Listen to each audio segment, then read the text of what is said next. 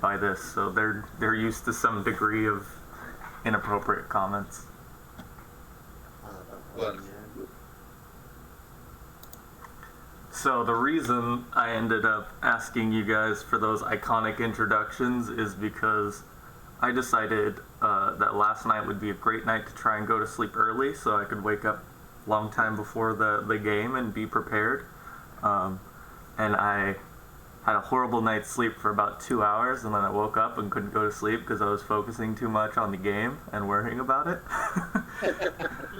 And it's kind of like, as a kid, you're really excited for Santa Claus. It was kind of like that. And then I was like, oh no, I'm going to stay up all night and then I'm going to get in trouble because I stayed up all night worrying about Santa Claus.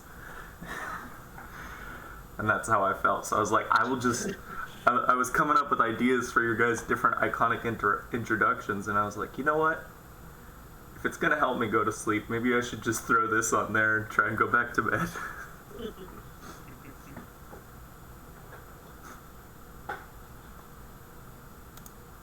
It didn't have to be anything lengthy, right? No, like I said, they're just supposed to be, it's like a short action, your name, and then like some kind of title. And obviously you're going to have to describe your character since it'll be the first time we see him. Cool. Okay.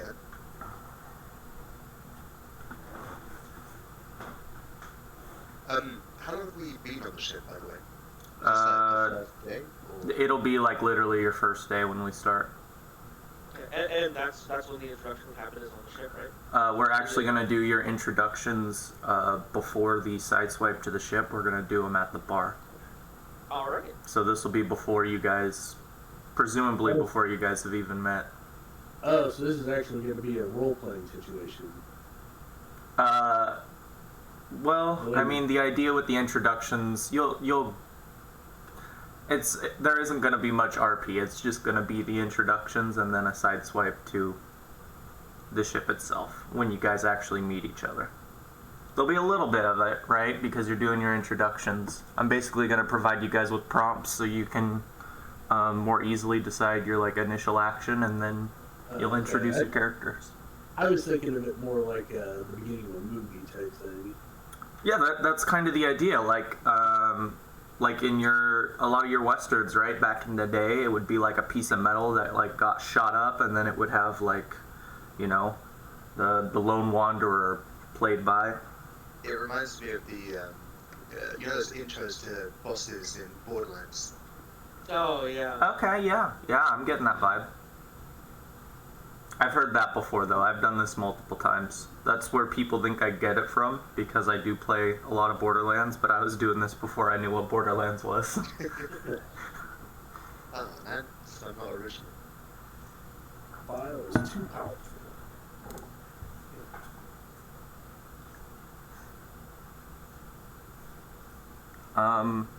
So if you guys want, we can start. If not, I'm totally willing to wait a few minutes for Alfred.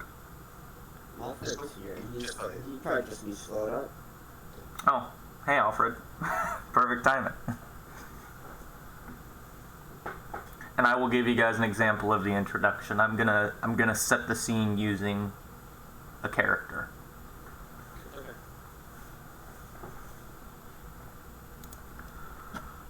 First, though, we are gonna talk about a few things in the game. On the right-hand side, you'll see a button that says Images and Maps. If you go in there, there'll be a brown button that says All. You can click it. It will go to Shared.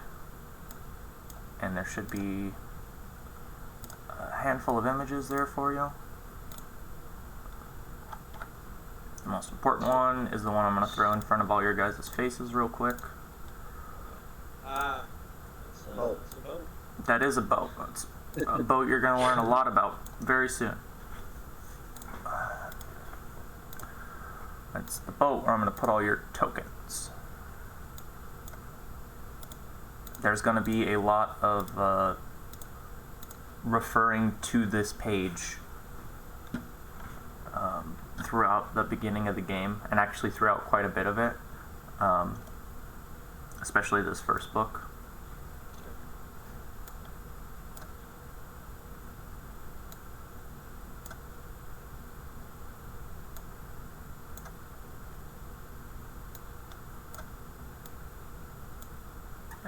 And I don't know how many of you here were like super aesthetic about dynamic, or not aesthetic, excited about dynamic lighting. Was there anyone here that was like, that sounds fucking amazing? Yeah, it did sound cool. Okay. I thought dramatic lighting sounded better, but you know, if you don't really find that. Yeah, it does sound better. I'm kind of sad they didn't call it that. So there will be some of that, but for most of the first book, I won't be using it, because if I did, you just wouldn't get to see much. Because you're on look at this. This is one level of the ship, right? It's not that much space, and if I blocked it off, you'd only see like 30 squares. Yeah. But there will be in this book, there will be a big chunk of it that is using dynamic lighting. More for something like if we were to dock somewhere or like an island or something like that. Yeah. Okay. Especially like it'll primarily be used in dungeon crawls in this adventure path, which are not as common compared to most adventures. Okay. Turns out when you're on a sea, aren't too many dungeons.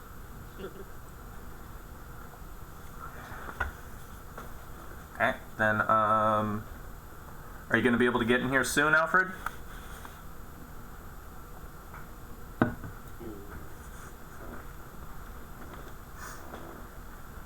He's on mute at the moment. He's coming.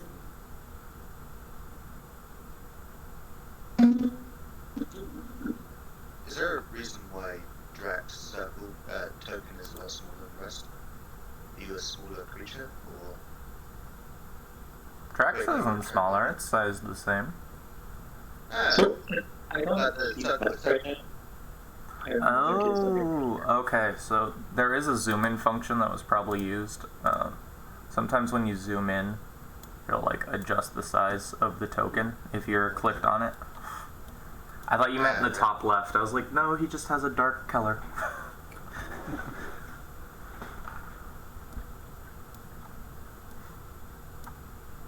Okay. If you guys are ready, we can do those character introductions. So, I don't know if you still have the ship up or not, but I don't see it anywhere. I might have done something bad. Okay, so you closed it, or you just popped up a bunch of boxes in front of it. Do you have a bunch of boxes up? Just like your character sheets. I see Okay. the dragon and the ball in the back, so I probably closed it. Then what you can do is you can go to images and notes, and then click the Images all and button. notes? Yes. Or images and maps, sorry. Okay, it's cool. Maybe that's what you meant. And hit the all button. Yeah, and then it should switch to shared, and it'll just be a list of pictures that I've shared with you. And towards the bottom, there'll be one called the Wormwood Main Deck. That's the one that we're on right now. I would recommend everyone pinning that to their toolbar in the bottom. How do we pin? Yes. You yeah. drag the little brown box down there, and then it's just one click. Instead of, having to look through a menu and double clicking, Yeah. I recommend having any skills or abilities you're going to use regularly on there. Oh, nice. You can also hit Control, Alt, or Shift if you have the default bindings, and if you hold those, that'll bring up a whole another 12 boxes, and if you press any combinations of those, that'll give you another 12. Wow. Okay. Yeah. I've never used, all the, 7 different combinations you can have. The most I've used is 3. I actually use more as a player. If I tried to put down everything I thought you guys would use in a session, I would need more than 7. I just kind of organize my stuff. Do you know you can control shift and that brings up another menu? What's it you said? Yeah, if you Control, Alt, or Shift, if you press multiple of any of those combinations, it'll give you new boxes. I have my main is abilities, controllers, skills, alters. Nothing. Into it. I mean, that about adds up right there. There we go.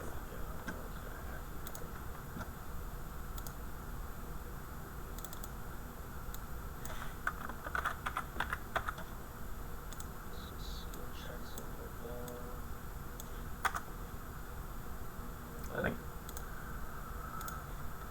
I think I need to adjust someone's volume real quick. Okay, cool. Okay, let's get this bad boy started. Okay.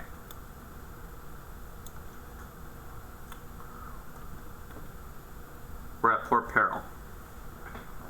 Dark corner of the formidable mate. We see a man barely outlined in light. We just barely see his boots and his arms. He's playing some kind of instrument. It's very bassy. He starts playing the Galorian equivalent of an Irish drinking song. Just about how a bunch of different people died and different ways they did it, specifically at sea or around the sea, and giving that as the reason for you to be drinking. He starts singing about Fiona the half-orc, how she was, such a prize, and then her brother died, and she forever closed her eyes, and that's a reason to drink. And then it says something along the lines of like, Derek was cheating at cards and ran out of luck, but he was from Cheliax, so no one gave a fuck. For those of you that don't know, Cheliax are the devil binders / worshippers to the north that want to colonize and take over the country that you guys are in right now, the Shackles.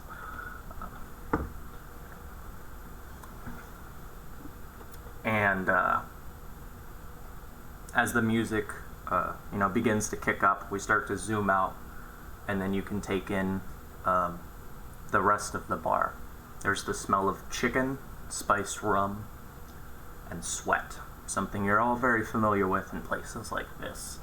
And we see a very large, crowded, rowdy group of people spread all throughout this relatively well-lit bar. If everyone could roll initiative, that's how we'll decide the order we do introductions. Hold on. What's the name? Go to... Oh, I have to drag the dice off the sheet. Unless you have it in a hotbar, and then you can just click it. Be smart. Alright, where would I find the initiative dice? That would be under combat in the bottom right. Oh, I see it.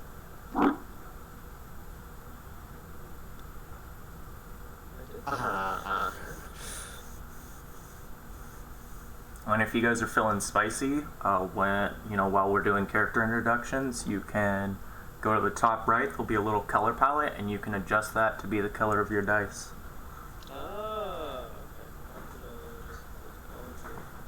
Okay. I normally theme mine after whatever the main color is for my character. But do as you will. Okay. And as it zooms out, the camera churns and it focuses on this man in a plague doctor's outfit. It zooms in, and we see him spread his hands apart, and a coppery colored mist come from either hand to manifest a pocket watch, something that, for those of you who don't know, is very rare. Any kind of clockwork instrument, especially something that can tell time, is worth at least thousands of gold in Gloria. And it just says keeper as the guide. And then we see a bottle fly across the screen towards Sincere's character. Please introduce your character, Sincere. Okay. My name is Dion. I am a gunslinger. I wear a hat's like my character's token, and I have a long black coat that has the name Road Trip on the back. Um, so, other appearance, I'm wearing like a nice black vest and a white tee under the vest, and I have nice leather boots. And yeah, that's about it for me. My title. You want me to be the title? Yeah, it should have been like Dion as whatever, or Dion the whatever. I am Dion as the, I don't know, Dion the Gunslinger, I guess. There you go. I think of it.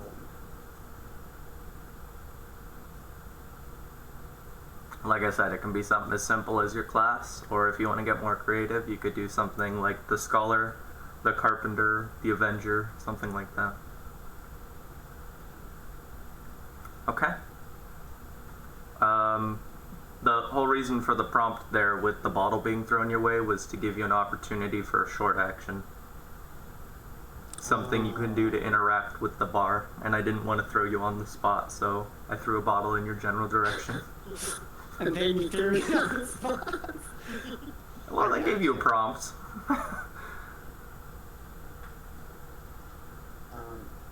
So you still want me to do something at the bottom?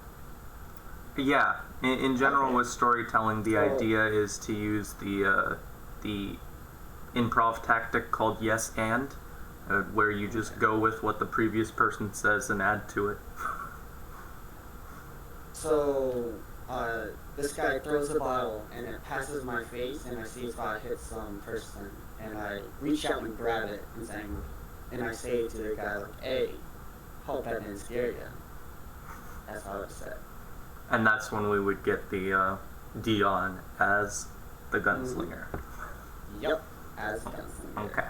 That is a much neater introduction right there. Yeah. Okay. And I guess the person that churns around when they hear Dion catch that bottle and throw his line out is Ace. You're just about to be hit by this random bar patron, and Dion saved you. Alrighty, this very light blue-skinned woman wearing a almost sheer dark blue, to call it a dress would be giving it a lot of credit for the fabric that it really is. She's got dark and white streaked hair, or dark blue and white streaked hair, and one brown eye and one blue eye.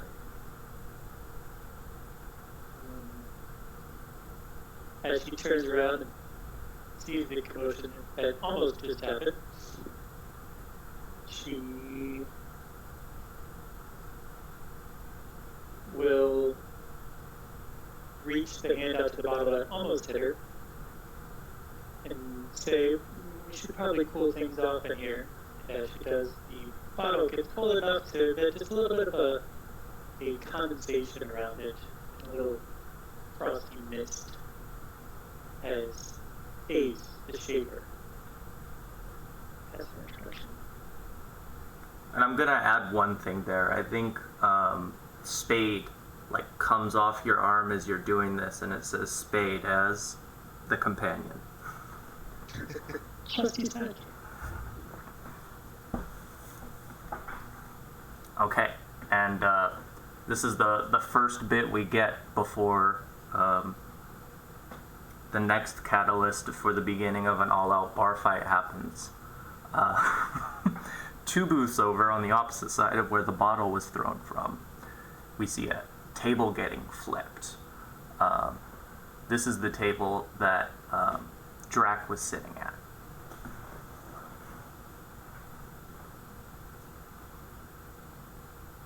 And Drac looks up at the person that just flipped the table and smiles as his hands rest upon his rapier as Drake the Rogue.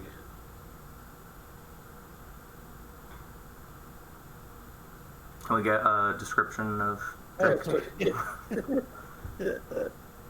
Yeah, Drac is dressed in traveling clothes, dark colors. He wears a mask to cover his face. And you can see his glowing red eyes underneath his cold hood. He's not a large man, slight of frame, but moves with grace.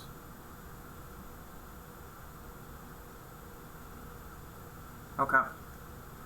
Benji, you were walking by as this table gets flipped. The man stopped in front of you and tries to chuck it at someone next to him.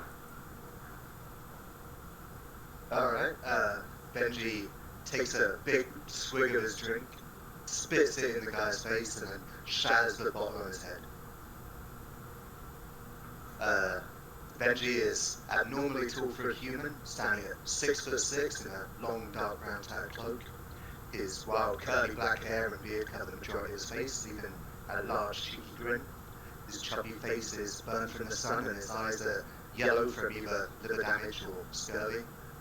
Benji's stomach easily matches his height, making him look quite intimidating on first glance. And Benji the Giant.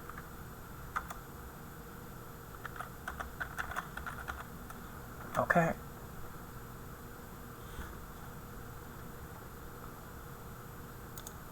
Okay, and I never figured out how to say the name of your character, Alfred. How do we pronounce that name?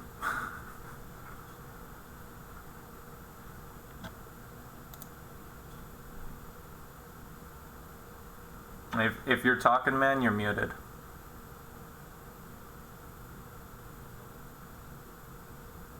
Okay. We'll wrap around to him if he gets his mic situation figured out. Orag, you're sitting kind of on the opposite end of the bar. You see this brawl begin. Yeah, yes, we can hear you. Okay, so I'm gonna switch to my phone in a second. My name is Bahati. Okay. I'm from far away. Have you heard of the Man Express? He is a dark gentleman. He has a staff on his lap, and he's enjoying a ale. As he looks over it, I'm assuming he's looking at Benji. You are a giant man. Are you a giant ancestor? I must study you. He is basically for mechanical purposes, he's a druid. And he is I'm trying to I don't know how to trying to figure out how to put this token over. I have a picture. I'm trying to get this token over. So on the top right of your character, there's a gray box. Double click that, and then there should be an option to click on the folder, and it'll give you a place in like your files where you can drag the picture.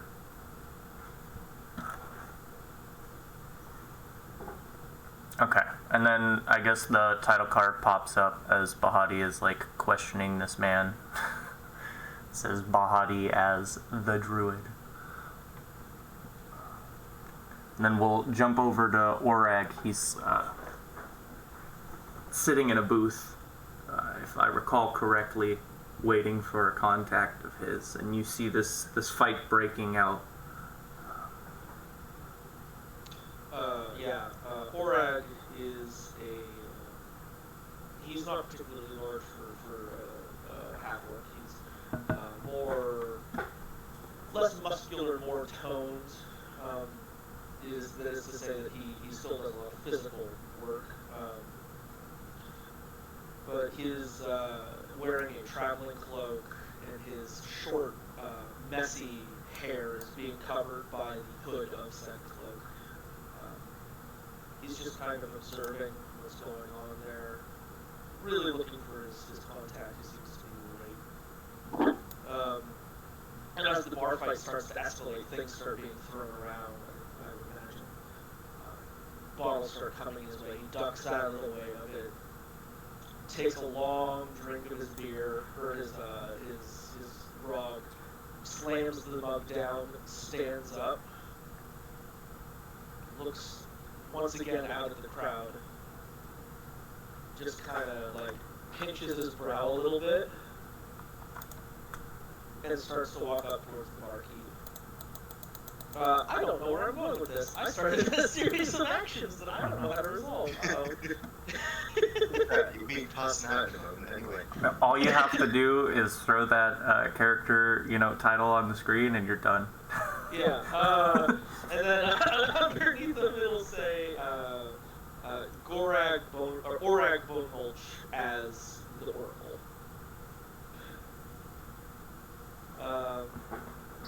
Okay, and then what we get is like a 6-panel scene that I will describe as soon as everyone here gives me fortitude checks.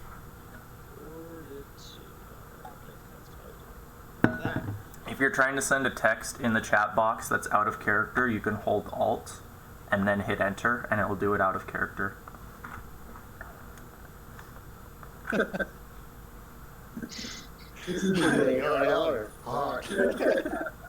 Okay, I rolled twice and it's not popping up. This is going to go over the tray. Are you doing it in the chat box? Oh, it has to be in the chat box. Or you can double click it if it's on your character sheet, or just click it once if you have it in the hotbar. Okay, got it. Dang, that's unfortunate because both of those rolls were above 10 before this. Oh, that's fine. Okay, then what we see is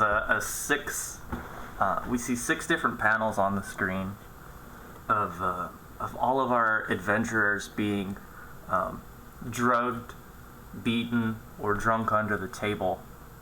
And one that's slightly bigger than the rest of them is Benji's. We jump in on that scene,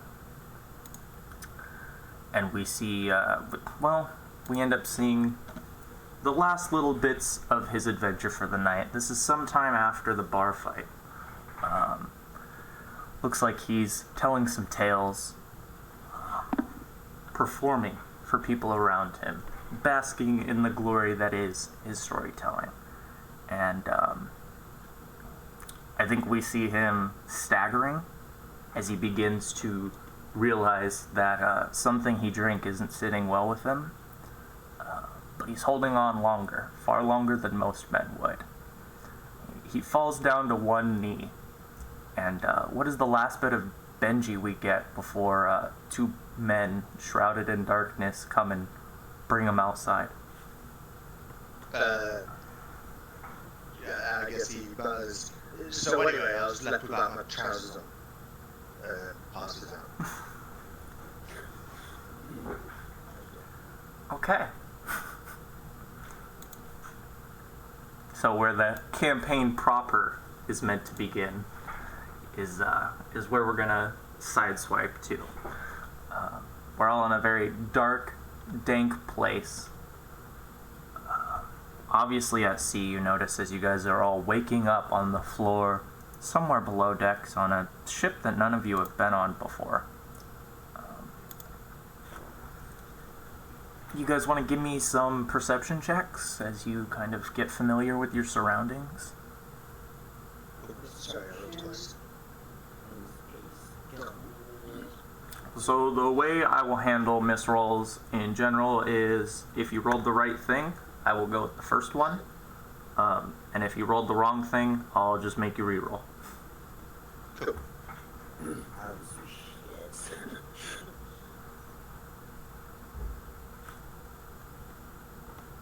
I don't want to have a total pussy, man. It's crazy. I try something.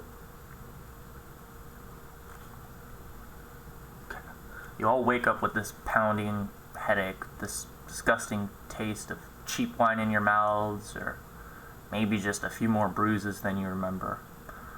All face down on this hardwood floor, the rhythmic creaking noise of a ship swaying in the ocean. And, well, the room's going along with it. It's almost as if you're all still a little drunk. Before you can do anything more than sit up, however, all of you notice, with the exception of Dion, that there are multiple footsteps coming down the stairs where the main source of light is coming from. It looks like half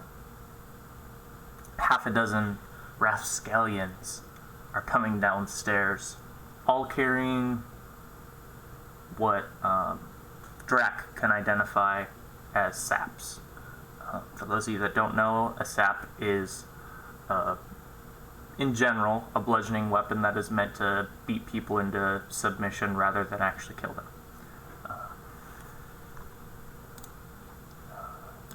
I don't think I brought this up with maps earlier. When you pull a map up, in the top right, there'll be like a arrow pointing towards the north east, and if you click on that, it'll make it your background image.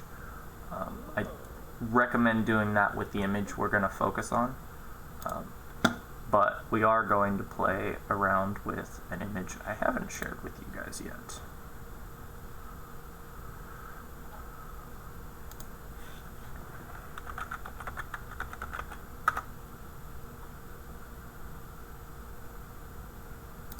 You guys are going to get, basically just get maps kind of piecemeal throughout the day as you explore the areas. We're going to throw all of your lovely bodies onto this image here.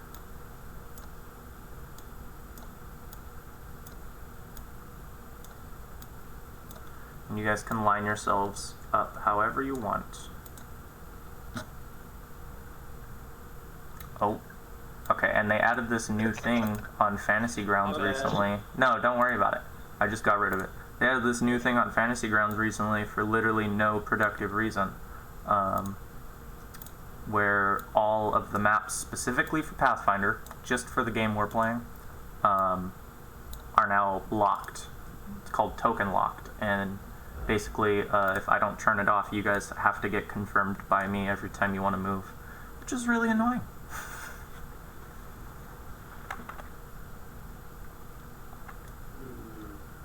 I'm still trying with this. Token. I got the token. I hit the folder. I double click on it, and I got it says folder, right? Yeah, and you have the image in there? Oh no, I'm trying to figure out how do I use the image. When I open the folder, it's in. I have to put the image in the folder. And then go hit refresh.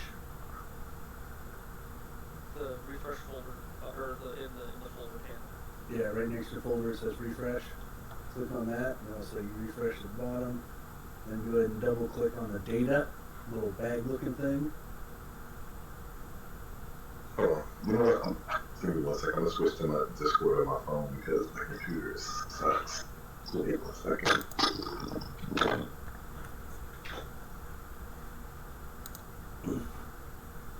So yeah, you guys can line yourselves anywhere, pretty much anywhere behind, like to the right of the front row of hammocks.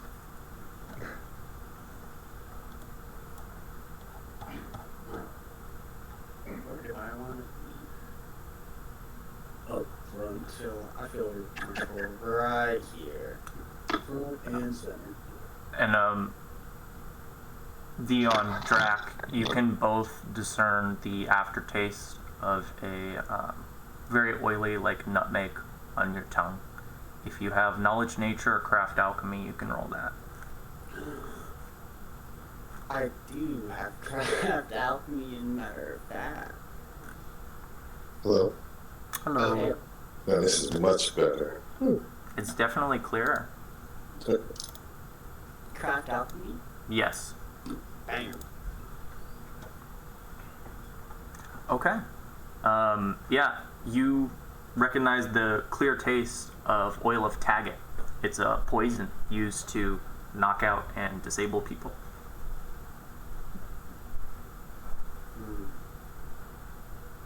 I won't tell anyone that at all. I'm gonna keep that to myself. Okay, that's good to know. Okay, so getting back to the portrait, when I click on my grade, you click on the grade box on your character sheet. Yeah. Correct? It opens up. It says folder, refresh, and store. Okay, you said you clicked on folder and your image is in there, correct? No, there's no image in there. That's what I'm trying to. You need to put the image in there. Yeah. Where do I'm trying? Okay, so it's in my right now. I have it in my I have it on my computer and my desktop, so I'm trying to transfer it over. Yeah, so you should be able to drag it over to that folder that got opened up when you clicked folder in Fantasy Grounds. So I have a folder. Yes, it's Fantasy Ground. It has portraits, Mm-hmm. and I see it. But Okay. when I try to drag it, it's in there under the Fantasy Ground folder. But then from there, let's see. Oh, have you clicked on the little bag yet? No. Click on the bag. If you just want to give me the image, I can get it done in like 10 seconds. Okay. Yeah. So we put it in Discord. Did you get it token stamped? No. Okay, we'll take it over there and we'll deal with it. Okay. Quick question. This poison, it's not gonna hurt us, right? Because if it only puts us to sleep, It's then already done its damage. yeah, it's already done its damage. So yeah, I'm gonna keep it to myself. No need to freak out the others. Yeah, and Just all of woke you. up in a weird room. Yeah. Nothing to worry about. And as the last figure, the man in the very back of this group of pirates comes down the stairs, all of you can roll intelligence checks. Just like a raw ins check. Yes. Yep. Okay, cool.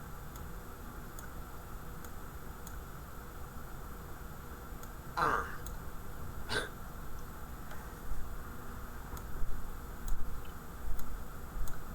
So I sent it to you in Discord. Ooh. Okay. I will set it up in a second. Awesome.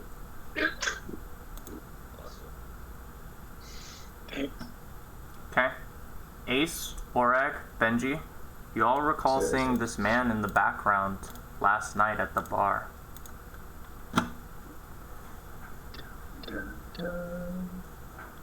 I assume the title bar is his name, right? In general, it will be his name, but sometimes you'll see stuff that isn't a name associated with a portrait. Or with, Okay. yeah. So it'll be like the, formidable maid, and then it'll be like the picture of like a dragon. Okay. And that normally means it's tied to some obscure piece of lore, or it's like a character that would have been seen there, or is from there, something like that. This is a good point to talk to you guys about some mechanical stuff on Fantasy Ground. I've already established some defaults, but I'm still gonna bring them up for everyone. You'll see on your tokens, next to everyone's tokens, there's like a green bar that's filled up. That is your HP. Do you guys have that green bar for the enemies? No. Okay. Do you have a We dot have a for green them? dot. Okay. Yep. Okay. I don't think it's right one. That's right, right. That's Oh yeah, if I hover over them, you All do. I see is red. I see Oh, red. yeah. If you hover over them, you see a dot. There's a little green dot in the lower right corner of each of the enemy panels. So then what you're going to see for friendly people is you're going to see these bars. These are a lot more detailed. You're going to see a scale, and it's going to churn colors. So, the lower the scale, the less health someone has. For enemies, it's going to use the same color palette. You're just not going to be able to see, as fine-tuned of a, as fine-tuned details. It gives us more of a general condition of them as opposed to like their HP percentage.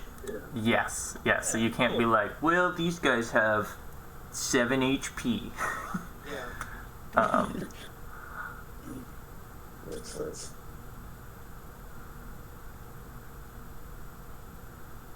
There's a couple other things I wanted to talk about mechanically that'll be more up to you guys, and just things to like let you guys know. The first one is, though you won't see it in effect this time. I normally have it so that the the enemies you're fighting are randomly numbered, so you'll see that they're all 1 through 6 right now. But in the future, it will just be randomly generated between 1 and 100. So that way you can't be like, well, we're only going to fight 6 enemies this time.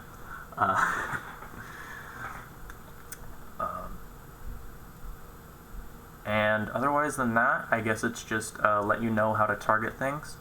If you left click on your character, you can then hold control and click on any other token, and that will have you target them. Okay. And then if you pull up the combat tracker in the top right, that's the 2 crossed swords, you'll be able to see what everyone is targeting.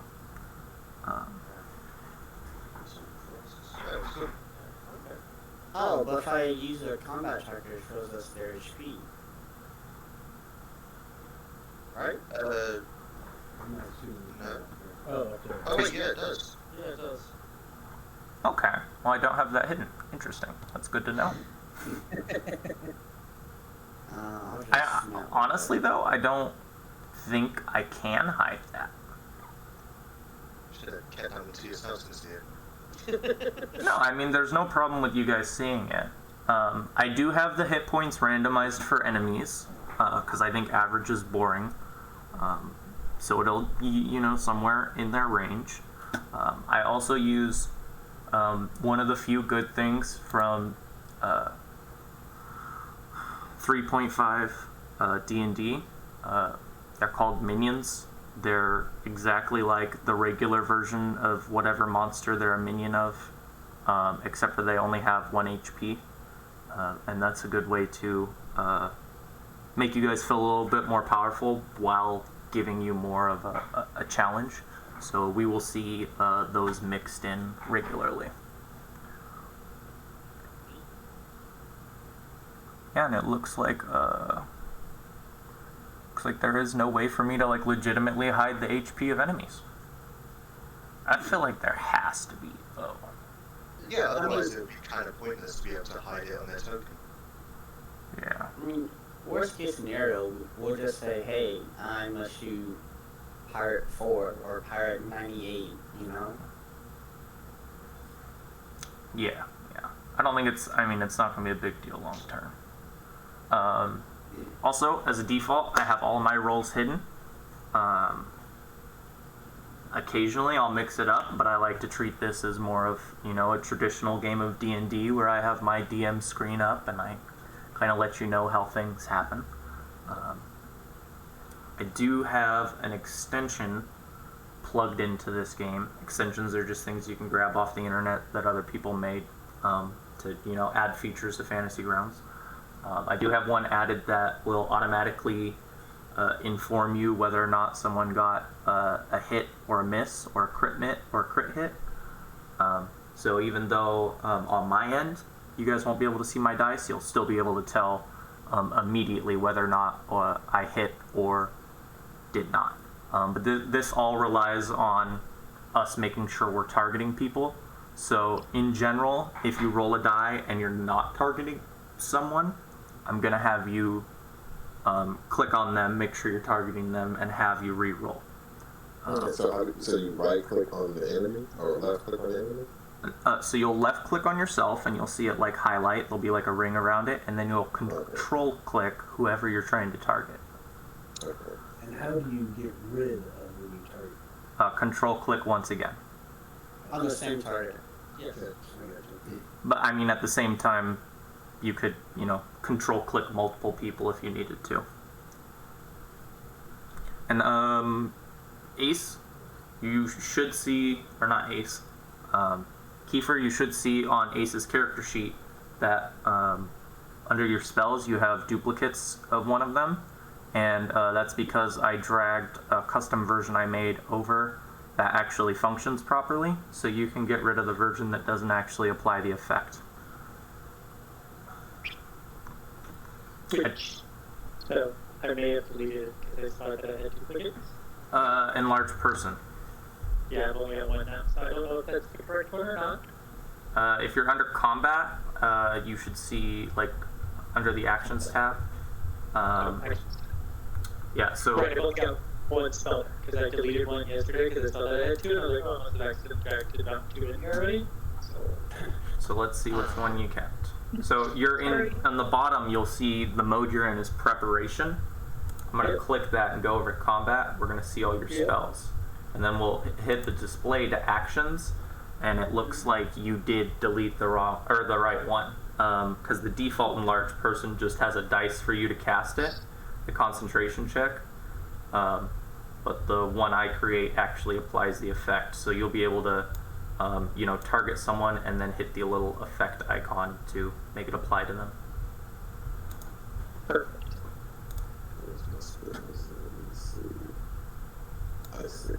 Couple more important things for combat that are worth knowing. In the top right, you'll see a little button that looks like a plus and a minus. If you hover over it, it's called modifiers. There's a bunch of different modifiers there you can click on, and the next roll that you make will factor those in.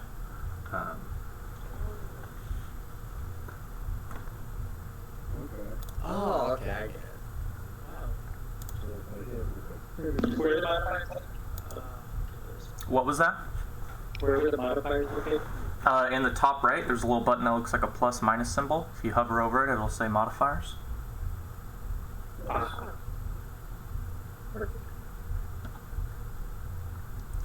And just below that, there'll be a button called effects. This is one you'll use a lot less in general, but sometimes I'll ask you to drag an effect, or I'll drag an effect on you from there. And these are all the things in the game, from dazzled to slowed to invisible, stuff like that. And it'll automatically apply whatever that effect mechanically does. Okay, I figured out how to use my spells.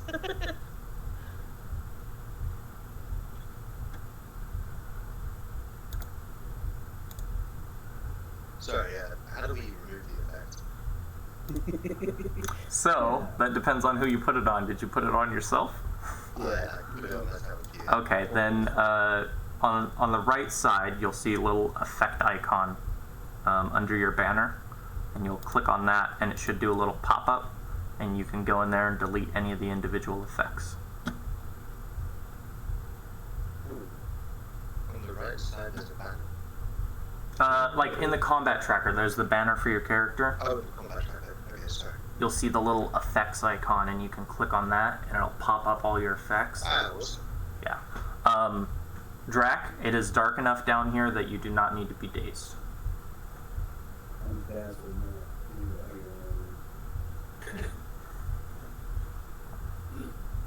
Yeah, 'cause it's like low light right now. It's not like direct sunlight, so you're good in that respect. And yeah, we'll just start with the initiative we used before. I'm sorry, I applied blindness to myself and I can't figure it out. I know you said how to. Never mind, I figured it out. We got it. Good. Sorry. I fixed it. Okay.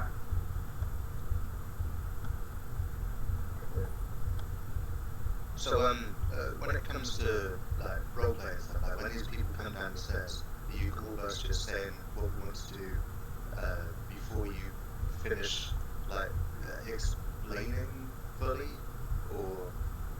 Like I said, you guys barely have enough time to get up and realize the things I threw at you before they're down here. Like, you've just sat up by the time they get down here.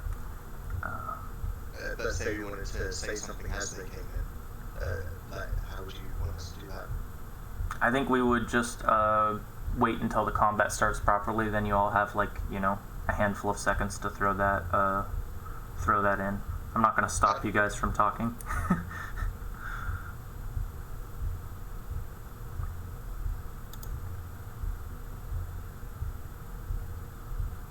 I mean, unless you guys feel like it should be otherwise, I think that's the best way to handle it.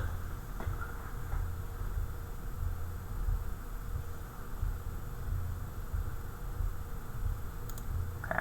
I'm gonna re-roll the initiative for these guys because I don't like doing group initiative for bad guys. That just makes them seem stupid in my opinion. So if you guys all agree on it, I'll give you guys re-rolls for yours before I roll their initiative. Okay, initiative is a... Like I said, if everyone agrees on it. Yeah, Oh, right, yes, of course. Yes, I Sorry, agree. okay. I really like the color of your dice, Dion. Ah, thanks, man. I don't know how I made it this color. I just kind of clicking more. You pressed the white a lot. Ah, yes, I did. It was probably literally just green and white. It probably could have been green and just white. Okay, and I'm gonna re-roll all the NPC initiatives. Cool. And yeah, like I said, from here on out, the numbers will not be so black and white. So it won't be us, then, us. Yeah, because it's like you got all your pirates here. They just are like 1 through 6. Super exciting. And in the future, it'll be like 1 through 100, just random numbers plop from there. So if there are more guys, you won't be able to be like, well, these are the. There's at least 6 of them. Is I it like- bad that was number 200? Yeah, see, I like putting the fear of God in you, so when you see like 37, you don't know if there's going to be 37 or if there's going to be 5. So that's the logic behind that. But yeah, let's hop into combat. Actually, there is one more thing to point out on the combat tracker before we start. You guys remember where I showed you the effects earlier? There's a bunch of other buttons up there that you can mess around with. If you hover over them, it will explain what they are. But I don't personally use them that much. It'll be different for you guys as players. Two big things besides that. In the bottom left of the combat tracker, there's a button called Next Actor. You guys will, say what you're doing in combat. I'd appreciate it if you had a little bit of flair. And then, when you're done, you'll hit Next Actor. That's you signifying the end of your turn. And if you pause for too long, I will just go and hit Next Actor to keep the game flowing. I don't see that in I see turn complete. Is it turn complete? Yeah. Okay. Sorry, it's different for GM versus player. My bad. Because I can do it for everyone. Right. And then there'll be a round tracker in the bottom right, which will be helpful if you don't have automation set up for, say, effects. Also, if you just want to know how long you've been fighting. Every round 6 seconds. I'm pretty sure you all knew that, but just in case you didn't. Okay, so combat starts. You see that the first 4 pirates that come down the stairs are a lot more eager than the 2 behind them. You can't really tell what they're saying. Like I said, you guys are just waking up and barely picking up the information about the pirate in the very back. But it seems like they're goading the 2 behind them. The first one steps forward, and he's going to attack Ace. And like I said, they're all carrying saps with them. And you don't have any armor or weapons, correct? That is true.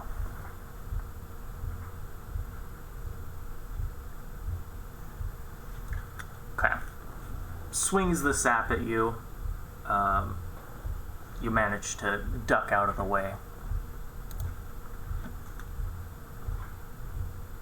Oh, and I never set your image up for you, did I? I'll throw it in there, but please take it through token stamp during, break or when it's not your turn. Okay, Alfred?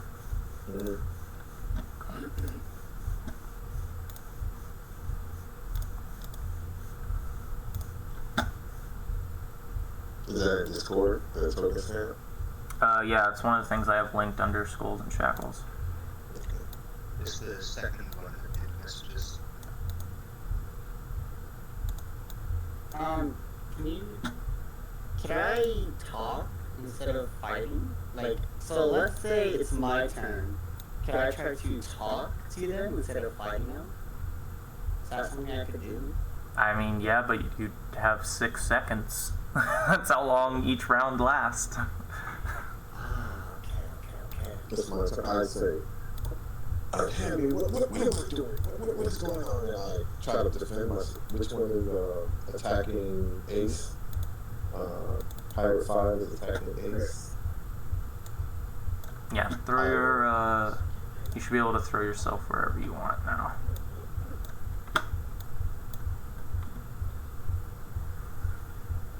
Should be on the map now. Yeah.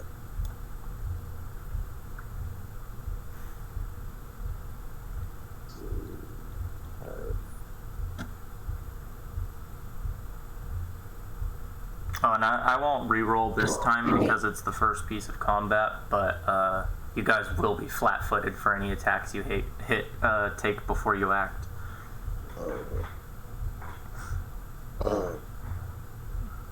I basically try to unarm attack that. Why don't all of you give me sleight of hand checks before you do this? I was gonna say I want to steal something. You don't have time to steal anything. Not steal, but like try to steal something. You don't have time. Oh, Like I said, you guys are like getting, like, you've just sat up as this is all happening. Okay. Dang, 6-foot man. And you're giant here. A lot of space to hide things. I assume that's what this is for. Okay. So, Benji, Horak, Ace, and Drac,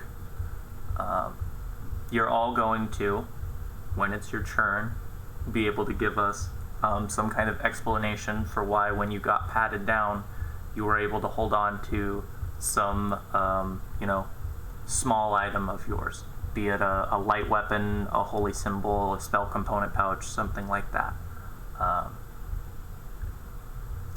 Unfortunately, I know one or more of you doesn't have anything that fits in that category. Just sucks to be you, is all I can say. And same with Dion and was it Bahati? Yeah. Okay, and Bahati, you weren't conscious enough, or smart enough, something along those lines. You can flavor it however you want when we get to you, to have anything be hidden on you. And if you're having a hard time thinking of an item, I can throw out a few on you that would make sense. But yes, please continue, Alfred. Sorry for interrupting. Oh, that's okay. No, I tried to basically defend Ace. And I did an unarmed attack. And as you can see, it was horrible. Did you do an unarmed attack? Yeah, it's right above Tekka's like. Okay, but you didn't target him. Oh.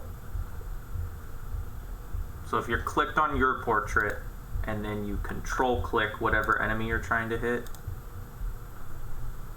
then it will target them. And if you hover over enemies, so for example the pirate to the very top, Pirate 5, it should show that like they're targeting Ace if you're, focusing on the map and not the combat tracker. You can also target them in the combat tracker as well.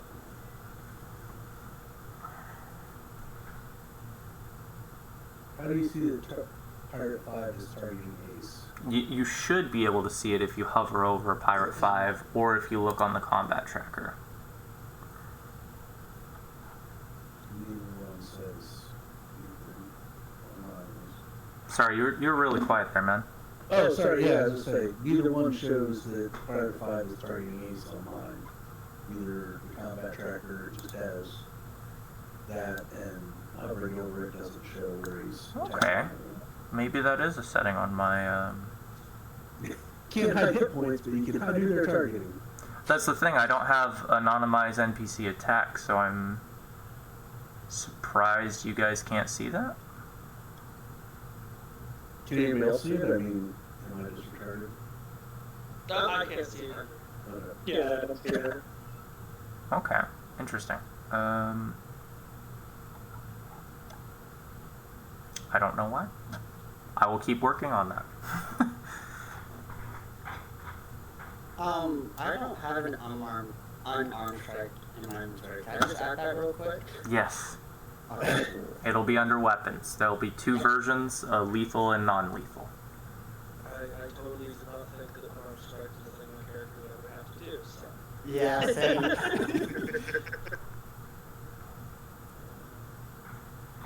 Yeah, turns out when you get press ganged, they don't want to give you weapons. Yeah, makes sense. Especially when their first action is come down and beat your ass. Okay. I get it now. Another one of these zealotful pirates steps forward, up to the big man that is Benji.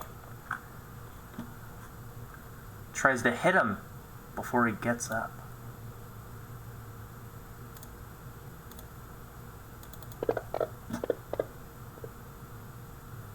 Oh, no. And you'll see the red banner. It says I hit him. You won't see the dice roll or anything like that. But you should be able to see the damage, right? Roll 13. Damage to and health, right? Yeah. Yeah, non-lethal. Non-lethal damage. Yes.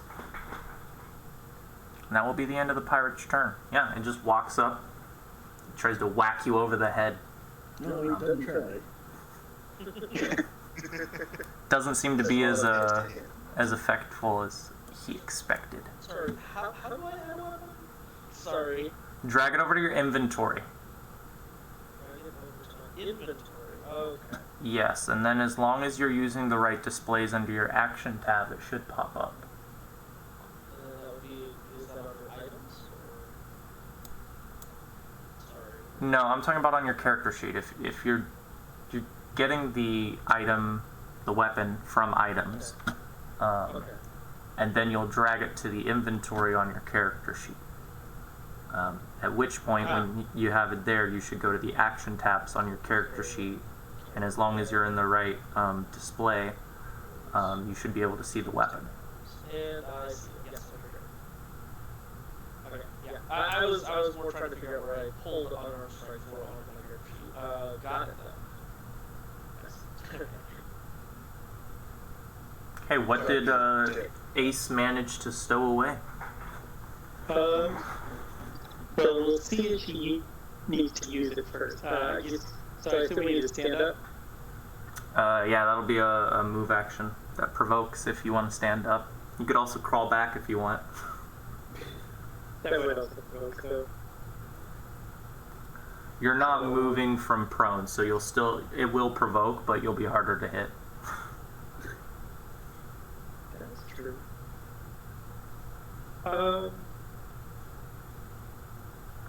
Yeah, I guess that would be the smart thing to do, try to like scramble over here.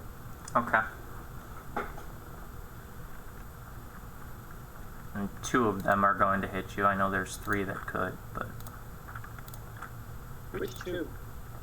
pirate number 5, the one that hit you before, and the one that was immediately in front of you, pirate number 4.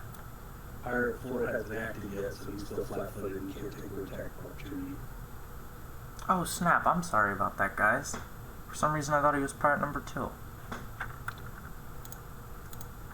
2 can do it, 5 can do it. Yeah. I moved them into spots I thought I hadn't thought I had. Yeah, that's what you're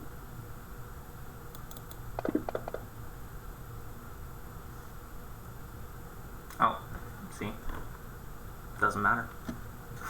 Didn't get hit. Okay. What did you manage to stow away? Crawling on the floor, what is like half of it, or? It's like a quarter, so we're effectively treating it like a 5-foot step. It's not as the rolling as a 5-foot step, but the distance, because if you round down, which you always do in Pathfinder, that's what it ends up being. Okay, just because I was going to do some more moving, I was going to try to move here, if possible. Yes, you can. And he doesn't have combat reflexes, so he won't hit you. Would you manage to stow away? So, as she moves over here, she will reach into her thick hair and pull out a little pouch of sand and cast color spray. You move twice, so you're not going to be able to do that. I would just try to do one movement. Like, move over here. That was my whole move. Like, that's why I was asking how much movement that was. Like, I wasn't planning on stopping here. I was going to move all the way over Okay, here. well then I'd need to re-roll because I was giving you the benefit of the crawl. If you were doing the crawl, that would be an entire move action to do that, and then you'd have to use your standard to move again. If not, we can just have you say you got up and moved, in which case I'll just re-roll. I mean, I would just do that. But that's fine.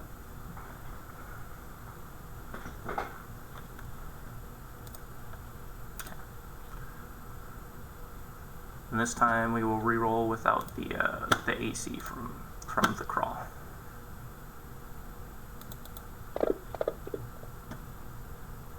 Doesn't matter either way, got the same number. Perfect. And yes, I will cast color spray doing my 15-foot. Attempting to not target big guy if it's possible, just because he was on the ground getting swung out like I am. But So if you want to use a cone, you can right-click the map and then go to pointers, and you can draw a cone. Go.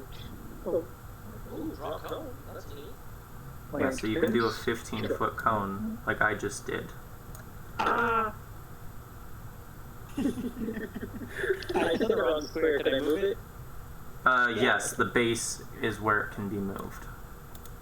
And you'll see that they're color-coded as well, so you can see whose pointer it is. Benji will remember this. I'm just wondering, is there a way I can, like, rotate the way Sorry. it goes? Yes, I just accidentally deleted yours. I'll show you how to do it after you recreate it. Perfect. Okay. Oh, I figured it out. There we go. Okay, that's how I'll do it. If that's correct. I don't know. Yeah, so this is actually, I'm glad that you pulled this out.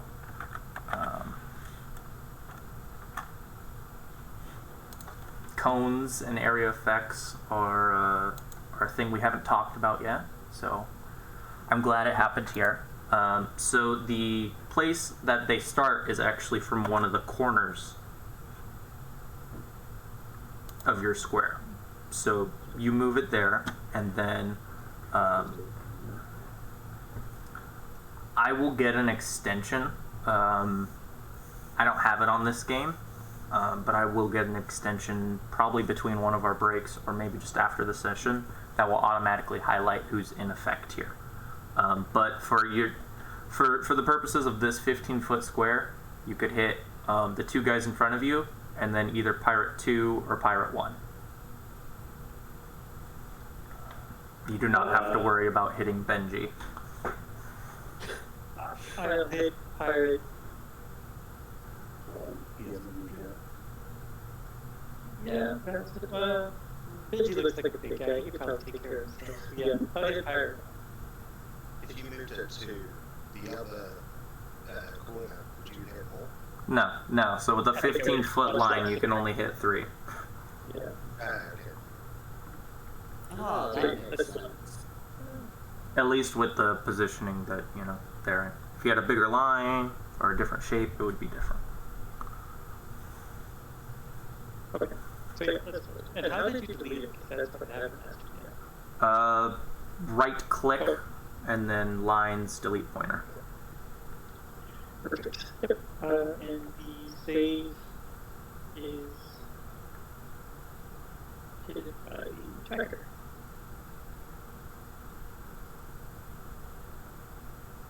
It's a will save.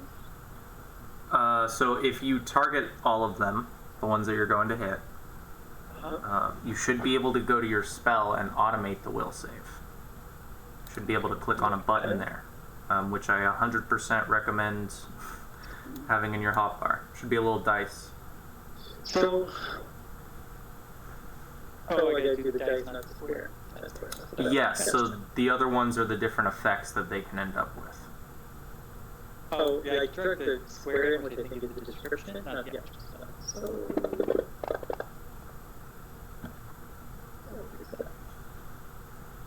Okay.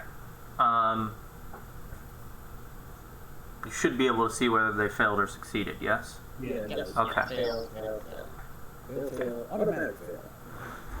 That's what I thought, but I'm still going to double check the handful of things that we haven't interacted yet with. Okay, so now you should be able to click on the effects. Since they all failed, you can do them all at once.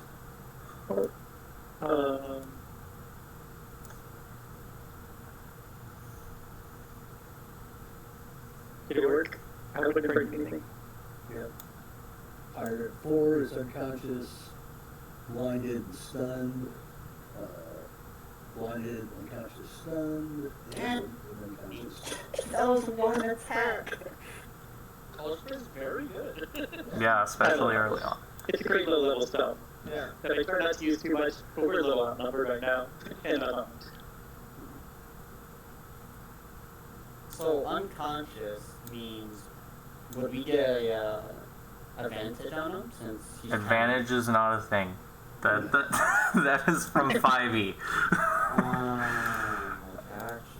No. So, Well, and You unarmed do get strike, bonuses to hit them, actually, though, because they are, yeah. sure, but with unarmed strike, unless we're a monk, it does non-lethal damage anyways, and the best result we can get is to knock them unconscious. Aren't we also meant to be taking attacks opportunity from unarmed strikes? Because, well, we don't have improved unarmed strike. Yeah, for those of you that don't have that, you will be. Do all pirates seem to be human? No. Actually, there is a half-orc and a dwarf.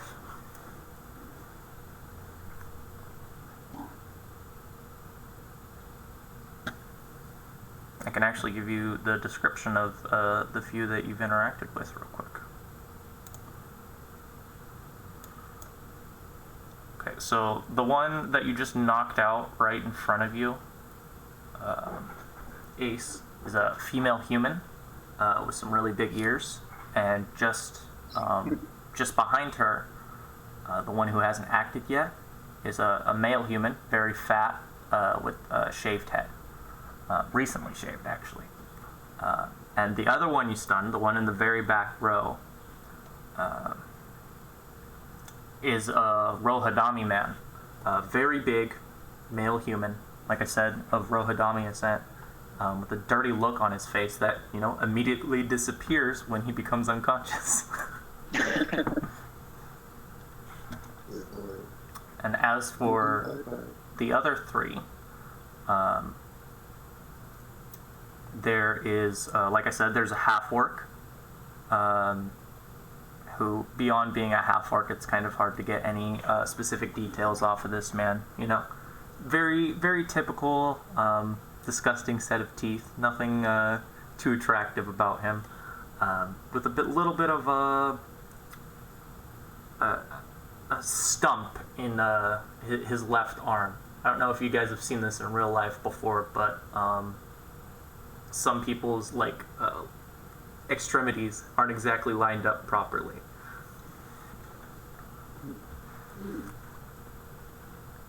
And the very last of the people you're looking at, with the exception of the guy in the very back row, is this male dwarf,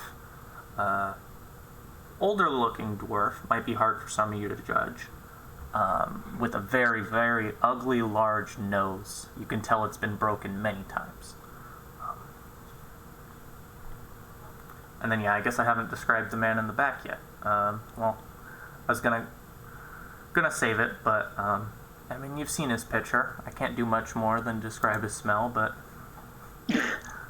the best way to describe it is better than the rest of the people around you.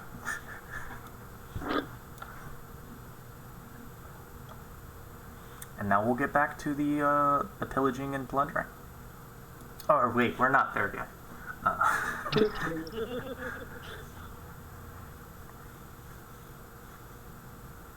Okay, so seeing 3 of their companions fall down, you see the big Rohadami man push past his officer and quickly walk up the stairs.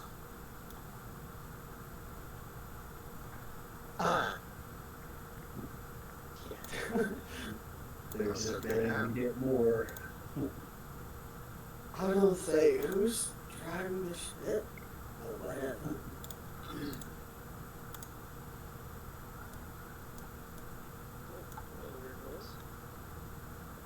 Alright, so let's see.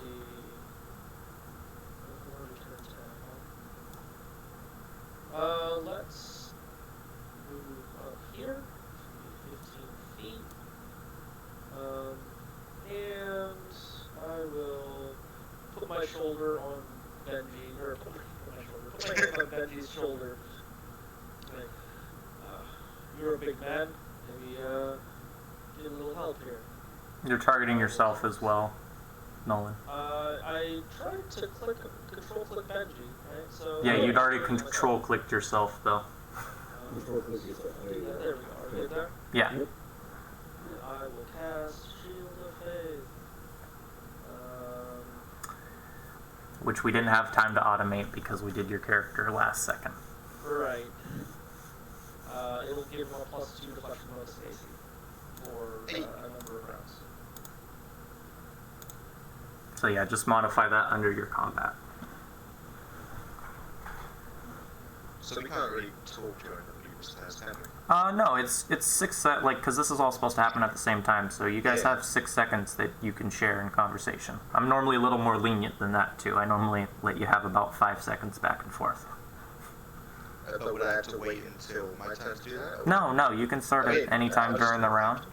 I normally just try and what I normally try doing, unless the party has set a different standard, is don't interrupt people's turns unless that's the person you're talking to. Okay. Oh, hey, stand a chance now. Cheers, buddy.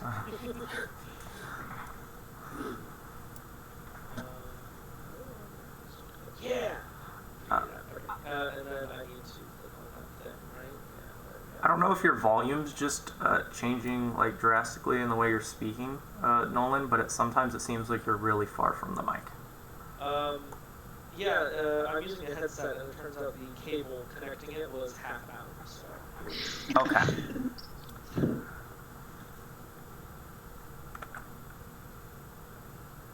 Should be good now, though, in theory. I'm glad to hear it. So I need to add 2 to my AC. Yeah, just put that on a misc. Did you hear how long it's supposed to be there? It's 1 minute, so 10 rounds. Wonderful. Might use someone to remind me to remove it at the end of combat. What we'll do, Deflection, yeah, what we'll do after the session is I'll show you how to set up an automated version of that. So you can just click on him, apply it, and then it'll set the effect and the number of rounds. Sounds great. I was able to sneak in my thieves tools because they're in a hidden pocket on the inside of my cloak.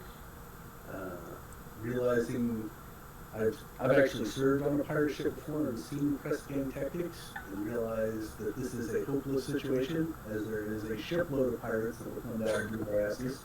Not with 7. I will take a 10-foot step back, relax in this hammock here, wait for y'all to get beat to senseless. My hands up, just kind of hey, I'm not part of it. Wow, what a power move. Then I'm going to take you off the combat tracker, okay? Check. Okay. The officer who gets passed by this Rohadami man looks up at him as he goes up the stairs and says, "Get back down here, you coward!"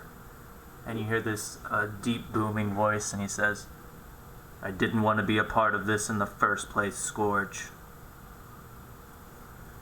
You'll pay for this! Remember him, the one who said, I don't want to be a part of this.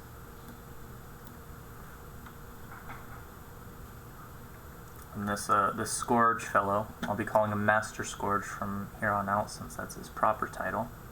Though you'll find that out very soon. Whips, well, his whip back, and let's see if he strikes Benji. Benji, no! Oh, Hey, Hey, that's real hey. And barely nicks your artisan outfit as he tries to get a proper strike in without hitting his compatriots.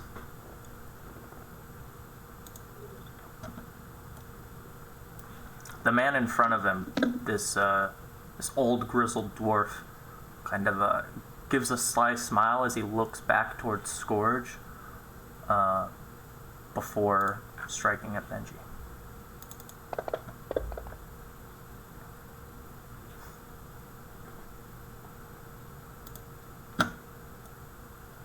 Now Pirate 4 is going to act. He was the second to last, not the second. Not gonna be doing too much. No. so blinded. Oops. Roars loudly. Yeah, so the duration for the stunned is 4 rounds, and the rest of it is 6. It looks like you actually applied both. I think you only needed to click one of them, because one of them applies all of the effects. Okay. But that's fine. It is... Sorry, what was that? happened?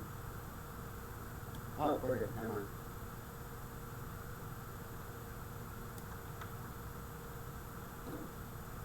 Okay, so can I move diagonally? Can I move here and just go through aura? Hello? What? You should be able to. Okay. The diagonal steps are 5 feet.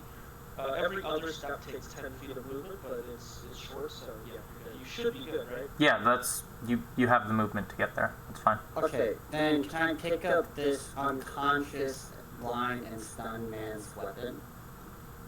Yeah, he has a sap. There is a man who would be able to attack you if you do that, though. It would provoke an attack of opportunity from the number 2 pirate. I look at the number 2 pirate, and I kind of like bend down, and then I see him like kind of lunge at me, so I go back up, and then I just keep on doing it. I go back in, back out. And so finally, I just say, You have "Oh, yeah? 6 You can hit seconds.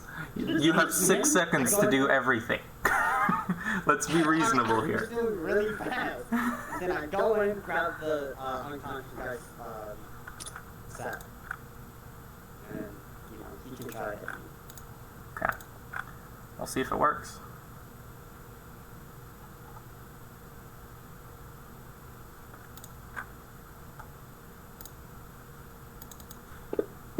Okay.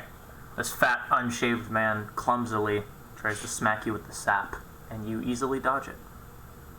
Oh, So I go to inventory and I take this sack. Doesn't matter which one, like from what rule set. No, I'll actually hand you the sap. And then that was my move, right? I can't do anything else. Well, it was part of a move action. Like Cool. I'll give it to you there. If it was something more strenuous, like sometimes I wouldn't, because like officially you technically shouldn't. But if you can draw a weapon as part of a move action, why can't you move and pick something up? Okay. Oh, is this no? There you go. No, it's not going to give it to you properly. Okay, well that's mildly frustrating. Yeah, just pull it from the items. Alright. Inventory, sack. There you go. Yeah, there should be a couple different copies of them. They all work the same. Then I sack. actions. Okay. So then I take this stat and I hit Pirate 2. So Okay. I aim at him and I roll the dice, right? Yeah, the attack. Yeah. And you missed. I did? You rolled twice. The first one was... Oh, no, never mind. You hit. That's weird. It was glitching out on my screen. It like showed you as a miss for a second, and then it was like, nope, it's a hit. Okay, so I hit him. Would I roll that? Roll the damage now. Yeah. What's the damage number? Which dice is that one? That should be the only other option. Yeah, I just rolled square. And I just kind of bonk him on the head a little, you know? It's a nice, obvious target, right? This freshly shaved head. Yeah, it looks so shiny. And I just kind of tap it, you know? Like a little love tap. And that's it, end turn.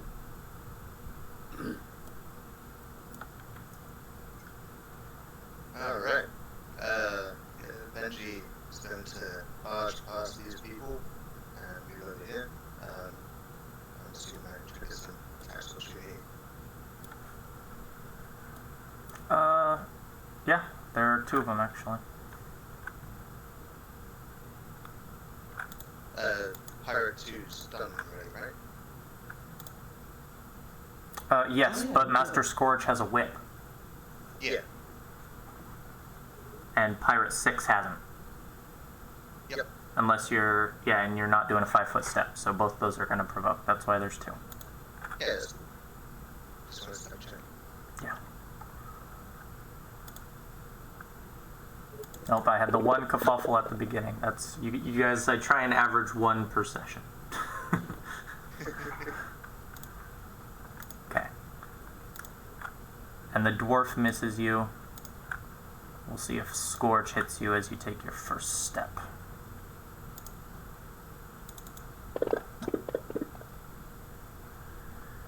Does, lashing out with his whip. It hits this time, right across your face. Benji, no! And then Benji is going to attempt to grapple Scourge. And he'll say, I ain't meant to be here, mate. You take me to the next port and I'll be out of your head. If you target him, it should automatically do it. Oh, my bad. It's all good. There you go. Give us another roll. You untargeted him. Oh, I did? Yeah, you targeted him and then untargeted him. Yeah. There you go. One more time. They got fully dressed when we was. God damn it. Any chance gonna have 22? No. If like I said earlier, if targeting's wrong or you roll the wrong thing, we readjust the roll until targeting is right and the right dice is used. Fair. And that goes both ways. If I fuck up, whether it's a hit or miss, I will redo it. In general, sometimes I'll be nice and just be like, "Hey, you guys don't have to worry about it." So I'm not slowing the game down. But that's specifically like if I hit and I just want to make things faster. So I'll let you guys get away with it once or twice. But I mean, you still go in for the grapple and do that, right? You just can't seem to get a hold on him. He's a little too agile. The whip, you don't want to get hit by it again. Okay, and there's an unconscious pirate in the back that isn't doing much of anything. Same with the one right next to Ace. Okay. If they're unconscious, can I go through them? Yes, they aren't. Their square doesn't impede you now. I'm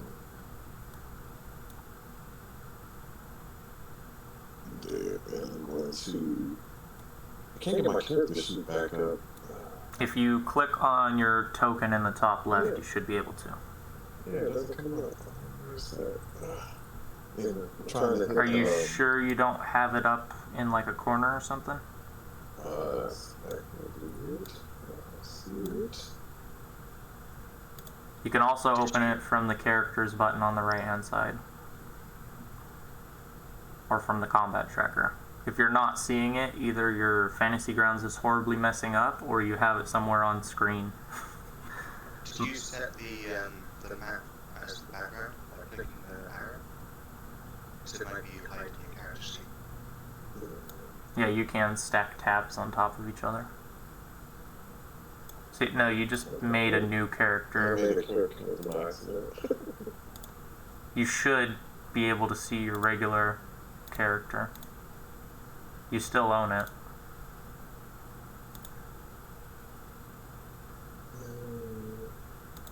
Where is this? Do you have the image we're on as like the background? Have you done that? I have it as the main, like, I guess the main screen.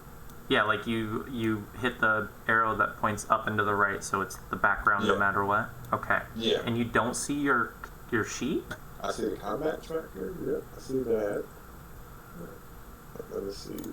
But if you click on your token in the top left, in the very top left of Fantasy Grounds, you don't have a sheet pop up?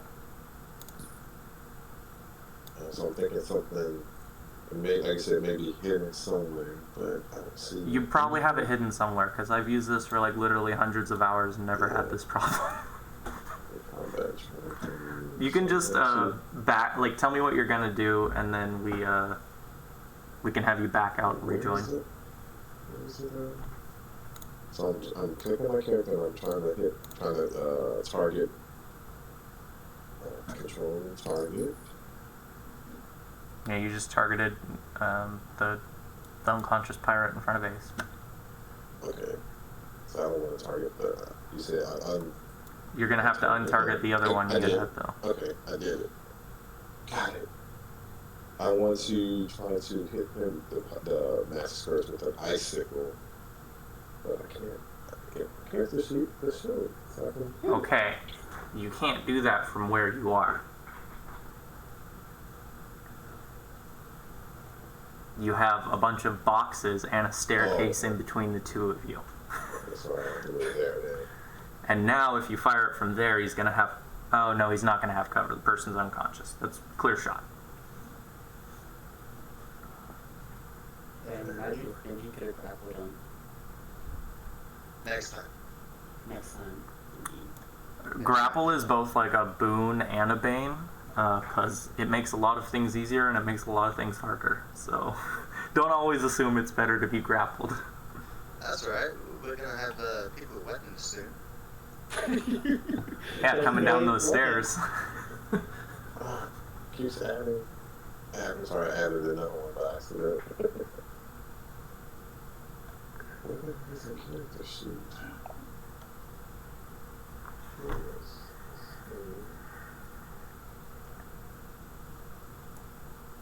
Isn't it?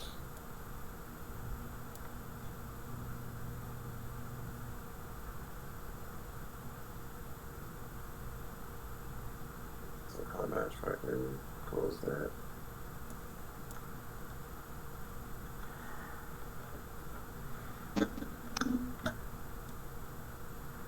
I don't even see it. If I close everything, and I still don't see the. Okay, like I said, just tell me what you're gonna do. I'll do it for you. You can back out. Okay. Icicle, so it's basically range touch +2 and 1d6. Yeah, so I set a weapon up for you under actions, but just back out. You'll rejoin. Try and get because somehow I don't know if like you are opening a character sheet because I've seen multiple times now you've created a new Bahati somehow.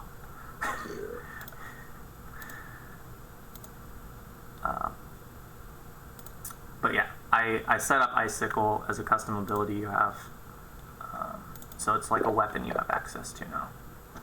Okay.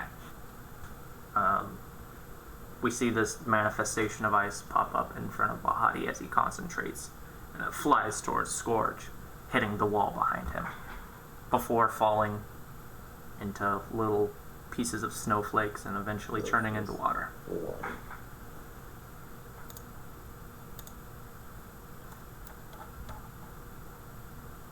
Oh. Okay. no, it did. I got so many boxes up right now. Sorry about that. Okay, one of the few pirates still standing. This fat little man is gonna try and hit Dion.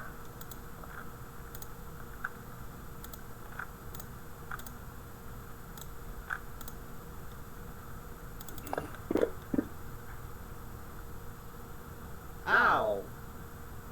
You smack him on the head, leaving an opening for him to smack you right in the left-hand side of your rib cage.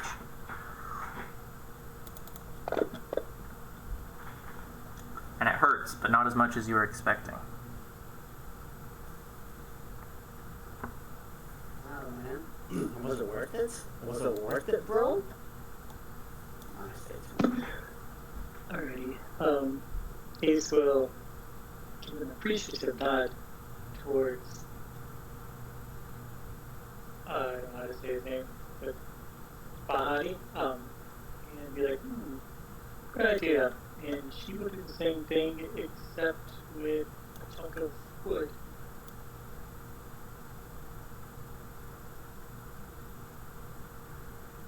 And, sorry, I forgot to comment. Might want to be a little more specific with that, because to me it sounds like you're picking up a piece of wood and chucking it at them. Sorry. It's all good. I mean, it's kind of what it looks like, but okay, now I think I targeted it. Well, isn't a splinter spear like something you manifest? Yeah. So yeah, details like that are pretty important. Like people should know that you're creating a spear out I mean, of a if piece they're of wood. watching me, then yes, they see that. But if they're focused on the people that are hitting them or people that they're hitting, and I'm not going in the back, but they really wouldn't see that. They would just see a spear flying towards them. That's fair.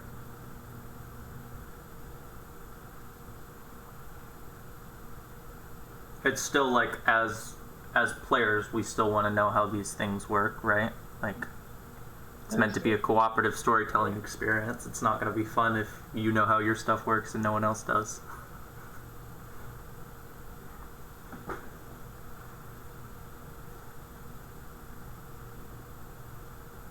Is that the end? Okay.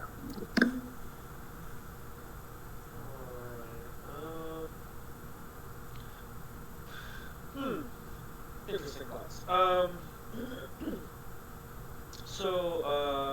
Yeah, I'm gonna take a 5er forward and go for an unarmed strike on pirate. Which one is this directly for? Is that 3? That's 2, I believe, is what my attack yeah, is. pirate 2. So, That's the fat man.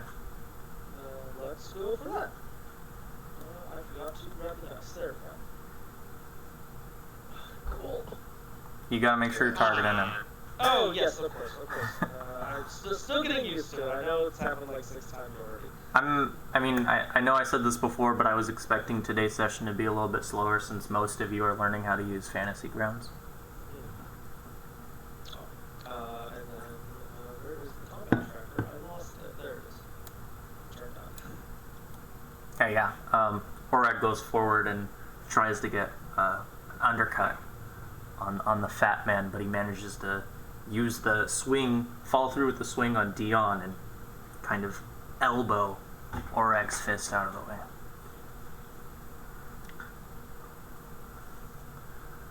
Master Scourge looks around at all of you, and he says, "The captain wanted me to test your mettle, make sure the new recruits were worth something. We did it with the rest of the scumbags you came in here with. You'll meet them soon. Come upstairs and don't shit on anyone down here, and there won't be any more problems." Hell yeah! I look at pirate number 2 and says, "Sorry for hitting you in your head. I kind of thought we were gonna die or something." Okay, the fat man and the dwarf, the two that are still conscious, both look very unhappy with what Scourge said, and Scourge doesn't seem happy about it, but I wouldn't say he seems frustrated either. I think he seems pretty indifferent to their unhappy expressions. And the fat man in front of you spits at the ground in your direction, Dion. Doesn't say anything, just churns around. Same with the dwarf. Okay, I'm back. Okay, check this shit is up. Now how do I get back to this ship? Image. Any of the wormwood images I share with you, I recommend pinning because you're going to be going in between them fairly often. Enough where it's worth your time. Pinning, where do you pin it? The hot bars in the bottom right. You can drag over anything you can open up or click down there. So I tell everyone, any of the attacks you're going to do, abilities, skill checks, you should have those down there. Okay. And you just drag the name, right? The dice or the box. So like if it's an attack, there'll be like a box you click on for the dice to roll. Or where you can drag the dice depending on how you're doing it, and you can just drag said thing into the hotbar down below.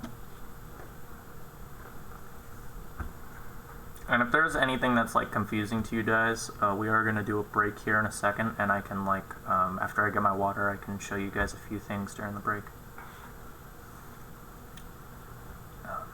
Are you guys... It just says icicle. It doesn't, when I drag icicle, it just says icicle. It doesn't actually roll. So, where are you dragging it from? The ability? I went to actions. Okay, you don't want to drag the name. You want to drag the attack dice. Oh, the attack dice. So you'll drag that down, and then on the hotbar next to it, you should put the damage. I get you. So you gotta do each individual. So one box is attack and one box is damage. Yes, and then you'll see under your actions tab, you'll have a limited number of these icicles per day. So check one of those boxes to keep track of that. Okay. Are any of you going to do anything other than follow these pirates up the stairs? Not me. Okay. Okay. No. Assuming that's the case, sounds like it is, then you guys are done with combat for now. Hey. You're going to get your first batch of XP. I've told all of you I do milestone. I also keep track of the XP you guys earn. Because occasionally, depending on what players do, you can end up getting enough experience to level like a session or two before the book suggests it. So I try and reward you guys if you're doing a bunch of stuff. We all level at the same pace, right? Like we don't get separate XP or anything. In this case, like I said, I'll keep track of your guys' experience. In general, it'll be no, but like for the first part of this campaign, because you guys will have like pretty much every day you'll be doing stuff individually. So like the first part of this book, there's a chance that like one of you levels up a session before if you're doing like particularly crazy things. I don't think it's going to happen, but I still want to, like I said, reward those of you that work for that kind of stuff. Fair enough. So how do I get the ship back up now? Under images and maps. I see that, okay. And then it should be one of the wormwoods. We were on the lower deck, but we're actually going to go to the main deck now. I don't think we have the... We don't have lower deck, actually. Lower deck is the one we were just on. Yeah. It's called Upper Deck. It's not Shackles. Yeah. Oh, yeah. It's not. It's Upper Deck and we've got the entire on the Lower Deck. The lower deck isn't? Yeah. That's what you guys were just on. It says it's shared. Mine says lower deck on it. Yeah. So there's main deck, lower deck, and upper deck that are shared with you guys right now. Okay. And then I only have lower and main. I have all three. Which one are we going up to? We're going to go to the main deck right now. But here, and just in case anyone doesn't have it, I will reshare these things while you're all in here. You're going to end up on the main deck right now. But before we continue, we are going to take our 10-minute break. As you can see, it's been almost 2 hours. I normally try and do them once every hour, but, first time everyone getting used to everything. So, it's 9:45. We will be starting up again at 55 after. That way it's simple for everyone. And I will be back in about 5 minutes in case you guys have any questions for me before we start again. Okay.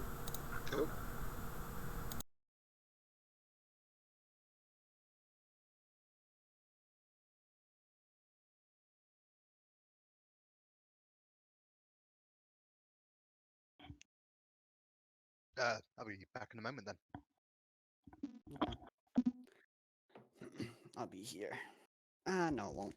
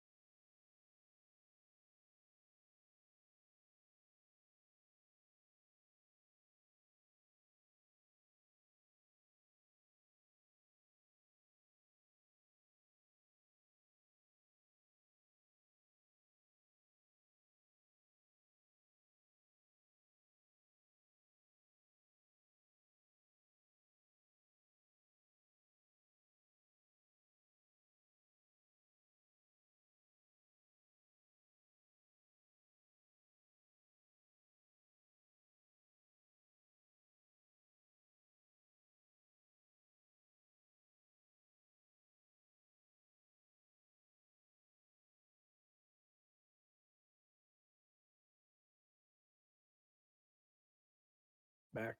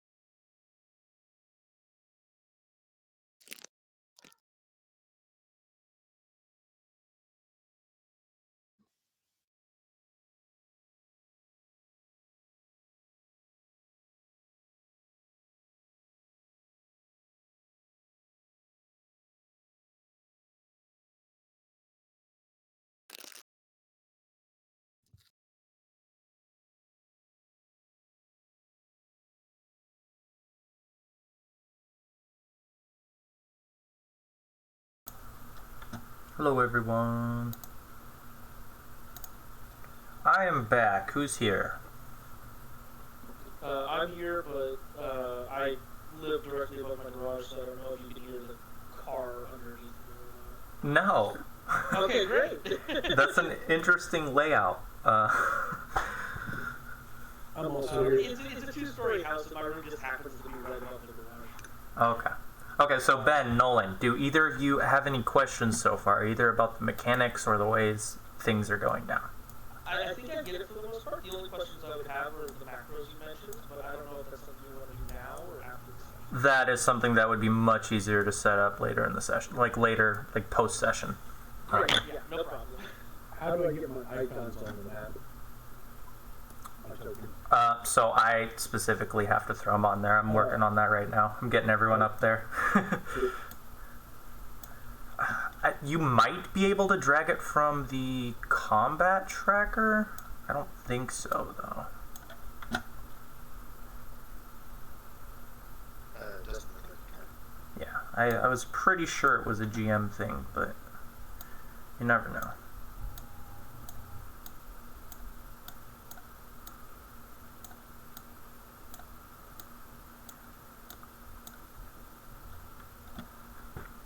Oh, I guess I'll throw you guys over here.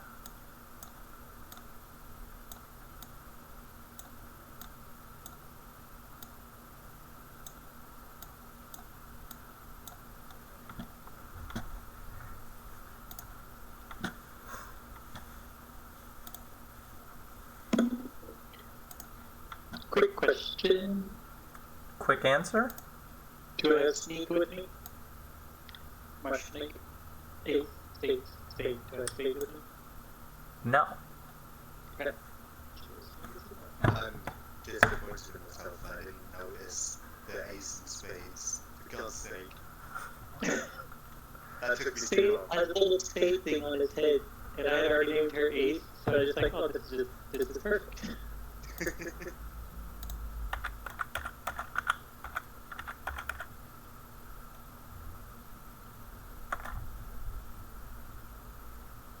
Yeah, wait until we meet Ace's arch nemesis Diamond and her animal companion Heart.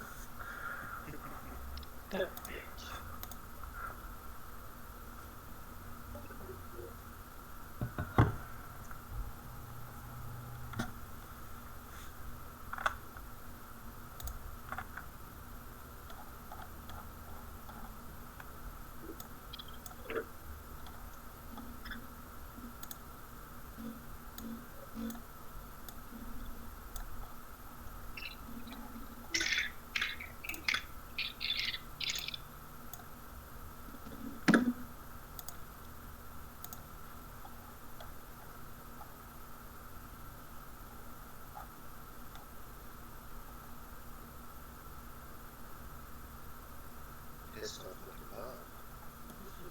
I'm back.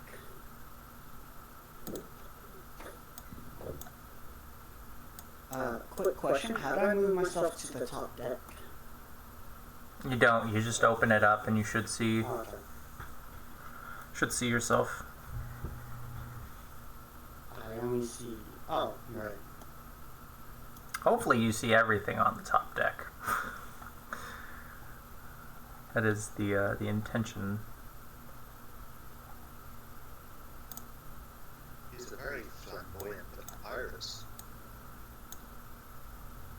Ooh. I like redheads. Well, you get, I guess, 2 flavors depending on how you look at it. That might be brown hair that's going blonde. It might just be very light red hair. That purple looking guy, he's definitely a bard. I mean, you could look at any of them and call them bards. I could be misinterpreting this. I think the person below is literally holding a violin. Yeah. Huh? Not to mention, clearly European. I don't know, man. He just has that vibe. Nah, that dude is a pimp. Yeah. Oh, which would make redhead and brunette his. No. Oh? No, redhead cool. We are pirates. Anything goes as far as I'm aware. Speaking of pirates, I'm gonna look at, what's his name? Drat. I'm like, you guys need help now? Little wuss, maybe? I don't think he's a little. Hey, yeah, our thing hasn't started yet. We got 2 more minutes. So, for some reason, we're able to move the NPC tokens. Yeah. Just don't. Well, I wasn't planning to this. I wasn't sure if that was intentional or not. I wanted to. This is more just me showing you the fact that the ship is completely crowded. I don't think you can when they're actual combat tokens. Ah, right, okay. I'm just doing this to show you volume. Like, I think if you hover over the pirates, they don't have numbers. It just will say, like, pirate if it says anything. Yeah. So, for example, those of you moving the goddamn pirates around, I'm going to kick you from the goddamn game if you do it again.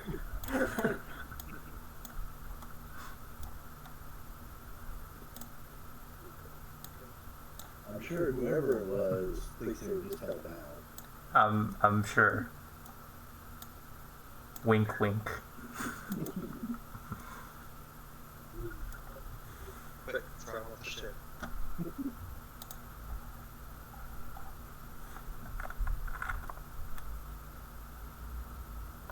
Okay.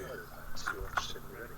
I was gonna say the only me getting used to fantasy grounds. The only drawback I think is that you have to actually be in it to like practice and play with it, and unless the GM, I guess, unless you are logged in or unlocked it, it's hard to go in and just play with it. That's the only bad thing. That's why they sell you licenses, so you can pay for the licenses and go play with it. I get you. That's how it pays. So that's how it works. Okay, so I'm not gonna buy the little license so I can go in and just experiment. Yeah, if you want to, that's totally an option. I think it's like $30 for the standard one. Yeah. I get you. And I normally throw it in chat when I do have it open, and if you like see me in the other server that I've linked, my server where just like a bunch of people I know are in, if I'm in the chat there, normally that means I can open up Fantasy Grounds for you if you want to check it out. Because I do all my work from home, so I'm on my computer a lot. Yeah, just another bill, another expense. Yeah, but like I said, not like a thing you have to do. That's more of like a convenience thing. Yeah, I want to see how it may invest in. I'm not sure if this is the only game I play fantasy right now. I use mostly roll 20. I don't blame you. That's where most people go. That's where I find most of my players. There's some other new thing, Foundry, I heard too. Yeah, Foundry's actually pretty good.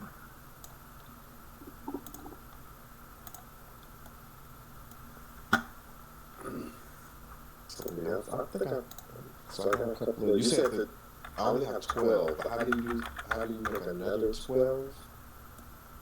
12 what? At the bottom of the quick actions. If you hold Control, Alt, or Shift, or any combination of those.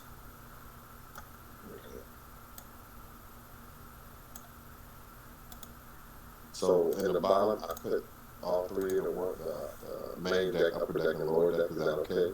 Yeah, it's your hotbar. It's whatever you want. I normally do like all of my attacks in the first row, and then if I have space, the main skills I'll use, and then my second row, one of my other rows is dedicated to places I'm going to go to regularly, so like maps or images, and then I'll have a third row, and this is only if I'm a player, by the way, that's just dedicated to all my skills that I'm going to use regularly, like even more than what I have on the main page if there are, and then links to abilities I'll frequently use. Okay. But you can customize it however you want. I just like it because it's one button away, so every time I, shoot my crossbow, I know I just click crossbow button and then damage if I hit. Oh yeah, you're not open up your character sheet either. Yeah. Also on the character sheet, I don't think I've pointed this out yet, you can just, in the bottom left of it, there's a button that says Mini, and it'll condense all the stuff you have. It doesn't show everything, but yeah, it didn't show. I had that open for a little while, but it didn't have the icicle or the spells. It just has the quarterstaff, 3 versions: 2-handed, 1-handed, 2-handed. I'm like, what can I get? That's because we haven't automated it yet. Yeah. You can press the little tick though to add it to the menu sheet. Like, you look at the text for the class skills and the other ones to the menu sheet. Yeah, some of them that's doable in. Good call there, Blaine.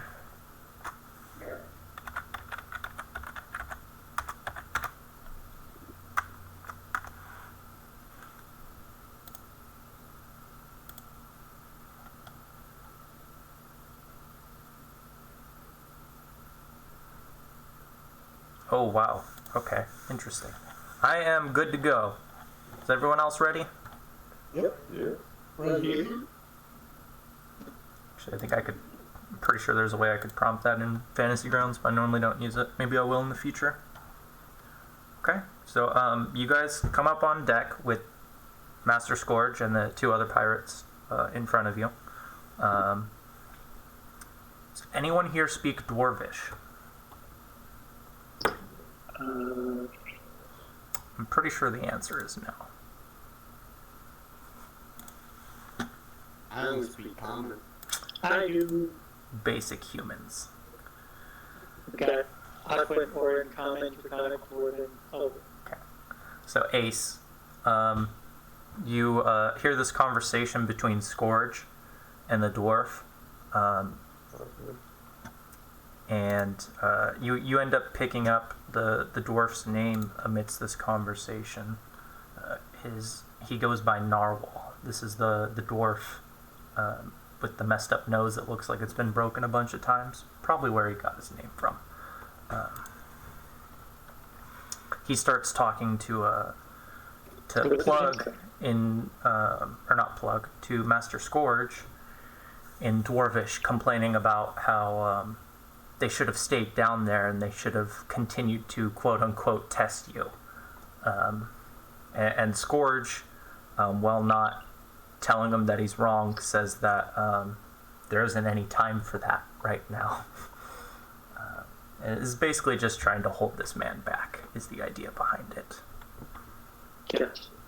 He wants to incite violence, but there is a time and a place for that. You know? He might be a pirate, but he's not as dumb as his lackey. Is it neat that you have like a pirate in the water, like on the side of the ship? What was that? Is it neat that I know I see some pirates and one is in the water and one's on the side of the ship? Damn it. No, someone was moving the goddamn pirates around earlier. I wonder who could have done Yeah, that. I wonder who could have done that. Let me just double check the token to see who touched it last. It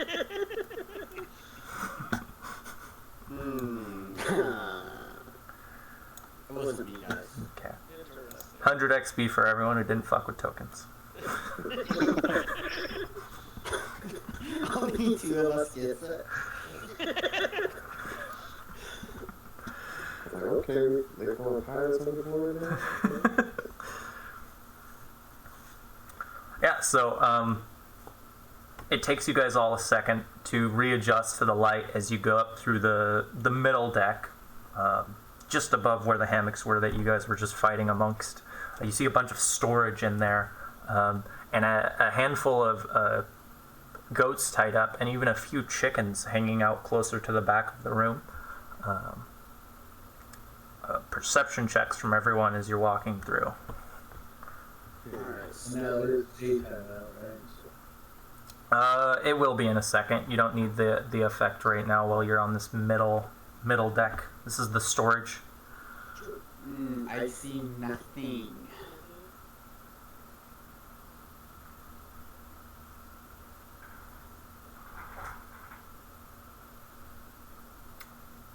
Benji and Ace, just out the corner of your eyes, you don't have much time to focus on it as you continue up the stairs, but you do see a very large man on the same floor, on the opposite side of where you see all these containers with like goats and chickens around them.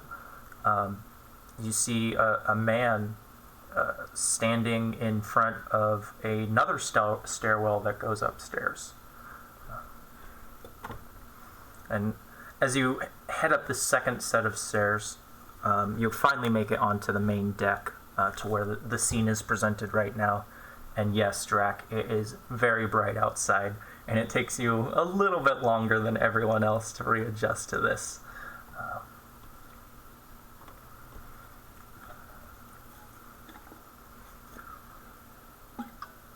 When you get on deck, you see a big mob of pirates, of which Master Scourge and the other two, one of them being Narwhal, go on to interact with. Master Scourge walks up to the man on the left over here with the ponytail and the cutlass. I will start sharing images of these peoples now, so if you want to go look back at them later, you can. Yes. Here's the man he is talking to. You haven't heard his name yet, but that's what he looks like. They start talking, and as they're talking, they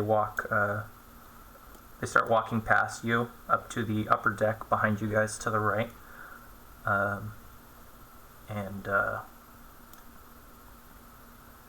When they get up there, you see a very big man approach the rail on the second floor, and everyone gets very quiet.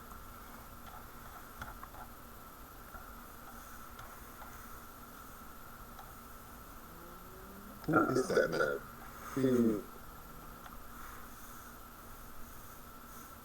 Who's the captain of this ship?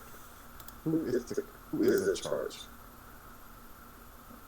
One of the pirates next to you punches you in the arm and like kind of nods his head in the direction of this big burly man. Oh! You see this Grundy fella wearing a lot of red clothing and light armor, eye patch and a big beard. He steps forward and he says, My name is Barnabas Harrigan. I am the captain of the Wormwood. I only have one rule. I like conversation, but I don't like yours. Do not speak to me. Mr. Plug. And then Harrigan retreats into his room. You see Mr. Plug, the man whose image I shared a second ago. He steps forward. He introduces himself. Hello, everyone. I'm Mr. Plug, first mate of this ship. Today, we're going to finish off the rest of the training for our new recruits. Have we seen what these four? And he gestures towards the group of people whose images you can see in the bottom left. Some of them are fit for rigger work, and others, not so much. Now we'll test the last batch. He looks towards the 6 of you. I need 2 more riggers. All of you are going to climb up the rigging here. The first 2 at the top are the least useless. And he gestures for you to go up, and a bunch of the pirates start cheering, goading you on, some of them booing you. Everyone can give me climb checks. I climb? Yeah. Hell yeah! You shit. I'm a monkey. Mine was funny roll. I got a 1. But here we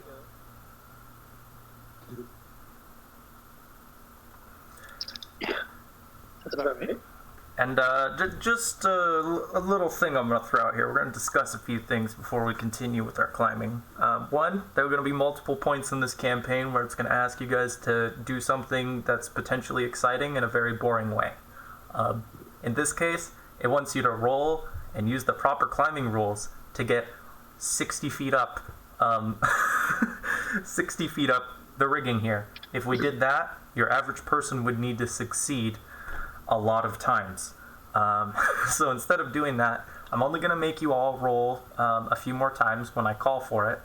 And then whoever, does best on average will be the people that end up getting the position he's talking about. So that gives people with, good rolls a chance to have a higher odds of being riggers, and those that are bad at it have less of a chance.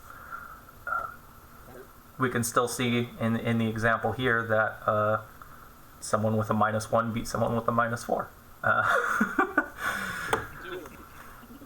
So as of right now, Orag and Dion are in the lead, with Drac closely behind them, and Bahati being the only other person competent enough to start climbing the rigging.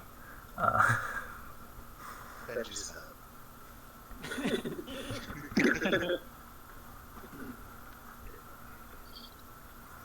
Okay, so the way we're going to do this is I'm going to ask for 2 more sets of rolls from you guys. We're just going to do 1 set from everyone right now. Yeah, everyone just roll once more. So this is kind of like the first round, the middle part of it, and the end. So you guys have a few opportunities. 0. I rolled 0. Well, the lowest you can actually get is 1, but yes, you. Yeah, sure. We actually see Orag get partway up and then fall down into some netting below. Ace could just look back and point up, indicating that you want me to go. Yeah, give me a reflex save, Ace.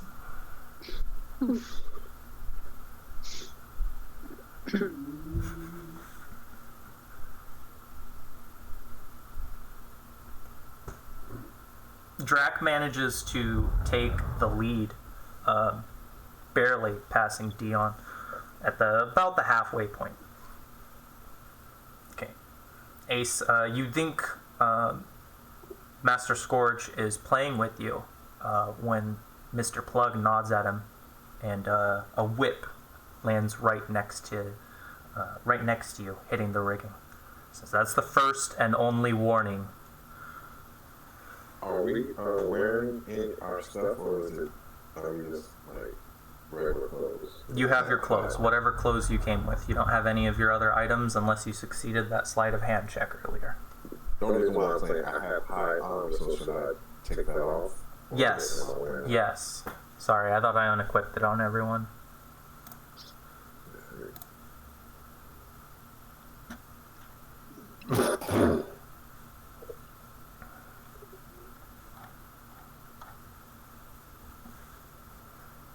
Okay, let's take those last skill checks.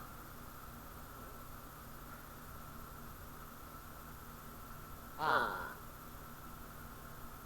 got tired.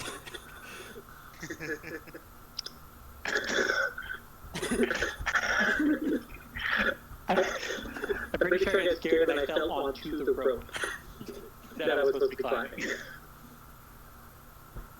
How come it's saying assist with me?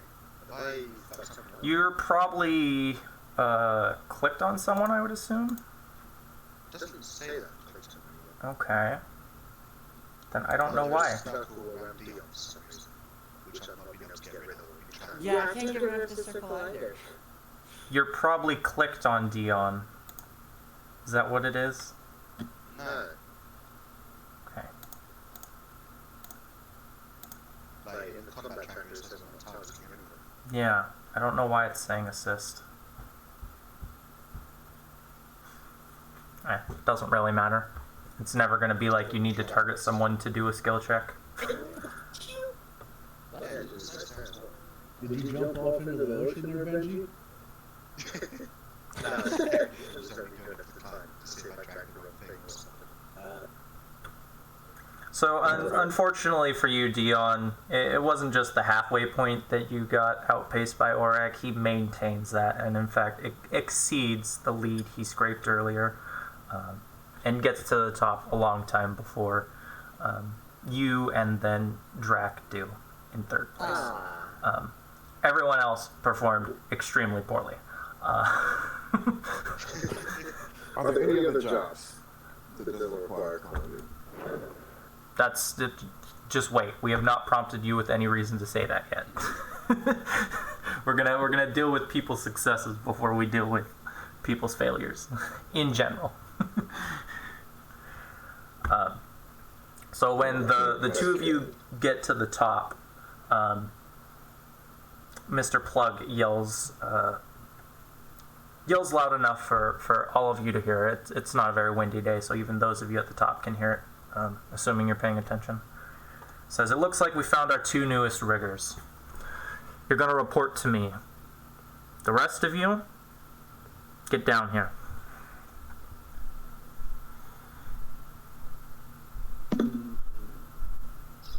I stand up. And I take my note from being said reading. I jump down and use Featherfall. Okay. Okay, I look at the man that just jumped off the raft. Let's like, try wow. using names. I don't know who said it. Drac. Who said it? Oh, Jack. So I saw Jack jump from the very top, and I was like, dang, I wish I could do that. So, could I do a daring act right now? Can I do a backflip off the raft? Do you know how falling works in this game? Oh, did I die? You will probably kill yourself. For every 10 feet you fall, you take 1d6 damage. Ah, never mind. Yeah, and you can try ignoring the first 10 feet with an acrobatics check, but that's, seeing as you were at the top, that's 50 feet of fall damage. Okay. And it like brings you to your knees. Gotcha, so I won't do that. I just safely climb down. Yeah. Not realizing how I almost died. You can jump off the last 10 feet. Two.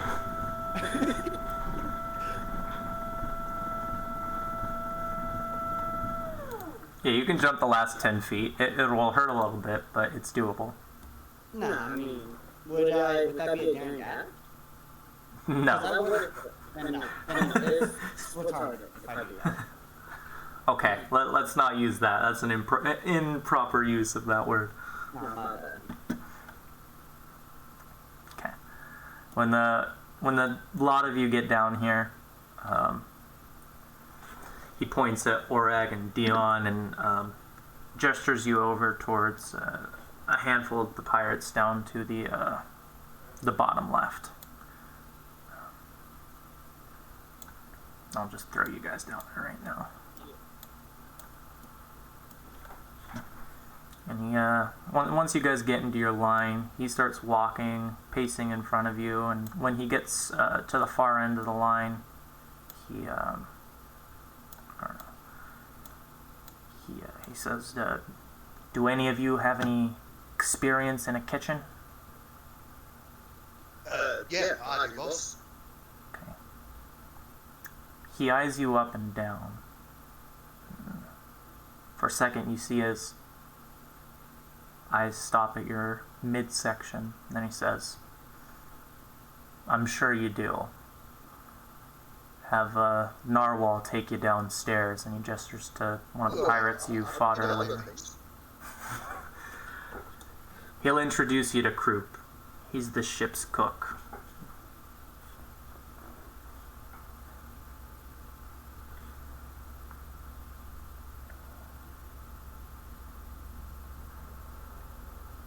You see a cat of nine tails drop from the sleeve that Mr. Plug has as he looks at you.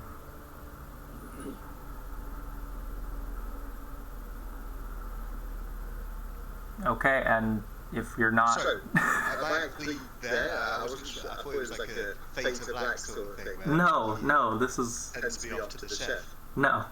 He's just telling you to go with Narwhal. This is a conversation. Okay. Oh, my bad. Yeah, lead the way, buddy. Okay, and Narwhal takes you downstairs, and now we'll fade to black now that you're with him in a separate scene. Sorry. It's all good. Yeah, and unless I say otherwise, don't assume there's like a transition. Sure. And it's normally if you separate from the current scene, then we'll do a transition. And he looks at the rest of you. He looks at Ace, Bahati, and Drac and says, looks like you're only cut out for swab work. Report to Master Scourge and he'll give you your duties.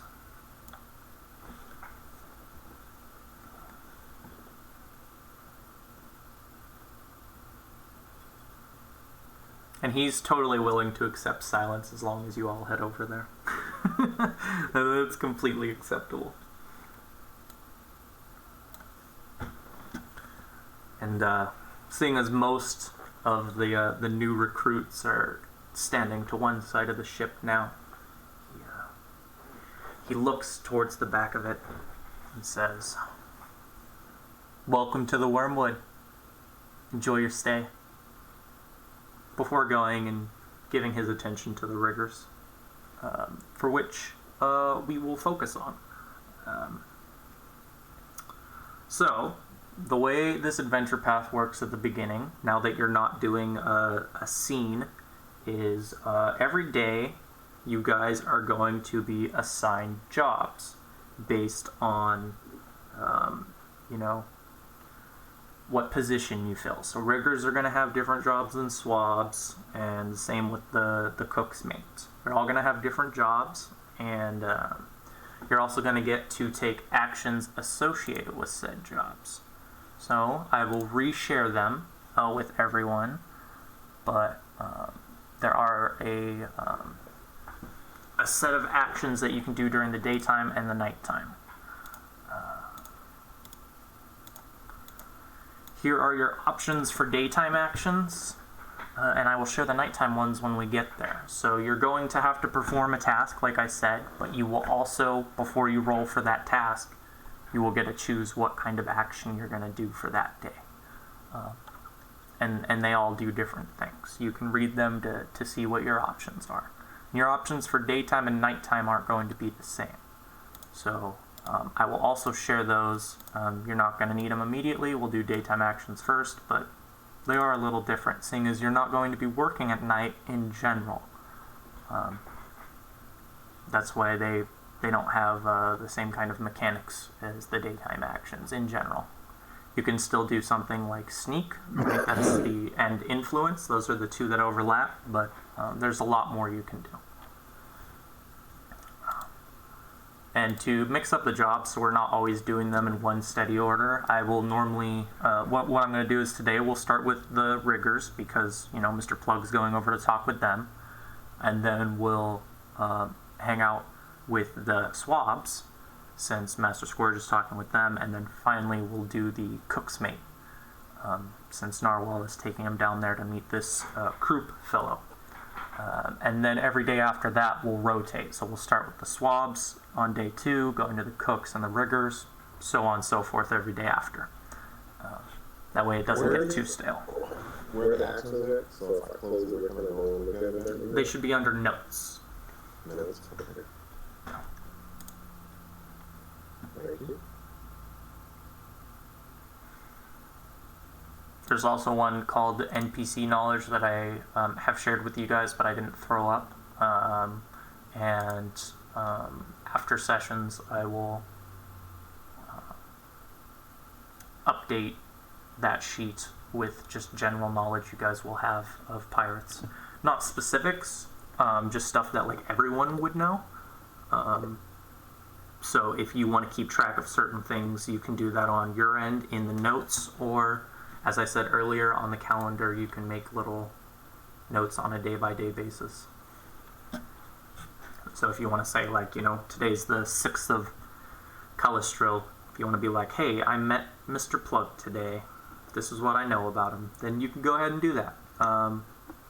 Obviously, the one that I'm putting the stuff in, everyone will be able to see. I'm pretty sure the custom notes is just between me and you. Oh, by the way, it wasn't letting me add a log to the calendar. In the bottom left, it should say add log entry. Yeah, nothing comes up when I press that. Really? And are you clicked on a day? Yeah, clicked on the day. Okay, that's weird. It should let you. I have the extension loaded. You mean the year? It pulls up the log for you, but won't let me. Oh yeah, I can throw an arbitrary year in there because it doesn't give you a specific year for this. There you go. That might actually be what it was. Oh. No. Did you try right-clicking the day, Yeah, or double-clicking the day? Double click and did it. It didn't? Did something.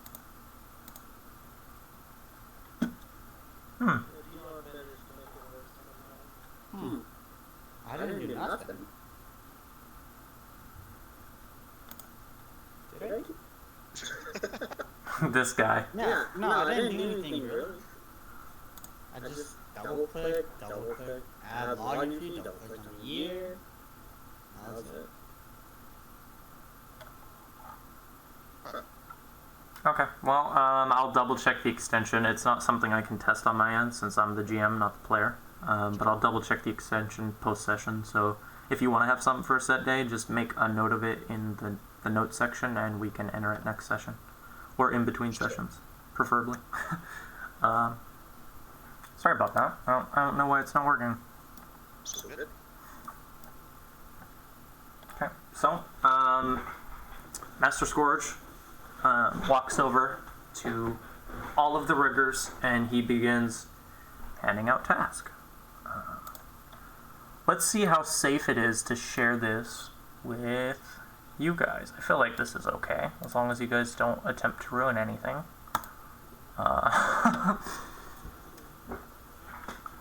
So that's a list of all the tasks that are like potential outcomes. What we'll do is we'll just have people hit the roll button in the top left and we'll see what their jobs are. All of our riggers, if you could please hit that button once. We'll have everyone do it at once so we see what jobs there are, because that will affect stuff story-wise. Obviously, if you guys have the same job, it'll be easier to to hang out with each other. Okay, and it gives you a description. Today, Dion, you're going to be lookout, so you're going to head upstairs to the crow's nest, and it tells you what checks it's going to need. I guess that's a bit spoilery, but I'm okay with that, mostly because, you're going to be doing these regularly. You'll find the DC out pretty quickly. And if it's something you can always succeed, then I won't make you roll, but I'm pretty sure for like everyone here that's not an option for most things.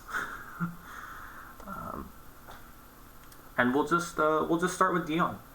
So you have to do a lookout today, which is going to require a climb check and a perception check. You're out there climbing up the rigging and then keeping an eye for shit going on around you. What action are you going to want to take? I want to climb up there. Yeah, so yes, but there are daytime actions that I shared with you. You need to Gotcha. Okay. you need to tell me what you want to do before we make those rolls. I'm just gonna work diligently. Okay. So do you know what you need to decide which roll before you make them that you want to add that +4 to? I'm gonna add that +4 to perception, because lately I haven't been seeing a whole lot. Okay, so in the bottom left, you'll see a modifier box, and when you get to rolling your perception, you'll do the climb first. When you get to rolling perception, you'll put a 4 in there before you roll. Gotcha. So do I roll now? Yeah, give me your climb check. Alright. I got an 8. Nice. Give me your perception check. So I do the +4. In the modifier, you can just put 4. Yeah. 4. Then I do a perception, which Yep. is my skills. This is one of those things you should have in your hotbar. You're going to do this regularly as a... I see everything. Nice. Okay. You still failed at your job, though. You took too long to get up there. So, you're going to take 3 whippings from Master Scourge at the end of the day. Ow! Yeah, well, don't suck at your job. Tis the life. So I'm going to move you to the center mast where you'd be whipped. And we'll do that before we... Actually, we'll wait in case Orag or anyone else fails as well. So yeah, it's your first day at sea, and it turns out that maybe you're just a little more fucked up than you thought you were when you got up earlier. Or maybe, I don't know, how proficient are you at climbing up these things? Because it seems like not so much to me. Proficient. I have a... I'm not asking for a stat. I'm asking for whether or not you're going to reveal if you've worked on a ship before or not. I have never worked on a ship before. I have a calling to be on a ship. I've never been on a ship. Yeah. Fun fact. That's what I thought based on the backstory. So yeah, you're learning the ropes, both literally and not so literally. And it turns out you don't get them at all. Can I talk to Scourge? Can I try to talk myself out of not getting wet? You definitely can when we get to that point, but we're going to go through the rest of the characters before we do the whipping in case I need to do mass whippings. Which I probably will. Okay, Orag, today you're doing line work. This is hoisting and lowering sails, which is as hard as it sounds. It's not easy. Yeah, I'm going to do the work diligently, and I'll take the +4 to the Constitution check Okay. at the end of it. So first, we go for, I should say it right here. Sick, I barely made it. And then we add a 4 here and roll con.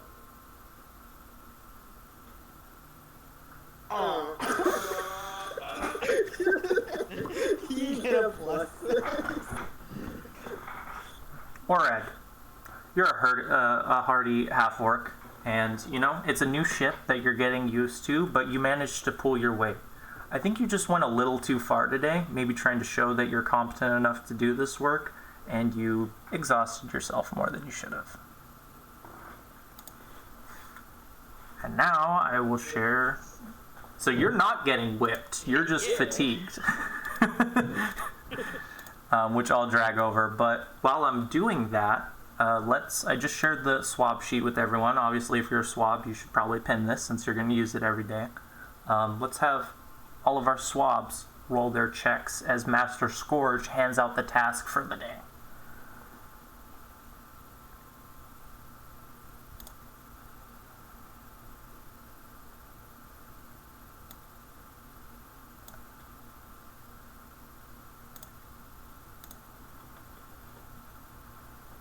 Okay, nice. Looks like multiple of you are doing the same job.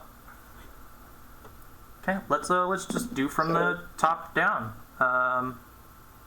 It looks like Spade is being a runner today.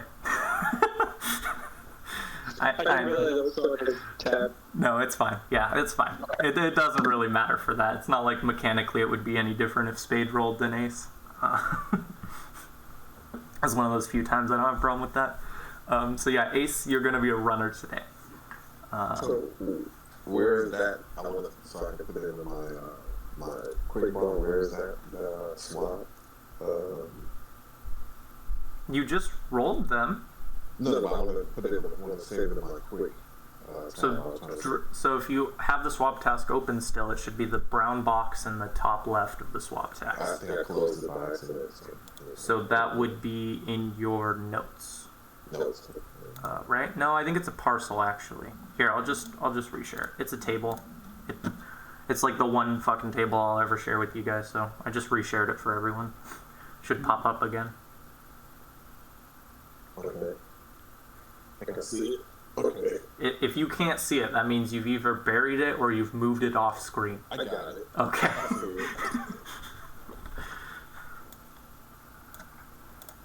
Okay, so we'll start with Ace. What action are you taking today? You're going to be a runner, so you're just going to be helping the crew and officers communicate throughout the day, which means you get to go to a lot of places that most people won't have access to, including the officer's cabin. I think for the day, let me make sure I'm not missing another action. Okay. So I want to work diligently, but just because I feel like this is an opportunity to show leadership. Yes. Good call. So, take +4 to my acrobatics. Okay. Trying to avoid that whipping? Well, for now. For now, yeah. I'm sure there'll be a point where you're like, you know what, it's okay to get whipped today. Calculated acceptance of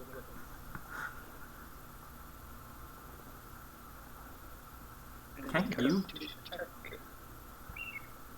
It might be a new ship, but you perform your new duties exceptionally. And it's not as grueling as would be expected.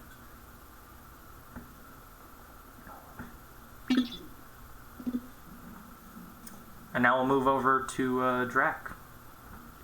You and Bahati, much like multiple other crew members, are going to be swabbing the decks today. That's one of the main tasks, actually, that the swabs do. That's why they got their name from it. Just back-breaking work, cleaning up the decks, making sure all levels of them are, usable. There's a lot of dust and grime and wear and tear you get from things like the ocean that you have to take care of every single day. So what kind of action are you taking, Drac? I would like to try to influence somebody. Okay. So before you do that, since you and Bahati have the same job, I'm specifically going to ask if Bahati is going to do anything that interacts with Drac.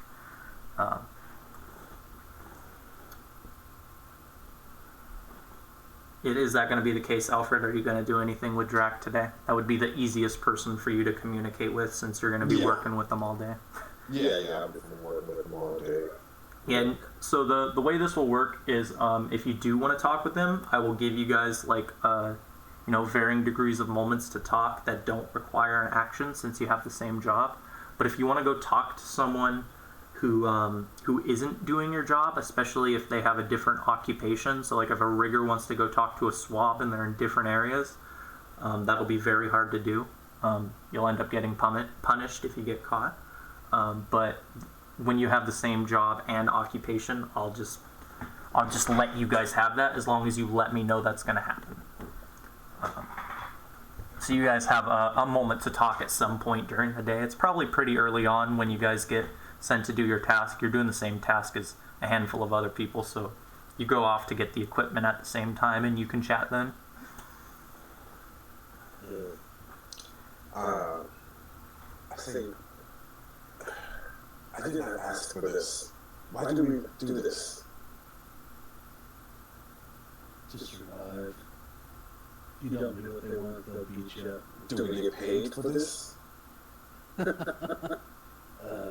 will get fed. That's about it. Have you never been on a ship before?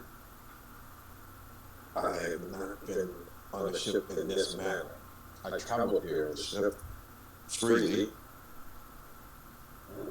No, out here there's really nothing we can do.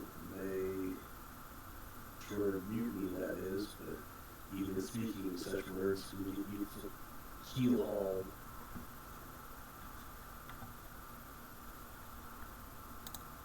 I suggest you just keep your head down, do what's asked.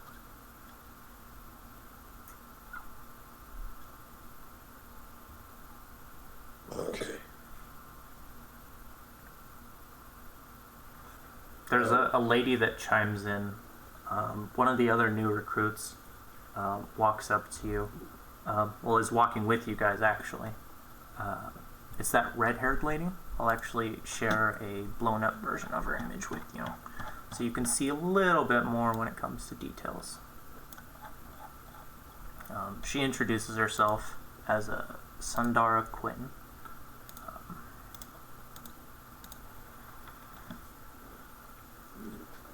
She was one of the pirates, one of the new recruits that didn't do so well on the rigging, much like yourselves, and she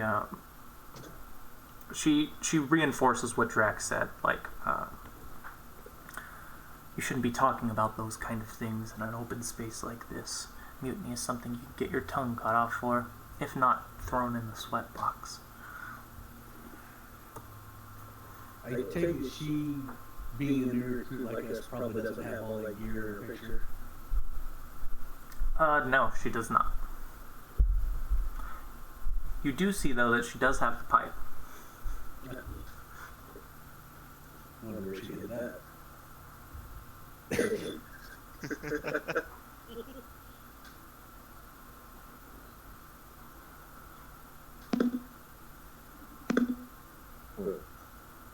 Alright. I will do for now. But we will talk later.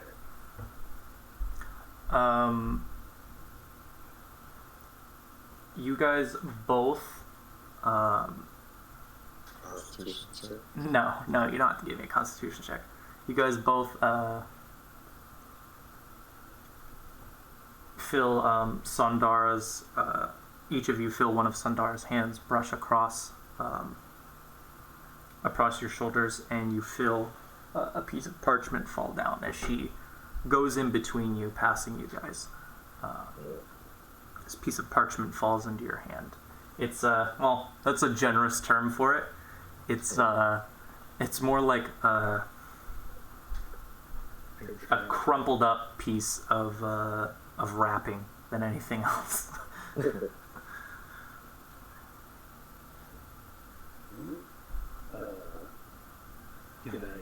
Can inconspicuously look at it? Yeah. If you want to read it right now, and you don't want to get caught, you can give me a sleight of hand check. Okay. my action bar. There are so many skills you should. I'm like, sleight of hand, that's not one you use all the time, so... Turns out when you're trying to be sneaky on a ship. Okay, yeah.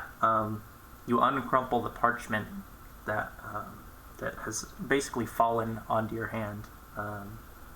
Both of you managed to do it with, you think, no one spotting you. And all it says on it, in common, is scribbled down in charcoal. Just says tonight. Okay.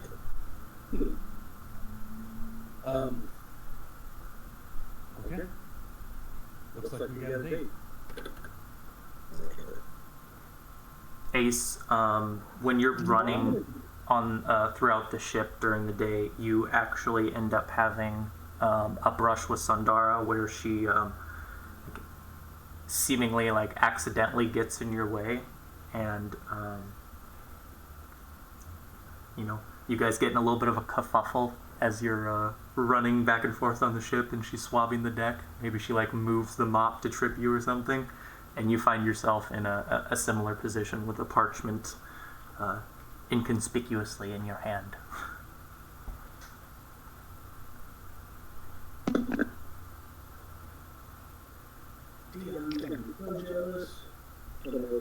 to do the same thing, tuck it away until later. Yeah.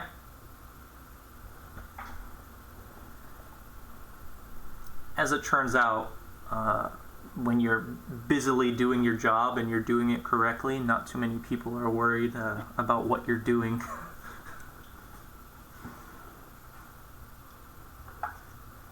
For the most part, the only time people are focusing on you is if you're in a important location, specifically in Ace's, situation. If you're in the officer's cabin, obviously there's at least one person eyeballing you, since you're in a place where the crew normally isn't. But otherwise, as long as you guys are doing your job, for the most part, the only people that are paying attention to what you're doing are other people doing the same job as you.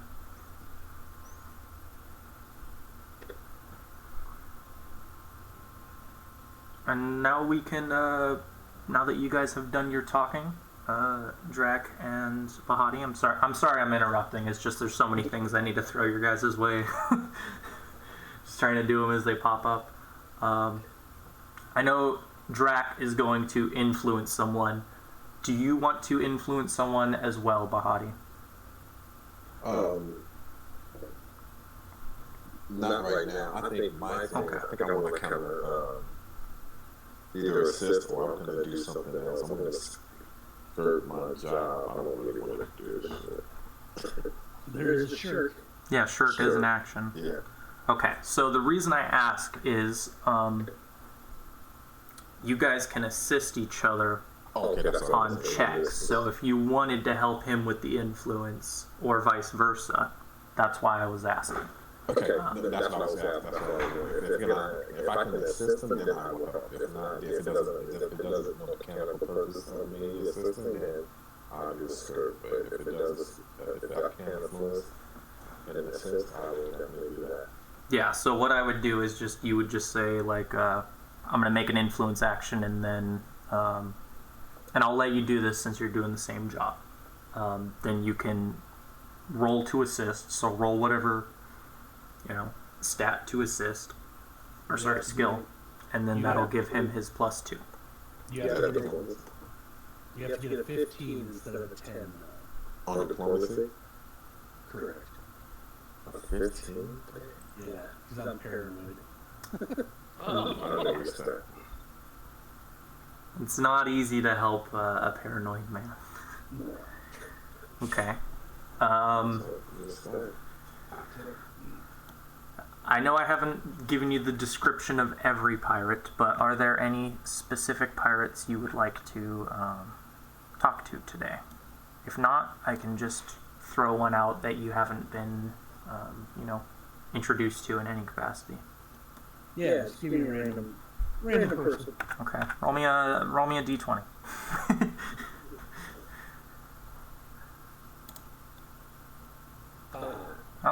makes it easy.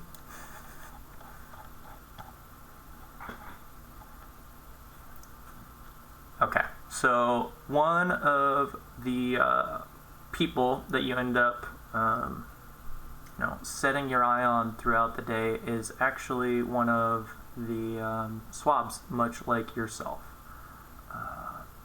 It's this female gnome. Looks very bedraggled, and she's missing an eye. It's not covered up with an eye patch. It's just milky, and you see a scar that goes across it horizontally. Okay.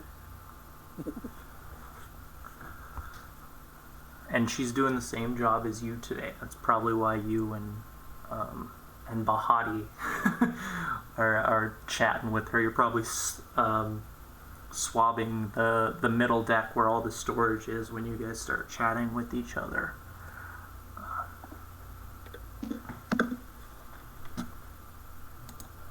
Make small talk, ask her how long she's been aboard.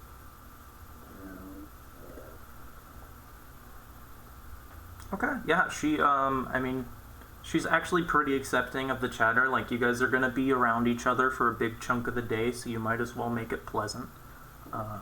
And she explains how, like, she's been on this ship for almost 2 years now. And she kind of, like, gives both of you kind of an impromptu, like, what to expect from a pirate ship, since it, like, it doesn't seem like many of the new recruits are familiar with their surroundings. So she'll help you out with that, answering some of the questions that you guys brought up earlier. Does she seem to have any weapons or equipment with her? Yeah, most of the pirates do, actually, with the exception of the 10 new recruits. How long should it be before we expect to get our gear back? Well, there's a quartermaster that you could go buy your gear back from if you want that specifically, but she has many other wares. It's actually back there, and she points towards a door. She said the kitchen's in there. On the other side of the kitchen is the quartermaster. You can buy that all from her. Otherwise, you could just take someone's stuff. That happens pretty frequently. And then she looks down at her cutlass at her side and she says, I won this gambling a couple months ago. Very good. Should I do a diplomacy check to try to woo her? Yes. Big number. I'm not used to diplomacy over there. Oh, okay. So this is interesting because some of you haven't dealt with the Pathfinder mechanics for influence checks. So we will spend a minute talking about those. So there are different levels of like attitudes that people can have for you. Anything from like complete and utter hatred to like a loyal companion. And it scales. There's like neutral, unfriendly, and then hatred, and then it goes from neutral up to friendly and then helpful. And the DCs to, make them be a higher level of friendship are easier the closer they are to helpful, the best one. And I'm not really going to give you, I can give you a little bit more on that, but I'm not going to tell you specifically what her relationship is to you.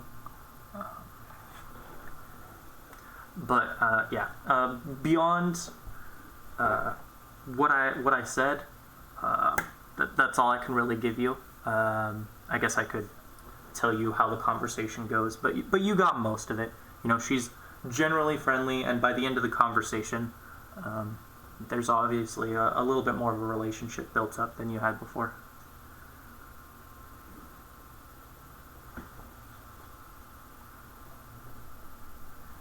The only way you can ruin a relationship, make it worse, is if you fail by 10 or more based on the check. So you have to do really bad, and like I will make it clear if you harm your relationship. You did not do that. Like I said, it started off fine and it ended better. I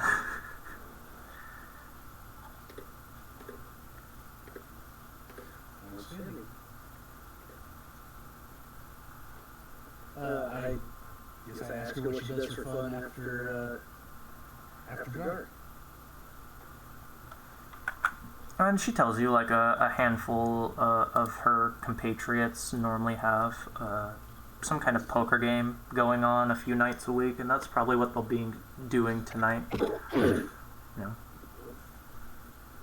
poker, drinking, storytelling, that kind of stuff is normally what happens when they're not working.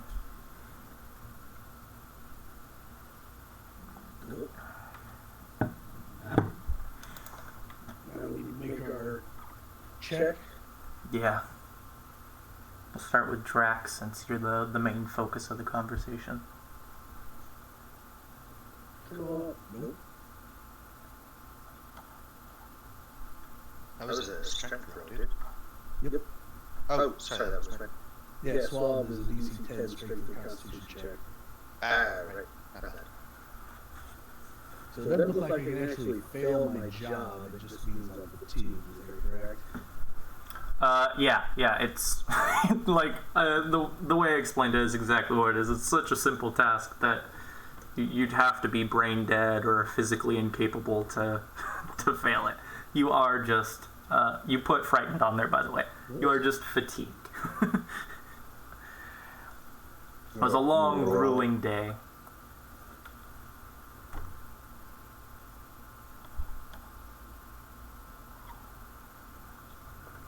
And on the other hand, Bahati seems to take well to manual labor. Hate it. I hate it. He might hate it, but he's good at it. Okay, and then we'll snap back to Benji as he's going down the stairwell with Narwhal. You guys are walking down. Obviously, it's getting darker. And as you're approaching the door that I mentioned earlier to Bahati and Drac when they were talking with Gifford Tibbs is her name, you hear a bunch of animal noises coming from the back, like more of those chickens or goats are behind this door, and Narwhal... What was that? I wrote perception in air. So. Oh, okay. And the only thing Narwhal says to you, he doesn't say anything to you unless you try talking to him until you have the door in sight, and then he says, Kroop's in there, just do whatever he says. And then he mutters something to you in Dwarven. It sounds aggressive, but you don't know what he's saying. Sorry, mate, I didn't catch that. Can you repeat it, please? He looks directly at you, and he says, I'm sorry, I said, and then he turns around, and he goes, oh wait, I don't have to tell you, and he walks off. Come on, buddy, you can't do that to me, what'd you say? Something along the lines of don't trip on your gut.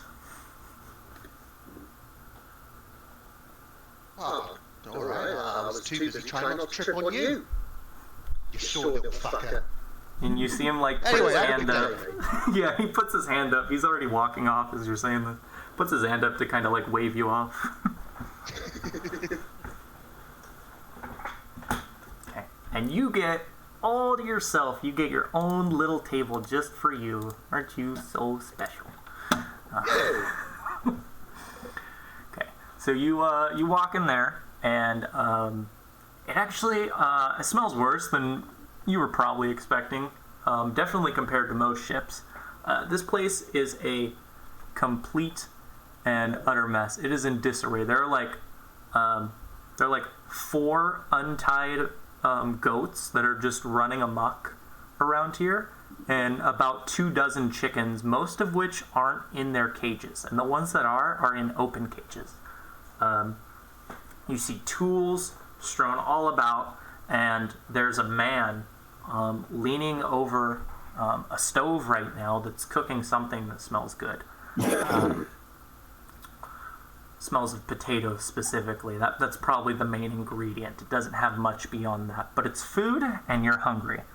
And he's just babbling something incoherently about the food, and he sounds a little like shit-faced. Perfect. Hello, fellow. How's it going? I'm here to help in the kitchen. Who sent you? No, I don't know. The guy with the whip. I'm sorry. Name's Scourge? Yeah, sure that's the one. Master Scourge. No, hell it is he was doing? the other one. The first mate. Mr. Plug. That makes more That's sense. the one.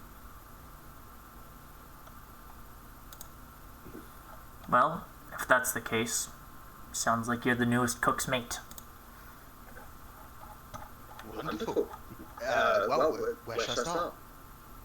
I mean, if you don't mind, I would love to clear this place up a bit, maybe tie the goats up. No, leave the goats alone. They stay in one place too long, they start making too much noise, and I don't like hearing too much from them. Do you know anything about kitchens? What about the chickens, at least? Can I put them in their cages?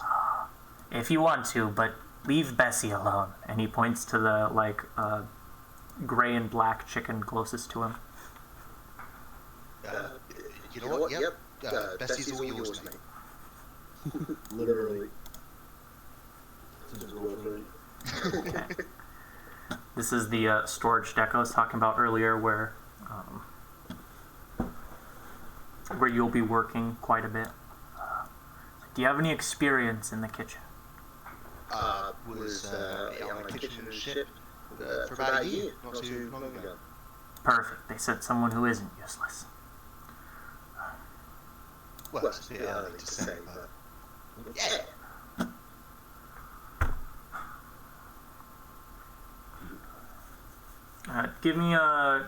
Roll your task. Let's see what you're doing today. It's like, well, I'm preparing a stew here, and I already got all the veggies and the stock, but I need a little bit of meat. I got some tools over there, and he points towards a box that's partially open. He says, go grab a couple of the hooks out of there, a few nets, anything else you think you'll need. I'm gonna go hunting for some turtles. Oh, I ain't doing the cooking. Not today. Yeah, I can get some turtles. Okay. Then you can give me whatever action you're going to do. Gonna do influence. Okay. Who would you like to influence? Suppose the chef. Okay. Bessie. Yes, Bessie, the chicken. She's next. She's okay. I'm looking forward to it. Okay. Then let's do the roles for your job. Are you gonna do the profession fisherman or survival? I suppose it's gonna have to be survival. I don't have fishermen.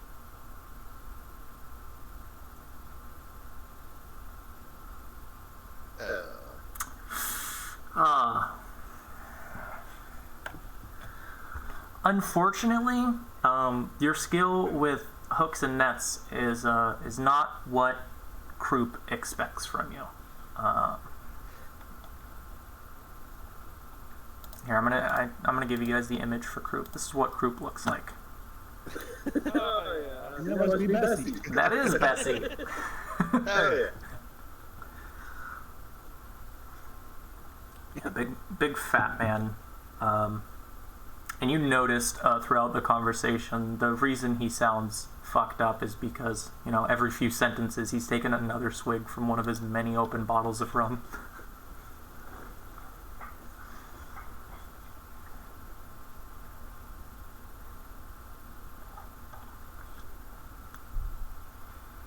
Okay.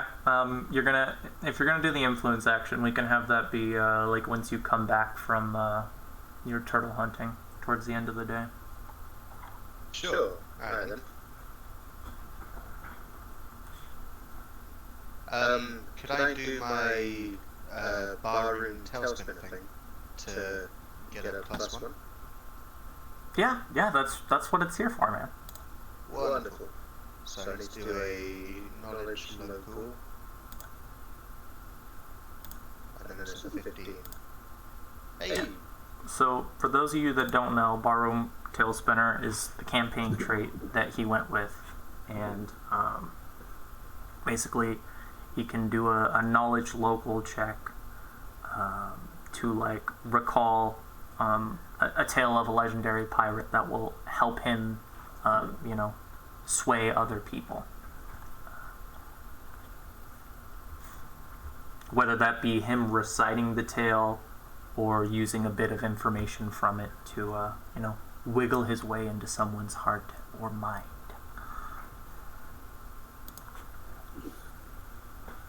And that's enough. What we'll do is we'll have this is the way we'll do it from like here on out is we'll have you guys roll the influence checks before we do the RP, and then I'll use that to give you a better understanding of what's happening.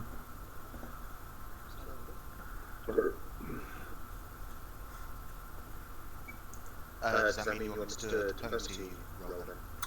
If that's the skill you're choosing to use, then yes. Cool. Okay.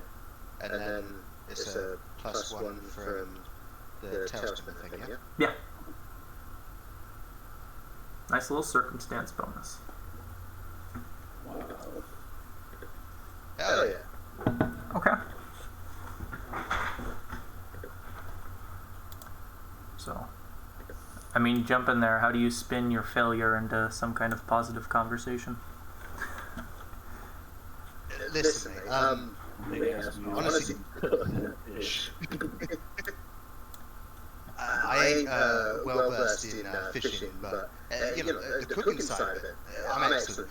I didn't really get any tales, but do you ever hear that story of a man who was left on an island with nothing but a pistol with one bullet, and he managed to get off that island by tying turtles together with the hairs on his back.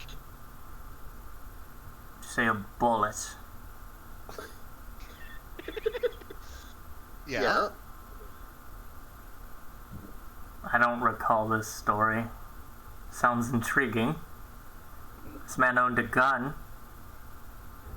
Yeah. Well, he was a captain of a ship, and his men mutinied against him, and well, they left him the one bullet for himself. Sounds like a bloody mess. Well, no, because he had the turtles. Sadly, again, I don't have any turtles. I can't tell you how sorry I am about that. Well, I don't like doing this, but I'm gonna have to reprimand you. If I don't, Mr. Plug will be on both our asses. Come on. It's my first day. I promise you I'll do better tomorrow. I'm sorry, lad, I can't. The ship's poison it is, but don't say that out loud. Yeah, Bulls have ears. I appreciate it. Don't let any of those other boys up there get to you. I'm only doing this because I have to. I get it, buddy. Do what you got. Tomorrow, you're not reporting to me. You're gonna go down to the lowest level, and you're gonna operate the pumps. Well, that don't sound so bad. It's worse than it sounds. Watch out for the bilge spiders. Really?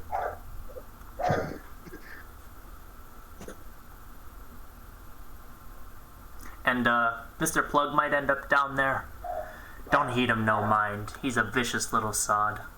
He's the kind of fellow that'd take his own mother's liver if he could butcher it for some money. What a pleasant fellow. It's the one place I can't help you, though. Unfortunately. Again, I appreciate what you can do. Yeah, thank you very much.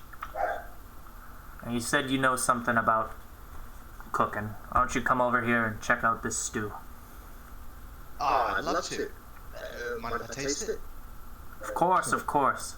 And he hands you like a very large wooden spoon. Oh, that is delicious. I don't think I can do any better myself. No, you do not have to roll a fortitude. It's not that bad. It's actually like for what's inside of it, it's actually pretty good. He's making the most of the spices around him to mask the fact that it's mostly water, starch, and potatoes. So it comes when off. did you learn to cook? I've used to run a. Well, I used to run a kitchen back in Port Peril a long time ago. Right, well, I can't imagine you planned on ending up here. What are you doing here? Well, I got in trouble at the restaurant and just hopped on the first ship I saw. Just so happened to be this one. Crap, you made the wrong choice, mate. It's a bleak place, but as long as you keep your head down, it's something. Yeah, alright, well, I'll give it a go. Ain't got much choice, have I? Are they coming here?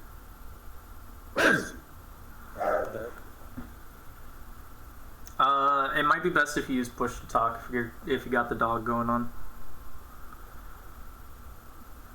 And yeah, Croup will continue to chat with you for like another 10 or 15 minutes before the meal is done, offering you, multiple drinks of rum throughout that conversation. But that's the gist of it. Wonderful. Benji will accept those drinks gladly. I hope I nailed home the fact that he is an alcoholic. It did cross my mind. Yeah. I'm glad I did my job.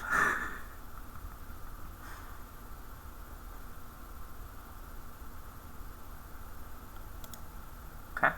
That's the end of the day actions. And it turns out we did only have one person deserving of a whipping. Well, maybe deserving isn't the right word. I don't know. Deal definitely deserves it. But in the eyes of the crew, you definitely earned it. So let's get to that. Let's see what it's like for our good friend Dion to get whipped.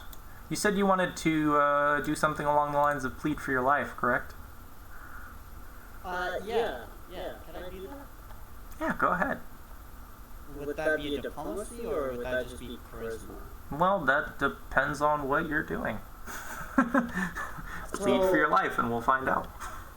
Alright, I'll look at Master Sword. Listen, man, I have this, earlier, while we were fighting, with us and your crew, one of your guys punched me in the side. And since then, it's been bothering me. And I kind of, lift up my shirt a little, showing its little bruise. And, yeah, that's basically it. I give him a little puppy dog eyes. Alright, please don't hurt me, mister. Okay, yeah, you could give me a diplomacy check. Oh, okay. I mean, you're not lying and you're not trying to, intimidate him. Okay. 3 lashings. It's the punishment for failing. Oh! Okay. You're lucky it's only 3.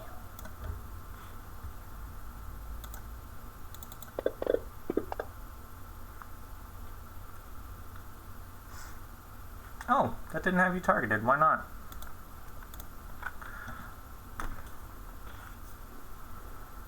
At the end of the day, he can't actually miss you unless he does it on purpose.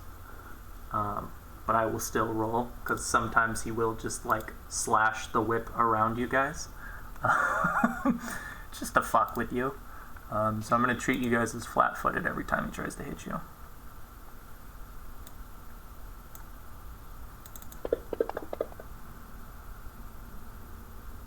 What the fuck, man? Why is it not targeting him? Is it this white circle around me that's been bothering me? Shouldn't be. Okay, targeted. Attack. Interesting. Okay, I think I fixed it. I don't know how I did, but I think I did. Yeah, there we go. Okay, the first lash hits you. And this is like direct skin contact. Yeah, of course. They've obviously, you know, pulled up your shirt. They're not going to rip it off. You only have so many shirts. It's a pirate ship. They're not barbarians.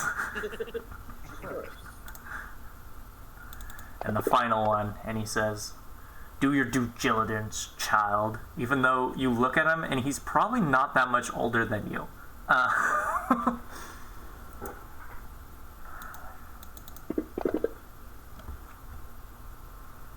Next time, it'll be the cat.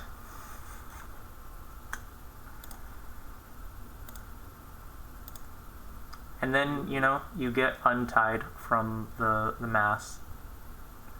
And everyone goes and gets fucking wasted.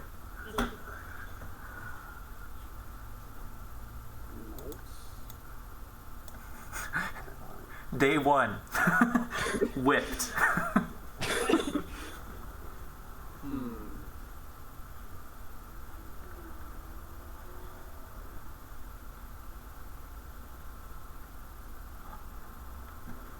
Okay, and now we'll move over to nighttime actions, and we'll do them in the same order that we did before.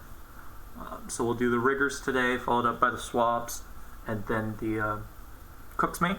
And I don't know, how do you guys want to do this? I'm gonna have us take a break before we do the nighttime actions. But do you guys want to like roll to see who goes first, or just decide amongst yourselves for the nighttime actions? I guess maybe do it on a case-by-case basis. Like, eventually we might have a grand scheme, and it would be nice to be able to just decide who does stuff first. Yeah, that's fine with me. Yeah, because sometimes, like tonight, some of you already have an idea of like what's coming, or what you're doing. So yeah, then we will take a 10-minute break. We'll be back at 23 after. And I'm going to do the same thing I did earlier, where I'll actually show up at like 18 after and answer any questions. Alright, back in a minute.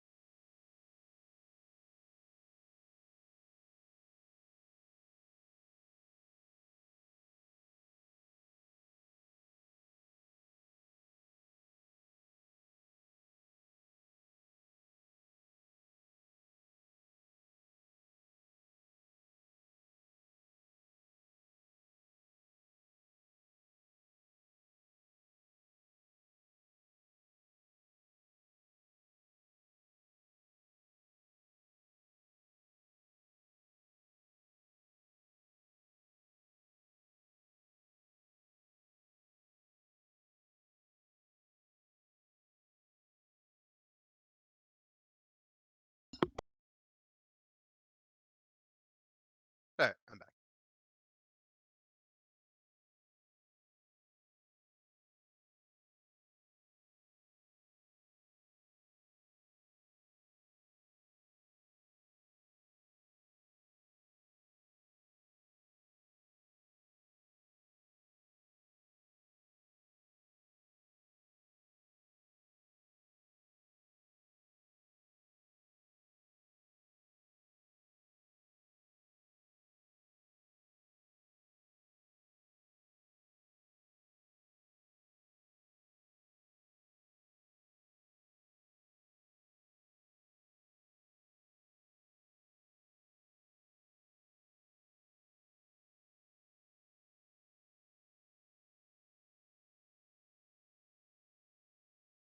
So how you liking your first ever game, Sincere?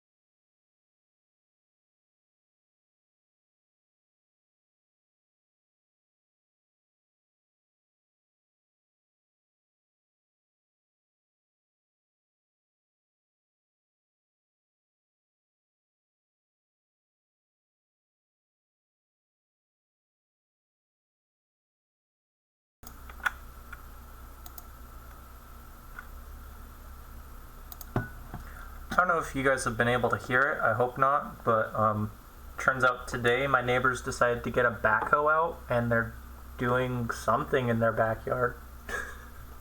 No, I've not heard anything. Okay. I didn't think so, but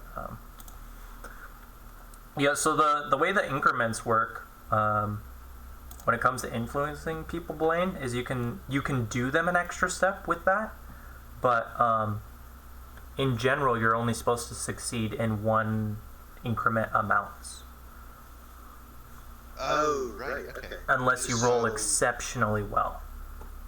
So the 3 in one attempt is for like on a higher level and then a stupidly big bonus to it.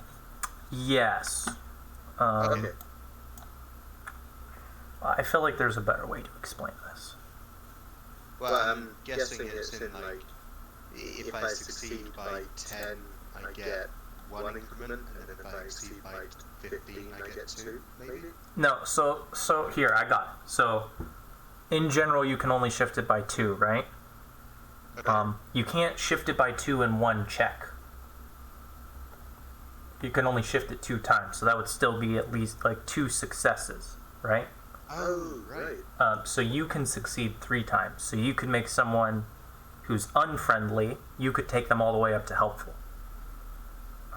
Oh, okay, that makes more sense. But you can't immediately take them from unhelpful to friendly. Right.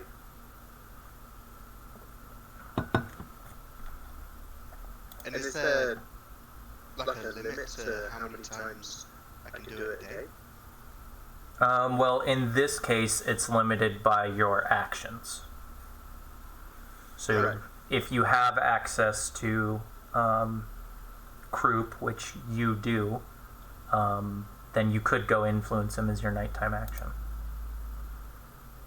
Right, okay.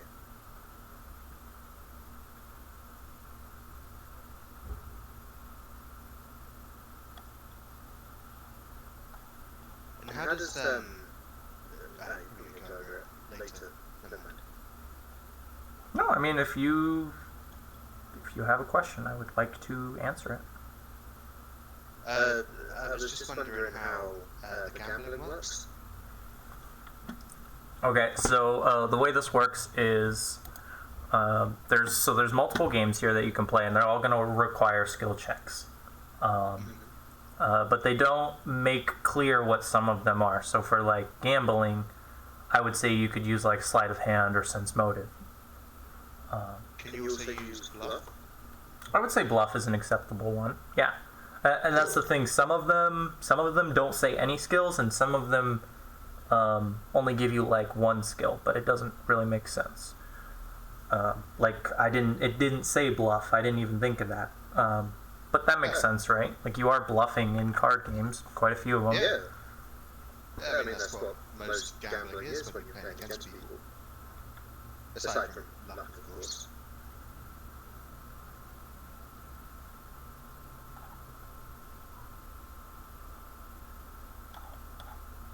Although I guess I've not already got anything to gamble at the moment anyway.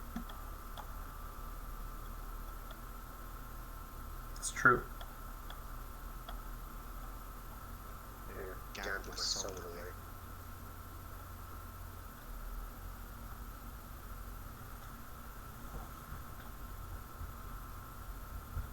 That's one thing I've always wanted to try in a campaign. Like, all those devil contracts and stuff. That looks like amazing fun. Yes, I agree. Do you think there'll be space for that in this game if it ever came to it? In what capacity? Be more specific. Let's say I'm stuck at the bottom of the ocean. Could I make a pact with a demon to help me out of that situation? Maybe. Instead of drowning to death. Maybe. Fuck it, I'll keep that one on my sleeve then. And maybe it's good enough if I'm already gonna die.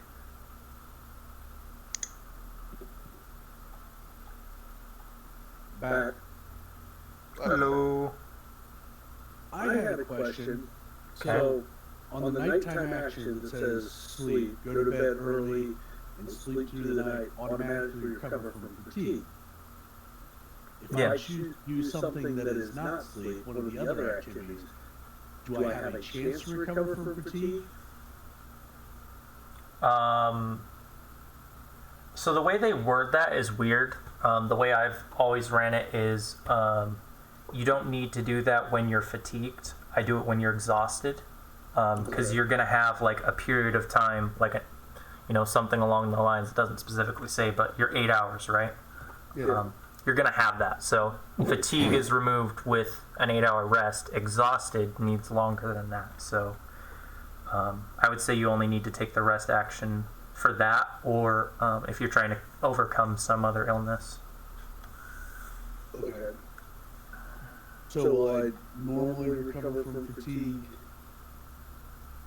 at night, even without going to bed early? Yeah. Okay.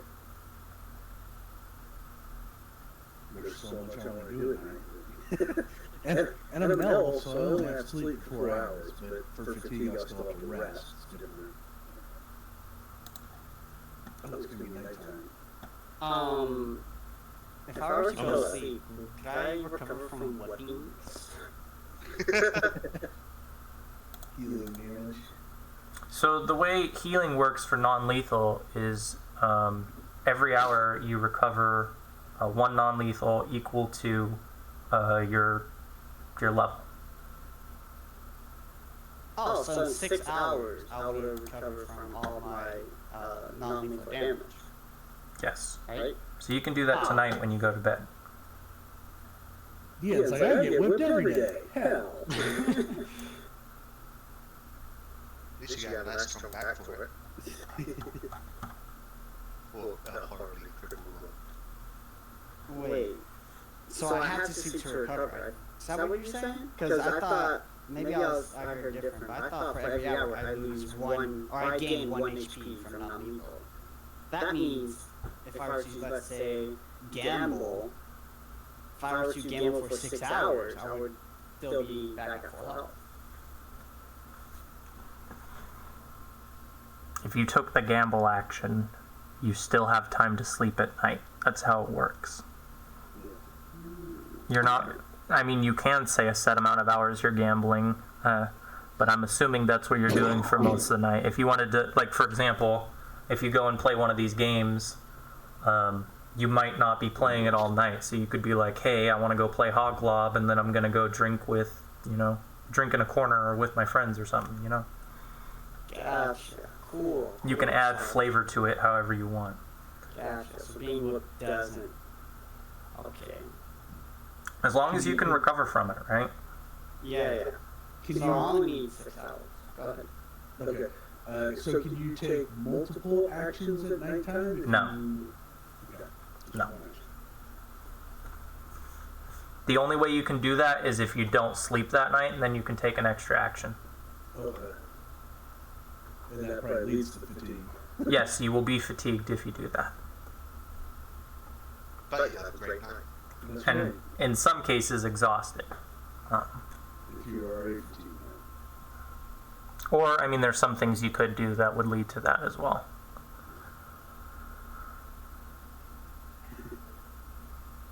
So is subdual meant to be non-lethal damage? Yes. Okay.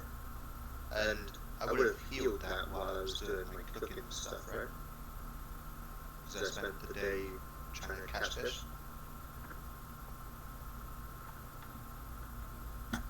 Well, I mean, you're still, like, working, right? You're not giving yourself a chance to heal. That would happen tonight. Have you ever been fishing before? Yeah. It's not easy. I mean, it's not easy if you're not catching it. If you catch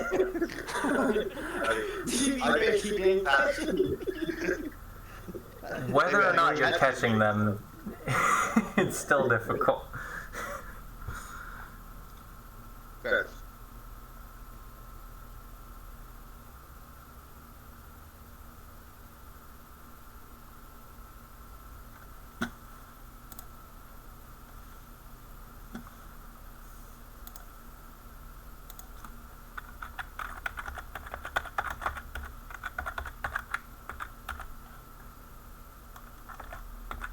Don't know why it's annoying me so much that he wants to keep ghosts out.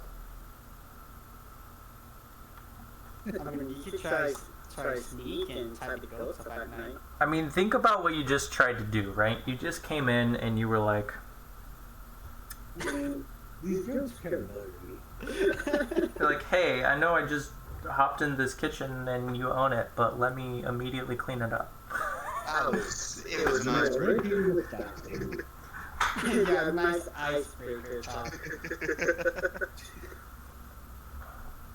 It's unsanitary to have all ghosts running around in the kitchen. There was nothing in that kitchen that suggested it was sanitary.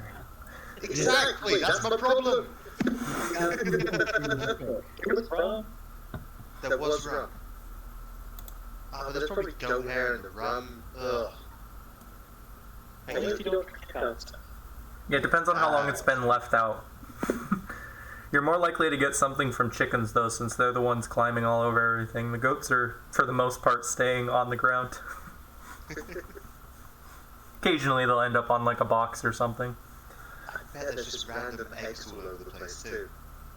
Fucking chickens. I mean, they still... they're not, like, trained animals, right? So, yeah, sometimes you're going to find eggs in places they shouldn't be, but in general, they're going to end up in, like, the places they rest in. And why doesn't he close the damn door when they're resting? Because he doesn't have to. When they want to rest, they go rest. It's not like you guys. He doesn't have to worry about the chickens, you know, like, gashing his eye out. So yeah, when everyone gets off work, basically, Croup comes down with like a big barrel, and he starts handing out drinks to everyone. Is everybody back? I haven't heard Alfred yet. And he is muted, so if he's actually here, he can't talk to his muted. I mean, I have no clue if he's here, to be honest. Roll call. Oh, Okay. hey, Kiefer? Ready. We're all here. We're all here. Oh, I could do, what is it? There's a way for me to, like, be like, hey, guys. I don't know. so like slash ready check.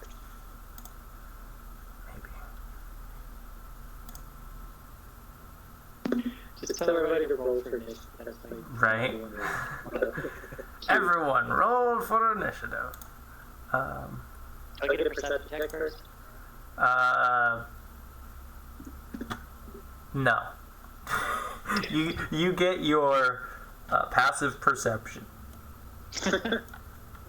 Unless you're spending an action to perception check. Or I prompt you. But yeah, you guys are in the lower decks. There's a bunch of hammocks down here. Everyone's sent down here at first to get their drinks, but you're allowed on the lower decks in general. Sometimes they'll let you on the mid or upper decks. But it's mostly down here. Like for tonight, it definitely is. And it's just a bunch of hammocks, a little bit of storage. You see that like every hammock has a locker next to it, all of which have locks on them. Some of them aren't locked.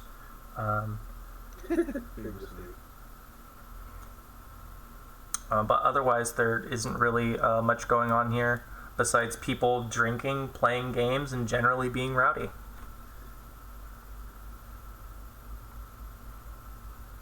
I would like to chase down Sundara. Sundara. Yes, no doubt. I would also like to hang around Sundara as of right now. Is there any particular reason besides the fact that other players have notes? No. I'm actually gonna, if I could I find this Scourge guy? Can I just walk up to him like, hey, where am I gonna sleep? Or None of hey, the officers are down here besides Croup. Oh. They so- have their okay, own... Yeah, there's an officer's cabin. Yeah. It's all just crew down here besides Croup. He's going around handing out drinks. So, alright. There's actually a lady that's helping him out. Was it this? What was her name earlier? I forgot. Alright, well, Give her can I Tibbs ask- or Sundara Quinn? Can I ask Creep where I can get my stuff? Oh, he actually, he points at the lady next to him. Like she's a quartersmith? Quartermaster. Or quartermaster? Okay, can I then ask her, hey, could I have my stuff back? She, like, looks at you and gives you, like, this disgusting looking smile. And she starts laughing. She looks over at Croup. She says, he wants his stuff back. You have any coin? I do in my bag.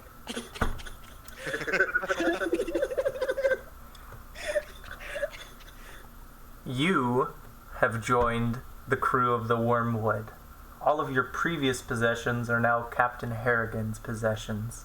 If you would like to purchase any of them, you can come to me with coin whenever you have the time. Welcome to the Wormwood. I asked her, how much coin would it cost? How much gear did you have? Yeah, I just want... it's the regular price of whatever gear you have.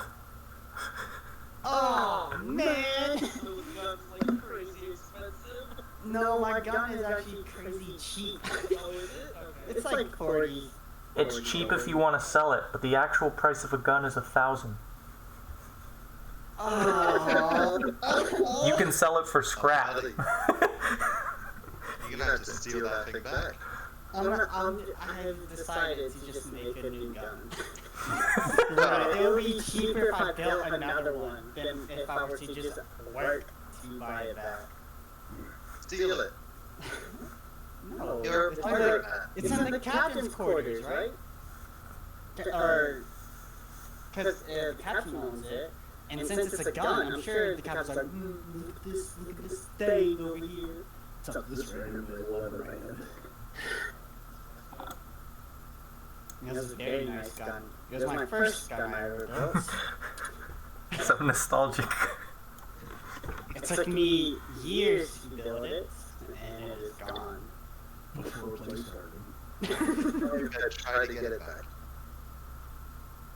Alright, screw it. I'll ask her, where would my stuff be? Not But see, would I do I wanted to make it seem like I asked her if I were to buy my stuff back, where would I have to go? There you go. That doesn't seem so suspicious. Where's my stuff? Well, you'd come back into the kitchen. You know where the kitchen is, right? Do I know where the kitchen is? It's you probably heard at some point throughout the day. Okay. It's in the mid deck where all the storage is. There's a door in the back. There's actually a couple of them, but the one straight down the hall is the kitchen. She says you walk into the kitchen, go to the other side of that, and there's an inventory room. I'll be in there. Okay. Don't be getting any ideas. You wouldn't be the first that tried. It's not open right now. Sure, I haven't. And trust me, I won't. I've been whipped as is. And then she hands you like a drink, your grog ration. I say thank you. I take it. You see Croup and Cutthroat Rock are both keeping an eye on you, like making sure you drink it. Ah. That's how it'll be for the first ration that's provided for everyone. Okay, I drink it. Okay. It's as disgusting as it sounds. Does it have nutmeg taste to it? No. That was oil of Taggett. That's not put in everything. The grog is meant to is meant to just keep it so you guys aren't, as cognitive as you normally would be. Keep the crew not as rowdy. And you can have more rations if you want, but everyone has to drink at least 1 cup of grog. Mechanically, the way it works is, if we did it by the book, it would be make a Constitution save. If you don't make it, roll a d4. That's how much con damage you take.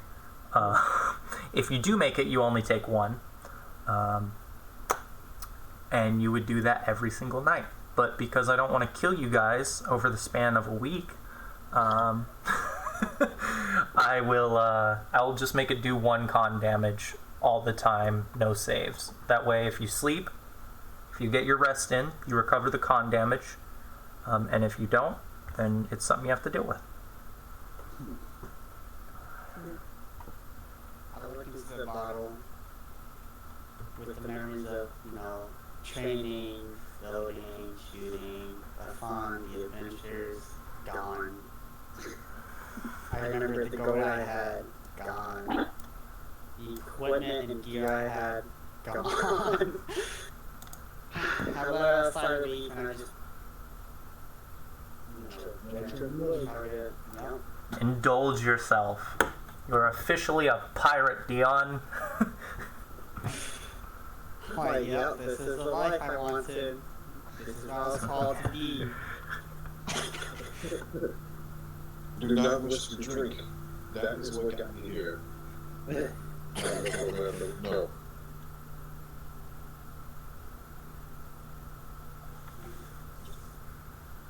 Okay, well, what nighttime action are you taking, Dion?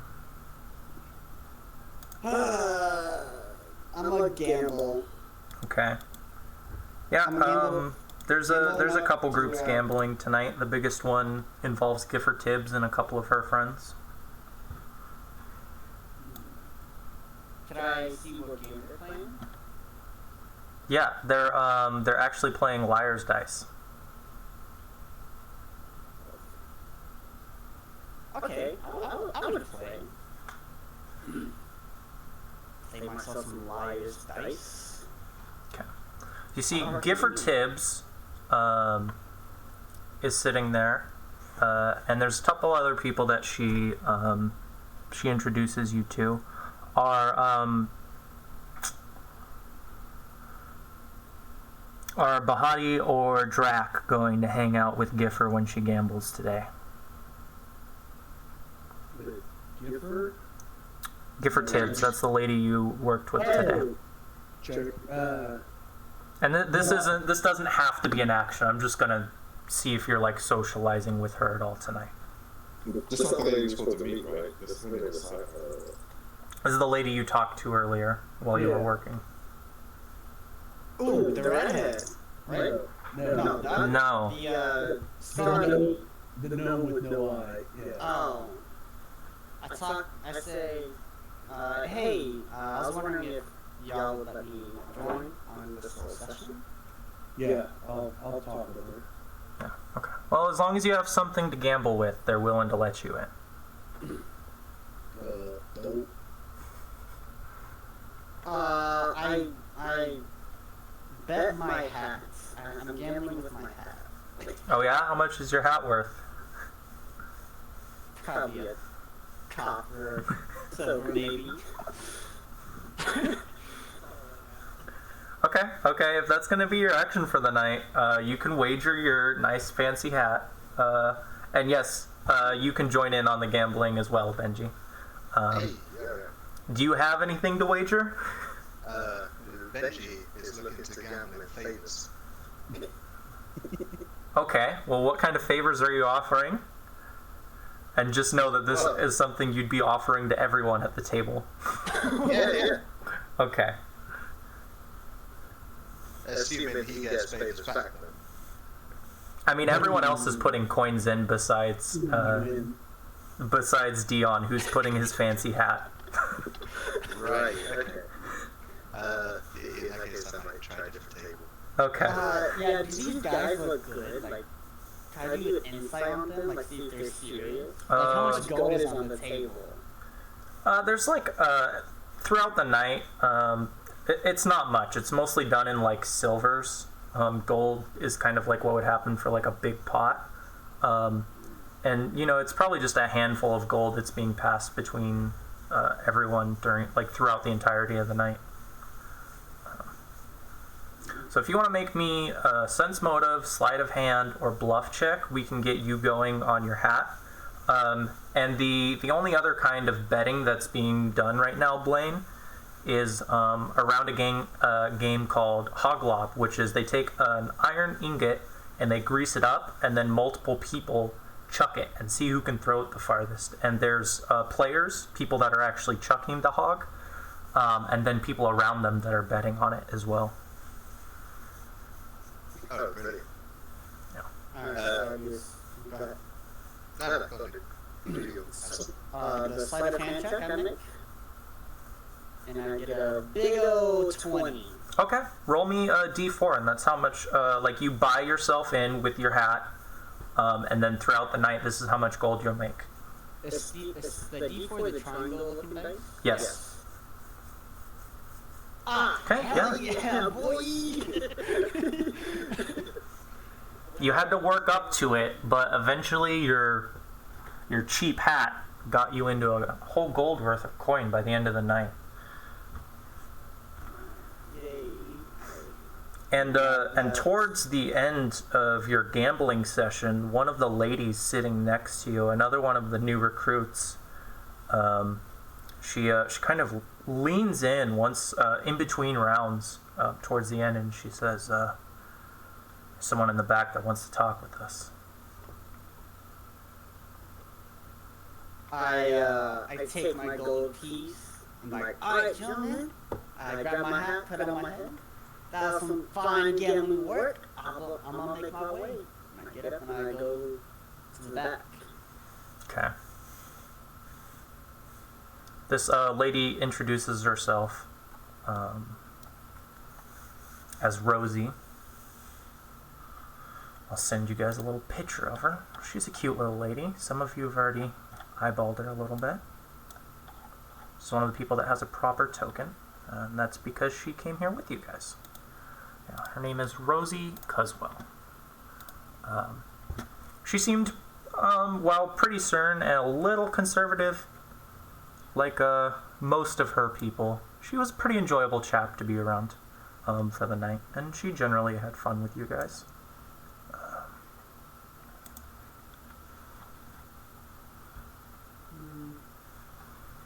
I should probably talk to her.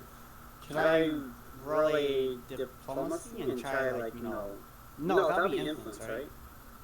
I would just like to. What are you doing? Don't just ask me if you should roll. Like, do things. I just wanna talk to her. Okay, talk to her then.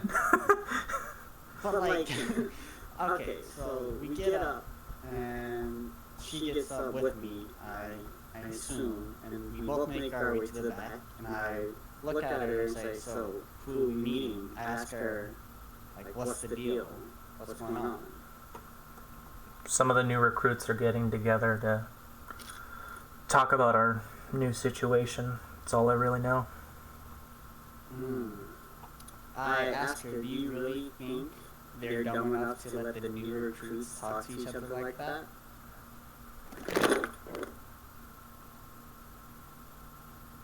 Like, glares at you out the side of her eyes, and she says, "Doesn't really matter how dumb they are." Alright. I say, okay, fine, so be it. And I walk with her towards this guy, or wherever we go. Okay. Okay, let's hop over to Blaine. You're still trying to get favors? Is this the goal? Yeah. Okay. How are you going about doing this? What is the context of these favors? You're just saying, here's an IOU? Yeah, pretty much. Leaving it quite open-ended.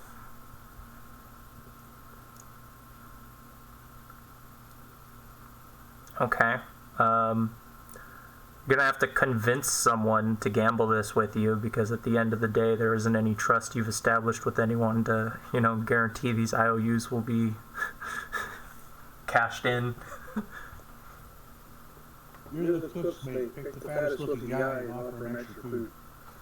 I was just thinking, yeah, that's what I'll do. I was going to offer a favour from the kitchen. You like turtle? Assuming I can catch one day, maybe I'll eat the turtle. Yeah, or maybe like a fresh egg or You some goat hair. Well, everybody's eating their porridge and grog in the morning. You could have fried eggs. You have a nice breakfast, yeah. Okay, yeah. Give me, if you're legitimately going to, the fattest guy here, that would be Phipps Chumlet, one of the guys that you fought with this morning. You know what? Yeah, fuck it. I'll go up to him and, hey, no hard feelings about earlier, buddy. I know that you had to do what you had to do. I hope you don't mind that me and the others here really gave a number to you. Okay. You can give me your bluff or diplomacy check. Sure.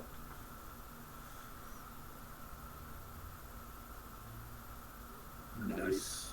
Okay. Yeah. You see a little bit of a grimace on his face when you hand out the proposition. As he's kind of looking around at the group of friends. It's a lot of the people that that you got in a fight with earlier this morning. You notice a few of them aren't there. A noteworthy one being that Rohadami man that walked off before everyone else. But you see Phipps, and you've learned either a lot of these people's names or heard it from them as you're talking with Phipps, which is the fat man with the shaved head. Aretta Banson is another one of the ladies there. A very ill-tempered person with these very noteworthy big ears. They're really big. And that half-orc you saw earlier, people keep calling him Jaundice Japes, and it doesn't take you very long to realize that he can't speak. Someone's cut out his tongue.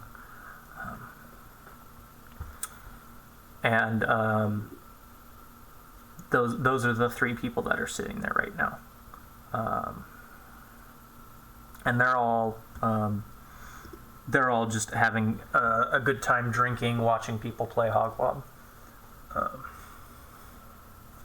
And he's willing to do it. He's willing to bet with you. Wonderful. What kind of job does he do?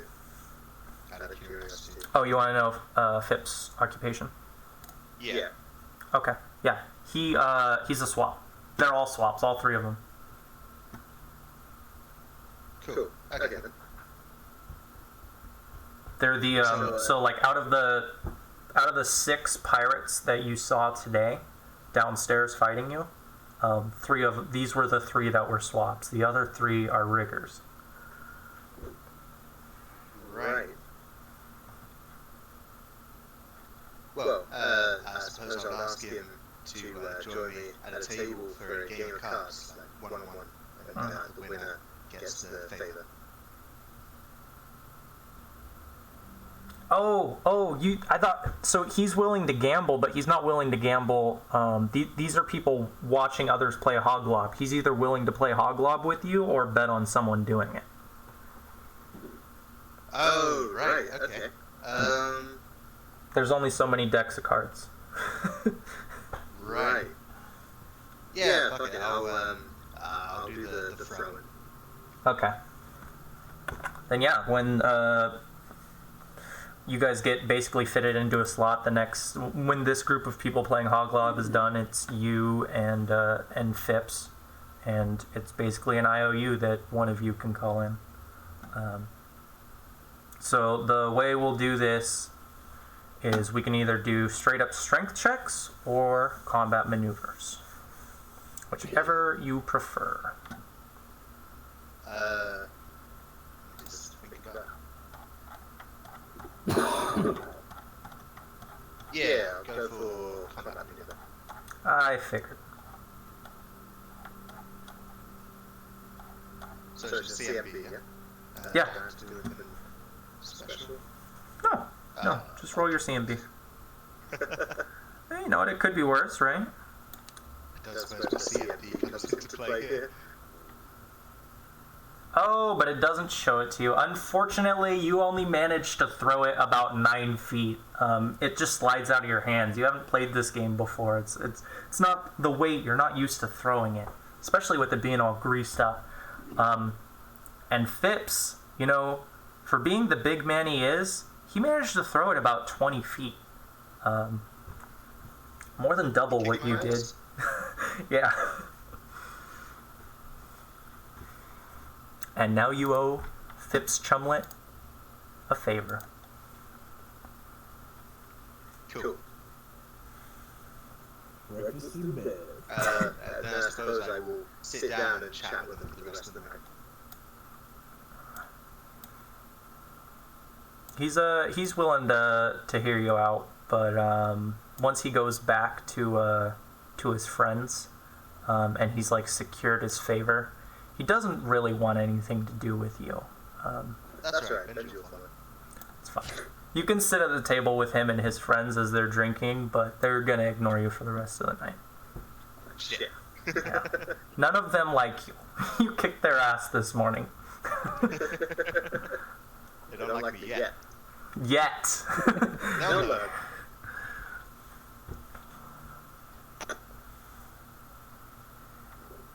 Okay, what about Ace? What is Ace up to? Is the quartermaster still down here? Yeah, she hands out drinks at the beginning of the night. Or helps Croup. Guess I would. Do y'all have any books in the quartermaster's storage? Question mark. So that we call it place to store your quartermaster's stuff? You can just call it the inventory. Inventory. Great. There's a handful of pieces of scratch in there. I'd have to go look. But no books. Nothing I can think of off the top of my head. Sad. Mistakes? We don't keep any live animals in the inventory. Croup normally has most of those. But I imagine if there was a snake, it would have been cooked up.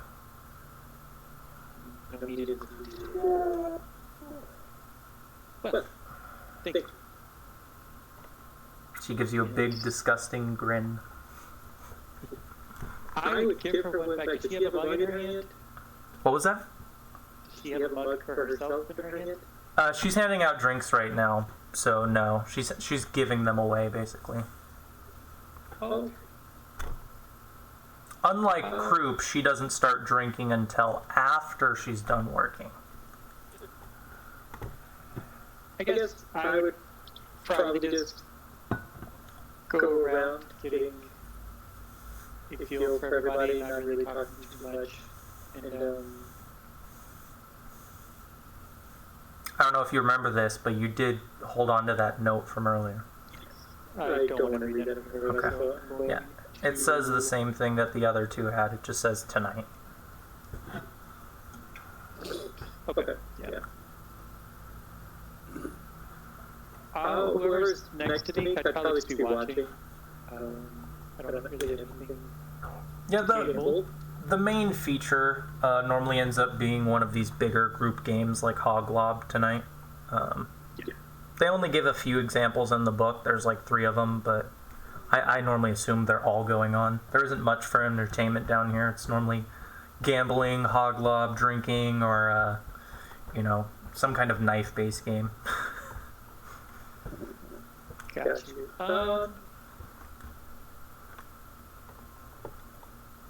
And everybody's drinking, right? Yeah. Most people are having more than one drink. Everyone has to have at least one. Yeah, that's disgusting.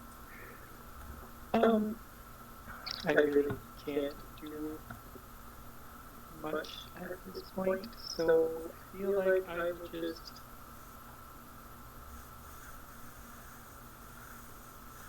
wait until tonight. Okay. Get the information that I needed. It doesn't have anything. I don't have a spell book anywhere. This is true.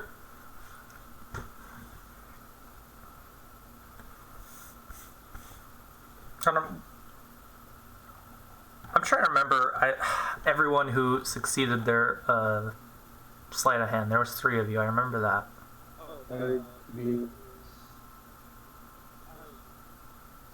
Yeah, I thought you were. So, like, that's a small item you could say you have. Okay, that's what you went with. Okay. Yeah, I absolutely got to So we got a spell component pouch from Ace. What do we have from our other 2 characters? Sorry, what did I say? I said Ace. My bad. Orag. I kept my thieves' tools. Makes sense. I had a ring in my background. I don't know if I'm allowed to have that ring or not. I wasn't planning on doing anything with it. Yeah, you can have the ring. Cool. Yeah, because, you were the 3rd one that succeeded, but you didn't have anything besides leather armor. Yeah. So I was like, I can't, that's not small.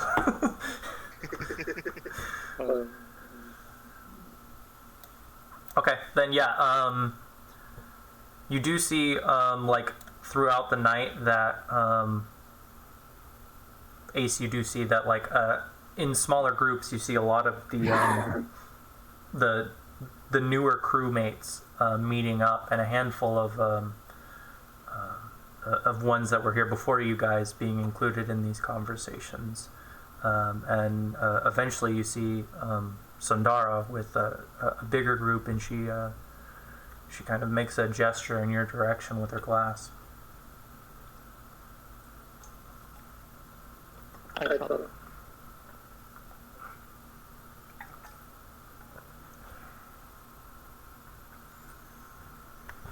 Okay.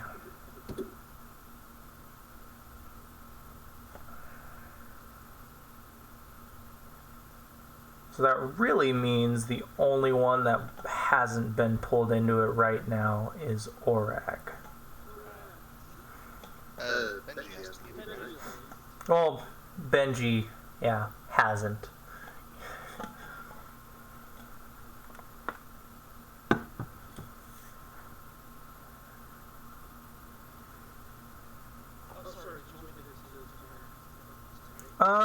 Yeah, so I deliberately passed up on Benji's because the way he's going to get pulled into it, but I'd like to know what Orag's doing.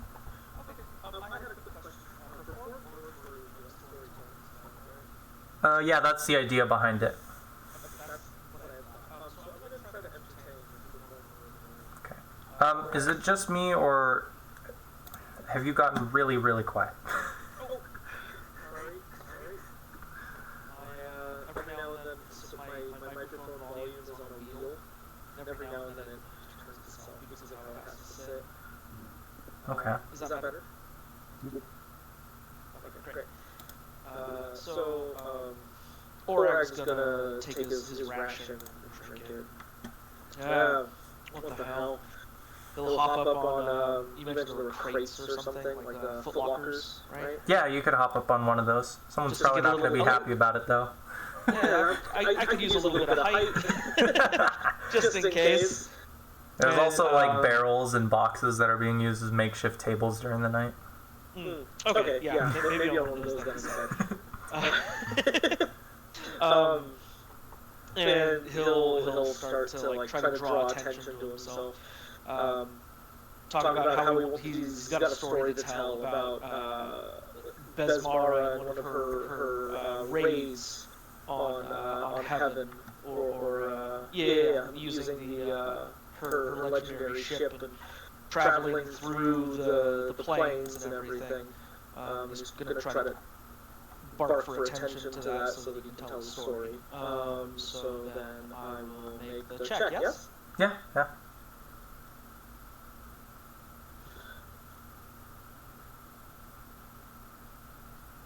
Okay, yeah. You nail it with your story. And roll me 2d6.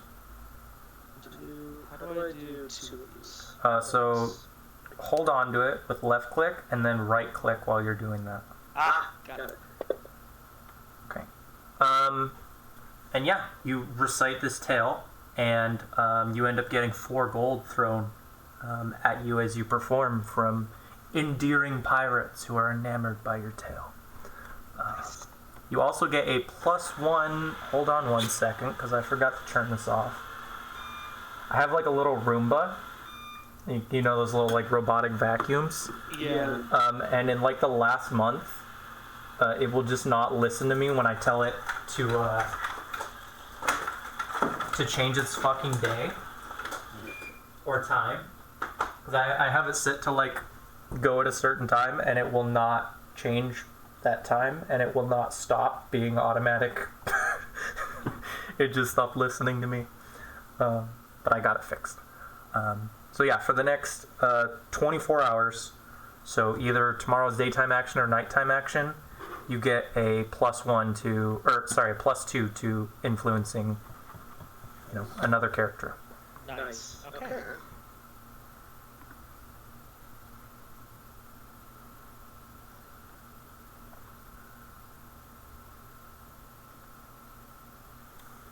And this is like the easiest one. Like I didn't even have to put I didn't have to put much thought into you getting called over at all.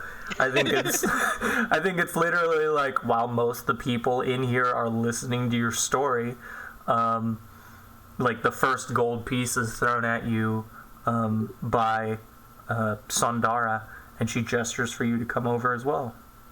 And after I'm done with my performance, I will follow.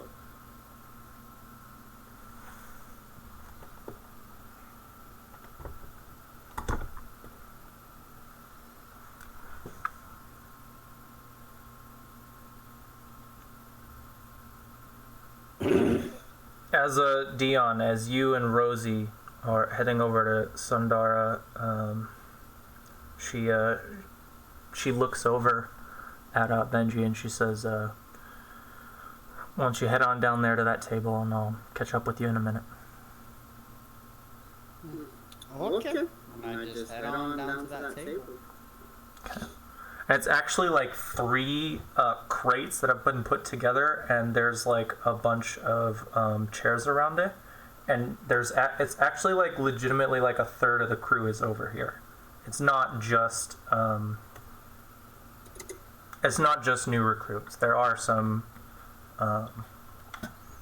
faces here that you guys weren't pressed ganged with. And Benji, this short little lady with bulging muscles comes up to you, and This is probably shortly after you finished your hog lob challenge, and she says, "Oh, better know it next time." Cheers, love. What are you doing with that lot over there? Just making new friends. And what a lovely pair you guys are. Well, I mean, choose who you want. I don't know if I would socialize with Master Scourge's lapdogs. Well, they don't have much choice either, right? Got a lot more choice than we do. She starts playing with one of her teeth. Well, that's kind of gross. Sorry, did you want something? Just not at all. Just careful who she trails off. Right. Well, feel free to join us. You too. She disappears into the crowd, seeing as she's a halfling and there's a lot of people. I guess after being ignored for an hour or whatever, then she will go over and join the rest of them. Yeah, and the way we'll do this is obviously the people that are focusing on this action are going to get all the initial information. Then everyone else will get it piecemeal. So I mean, you'll still get most of it, but it won't be as clear, you know. Who did we have to get the note from? Who's with me when we got the note? I was.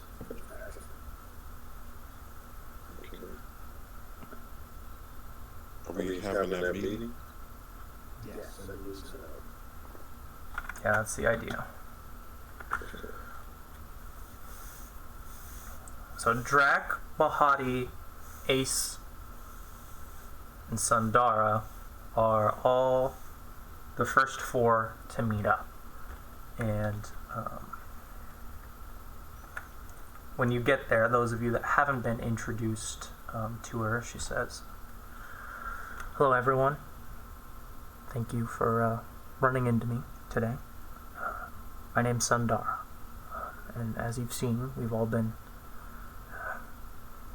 sileed onto this ship. Not gonna lie about it, as it's as ugly as it seems, but I think if all of you are willing, I can make it a bit more comfortable."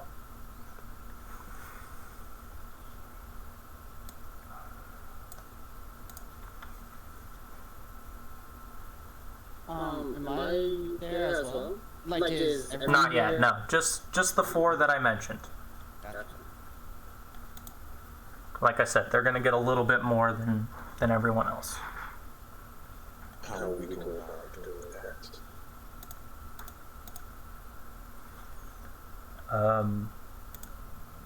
Bahati, you see Sundara, I mean everyone does, but Bahati's the one who focuses on it. You see her pull out a handful of items, one of which is your quarterstaff. And she says, "I was one of the last ones to be knocked out, and I might have stumbled upon a few pieces of our gear." And you see now, I forgot to mention this, you see now she actually has pretty much everything that that her picture shows. She has a kit she did not earlier.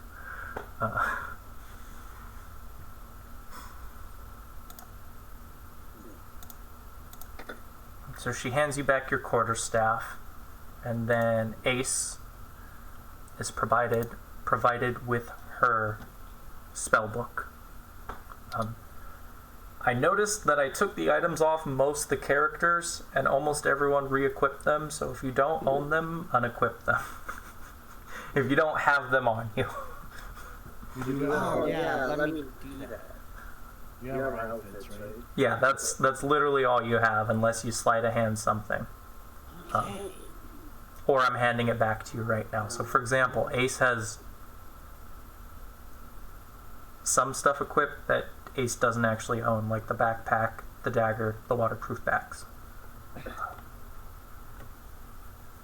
But you do get, she hands you back your spell book. Be honest, I can't make heads over tails of this, but I mean, it's radiating some kind of magic. I assume it's important.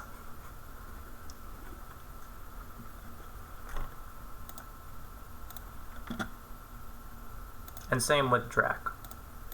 You already have your thieves' tools, so she pulls out. I don't even know how to fucking pronounce this thing. Oh, my battle Spargus. I mean, it's probably better than what I would call it. First time I ever had one, I kept calling it asparagus. Asparagus.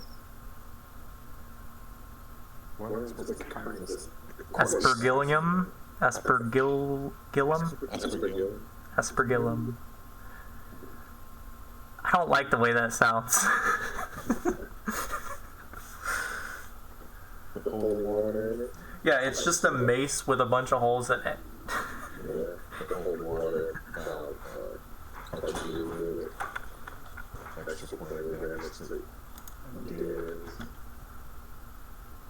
And when you propose that question, like, what should we do with it, she kind of like just gestures around to multiple other pirates, and she's like, look at all this coin that's traveling between people. Look at the items. As long as you don't act suspicious, hopefully no one thinks you're suspicious.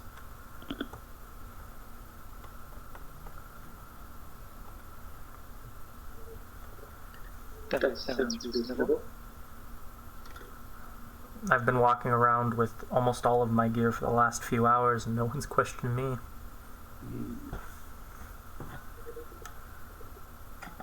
For all they know, we just got chummy with the captain. That's true.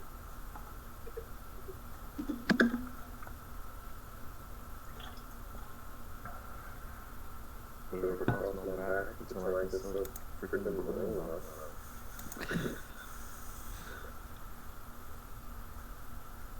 And this is probably about the time that we can have everyone else join, and then you guys can do all of your proper character introductions to each other. So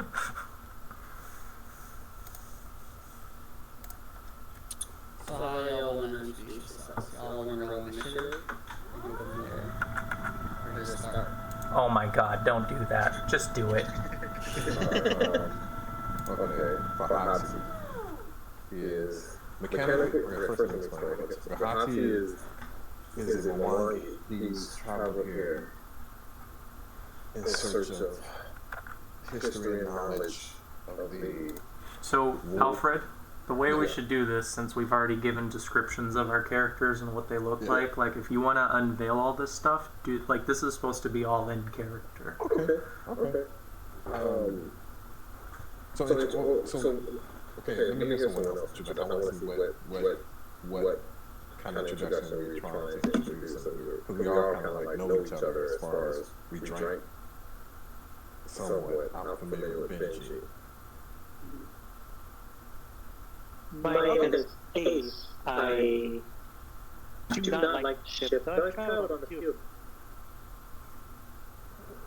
Do you guys have anything that might help us make the situation more advantageous? I have a lot of just to get off this ship or at least be paid, properly compensated. And what's your name? My name is Bahati. Bahati. A pleasure. I'm from the Milwaukee Express. I'm gonna join in on the conversation like, hey, guys. I can kind of assume what you're planning on doing, but I do not think it's a good idea. But if you really want to do something, I could try to swindle some folks, but that's about it on my side. I got none of them here. What's your name? Funny you should ask. I am Dion, you know. I'm sure y'all all know what I look like. Y'all saw me get whipped in front of all y'all. Sorry, buddy, I've got to stop you there. What's funny about that? About being what? I'm just No, you be cool deal. Dion. Well, you see, I was just named Dion, man. There's nothing fun with being named Dion. What are you talking about? Just tell me it was funny. I'm Just trying to mention that. Well, I was saying what's funny is that y'all watched me get whipped. And did nothing. We aren't exactly in a position to be stopping that. Just saying though, y'all ever been whipped before? It hurts. Look at my back. I'm bleeding, man. Look at my back. Do better at climbing ropes. But Dion, you are correct. There's nothing that we should do now. We're just probably better to keep our eyes open until there's a time, Yes. perhaps, to do something. Well, if we're really talking about this, then I work in the kitchen. I have access to some tools that could be of use. That's important. What's your name, big guy? Name's Benji, love.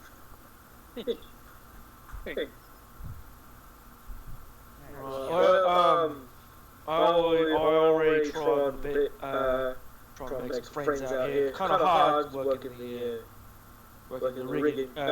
All rag bone mulch, by the way. Been doing my best, trying to stir them up a bit, get myself familiar with some of them.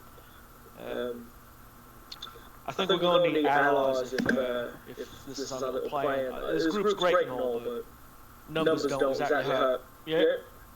Agree. If it starts playing with water, you see him playing with water, making it glow, or making little icicles and stuff like that with the water and the pond. Fuck me, that's cool. Dude, that's pretty sick, man. How'd you learn how to do that? Within my... I was born with this skill. And I've tried to hone it. And that's how I've come to the experience. That's how I've come to the shackles. But I was not meant to be gang aggressive. If I was... If they came to me and asked me to be on the ship and I was compensated, I would definitely do it. But being able to get some moves is not something that I'm too comfortable with. Especially if I was compensated. We got way over here. What skills do the rest of you have? Well, you already saw what I do, yeah? Help you out with that little shield and all that. I did appreciate that. Didn't help a whole lot in the end, but... True. It doesn't hurt though. Little healing, little hurting. Not very strong, not particularly, but help where I can. So, Okay. have any of you guys served on a pirate ship before? Spend a year on one? Never. I've tried to. This is day one on being a chef. On a ship.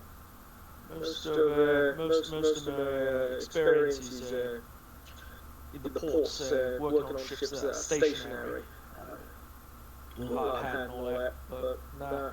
If we want to get our gear back, we need to go through the toothy, smiling half-orc lady. She's the quartermaster. She has access to all of our gear. If we can get her on our side, become chubby, there's a chance that she would at least give us a discount on what it would cost to recoup it. If not, if she likes you a lot, it's possible to get it back all in all. Listen here, Jack. I'm gonna be honest. My gear is a little above my pay grade right now. I ain't never gonna get my gear back. Honestly, man. Well, it ain't gonna happen. Never say. I am really losing this. You know what? I'm gonna drop the accent. I'm like losing it. It's going in and out. You know, never say never, buddy.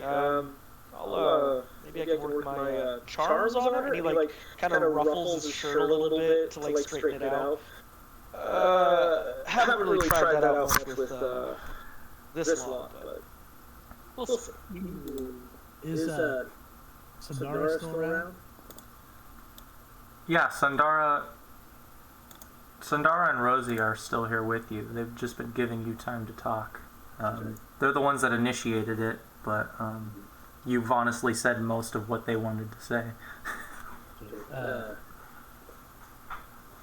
Did she explain how she was able to get the gear? No, she just said that she managed to stumble upon all of it. I guess I would. So exactly how did you come across this gear? I think for now we can leave it at it's none of your business. I was hoping for some kind of insight on how we may recover more of it. I paid for it. Well, if you got any more that gold and you want to buy my weapon back, it's called a gun. And I'm gonna explain to you what it looks like. So it's kind of small, right? Like you can hold it in one hand, and there's this little lever. Don't push the lever, okay? Don't push it. But if you see it, you're gonna want to grab it without touching the lever. Again, don't touch it. And you could probably honestly have it in like your I'll bring a coat, or a belt. You can have it in your belt. But just again, whatever you do, I need that to do anything. We're looking at him like we've seen those devices before. We call ourselves pirates. Well, let's be honest though. Like, guns aren't that common. It's not like a thing. It's not common, but if we've been on a ship, I'm sure we've seen at least one person. I mean, maybe. It's still a maybe. Like, even on pirate ships, it's still probably less than 1 in 10 ships has a gun on it of any kind. Yes. Also, if you were to grab this gun, I'm gonna need my rocks. They're very special rocks. They should be in like a backpack or in a pouch. I'm gonna need both of them because without one or the other, I can't do anything. I mean, I have this sack over here. I could, bonk someone on the head, but that's it. The whole time you're telling her this, she's giving you that smile that adults will give their kids sometime. When the kid is like, when the kid is like obviously being a little more simple than he has to be. You're like, listen, Deborah, listen. You're not listening. But if you can get me that, I could or could not be pretty strong. It depends. It depends on how well I'm using it. Sometimes it could just poof. Other times it could just boom. Dion, I'll be real with you here for a minute. That sounds pretty complicated. Like a lot of moving parts that you need to gather together to be hard. Can you use a sword? Can you use something to poke with? Can you use that? I could. That's not what I'm very good at. I'm more of a I'm what you would call a coward when it comes to fighting. Would something like a small crossbow work for you then in the interim? Yeah, that would work. Alright. But that doesn't give me that feeling, It's like if you were to give a wizard, I don't know, a wizard a pearl of, or, it's just not the same, Because, So Sandara looks at. Smile, and like, I don't know what to say, and I'm in an awkward position. Like, So So I think before we necessarily, I almost said jump the gun. Before we necessarily fully arm, I guess, Dion, let's try to work on something a little more short term, like a crossbow or something. I think that's a lot more manageable right now. Give me one more night, I could honestly buy myself a little dagger. Where do they keep this stuff anyway, Sundar? They have a room back behind the kitchen. And do they, I mean, I didn't really see anyone guarding anything beyond the kitchen. Do they... There's a door you'd have to open up. You didn't go in there. There is a, I want to call her she has like this smile. Like it's like a disgusting smile. She's definitely ugly. Oh, she's the one guarding all this? She's the quartermaster. Well, she can't be there all the time. Does somebody else help her, or is it just her? I would say, well, she's a quartermaster, so I'm guessing she might have a quarter scribe.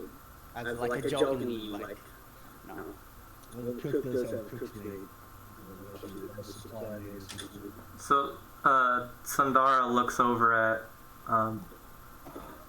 Orag and Benji and says, "Can I actually help one of you?" Sorry, sure? With what? Well, and she kind of looks at the three that had been here before you guys showed up, and she says, "I was able to grab a few things for them. Is there anything I could get for you?" I did have a light crossbow and some bolts on me previously that I seem to be lacking. I ain't really got anything, love. It's like I walk around naked all the time anyway. I just thump people in the head. Well, I don't know how long it'll take, but I can try.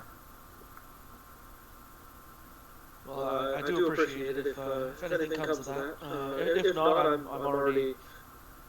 he kind of like looks at where he put the four-bolt in him. Slowly but surely making my way there. After this conversation, let's try and meet in much smaller groups. Nothing bigger than 2s or 3s.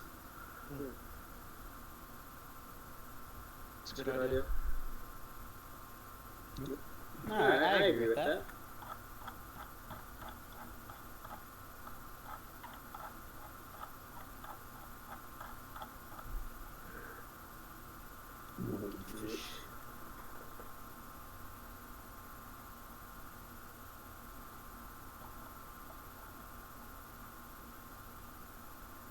Sorry, so did the quartermaster have like an assistant or something, or not? Not that we know of at this point. Does Sundara know? There were so many of you talking, she didn't have time to respond. My bad, I was kind of explaining to her what my gun looks like. It's all important stuff. I was showing her how not to shoot it. So this is meeting with Sundara going to be our nighttime action? I mean, some of you did it as a nighttime action, which is a big part of why you ended up with stuff, and why you have more information than everyone else. But this is one of those situations where if you can think of something that wouldn't take too long, I would be willing to let you do something else. Nope. Is Sundara always going to be what's it called? A swab? I forgot what the thing was called. You don't fucking know. I don't know. No, You've been on this ship for a day. That makes sense. Good point. Good point. With that, I will retire to bed, I guess, and get rid of this damn fatigue.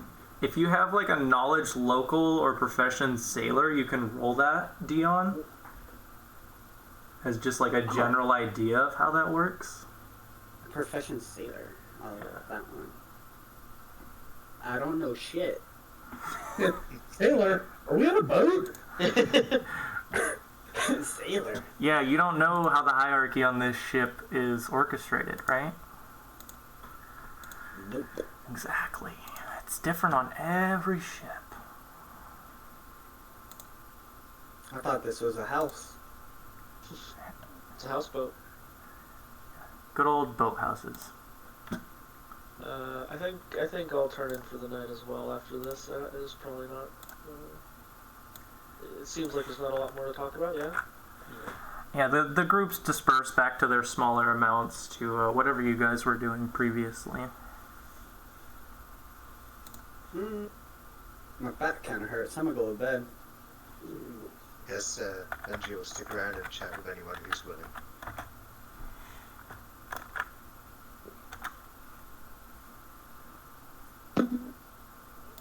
Pretty sure I could.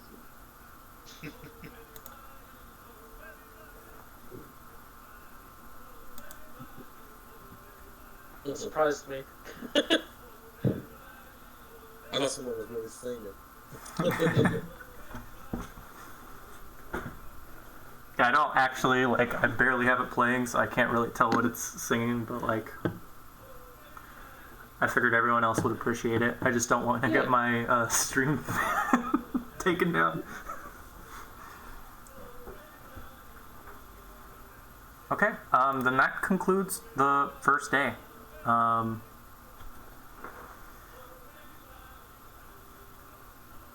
I know that was only one day, and that took most of our session.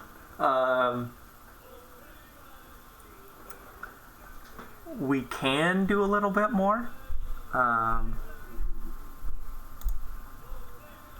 But I think it would be best if Perfect ending spot. yeah, if we end here with the one day, and then I can help. It sounds like almost everyone with some fantasy ground / character stuff. Yeah.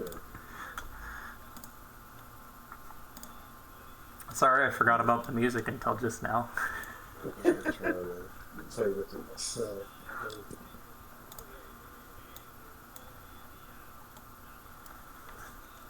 If you guys are cool with it, I would like to send a little 5 or 6 question long little questionnaire for you guys to PM me.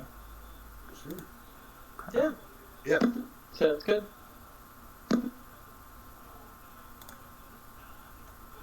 They're very basic questions. There's nothing crazy complicated about them. Just stuff like, what was your favorite thing about the session? And sometimes I'll send you guys an extra question, something specific to the session. But in general, it's just to see how you guys feel about the game.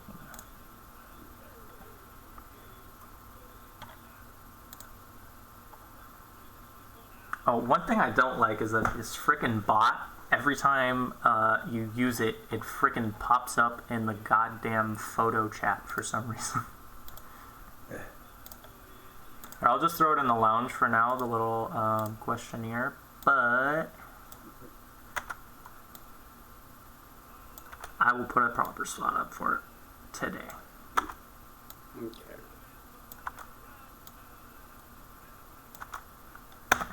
That's the questionnaire. You can just PM it to me when you filled it out. Just copy paste it. And obviously, if there's anything you can't address in there, I always love hearing people's comments, questions, concerns, anything I can help with, stuff like that.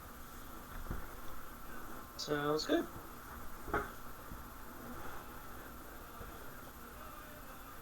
I'm cool with this.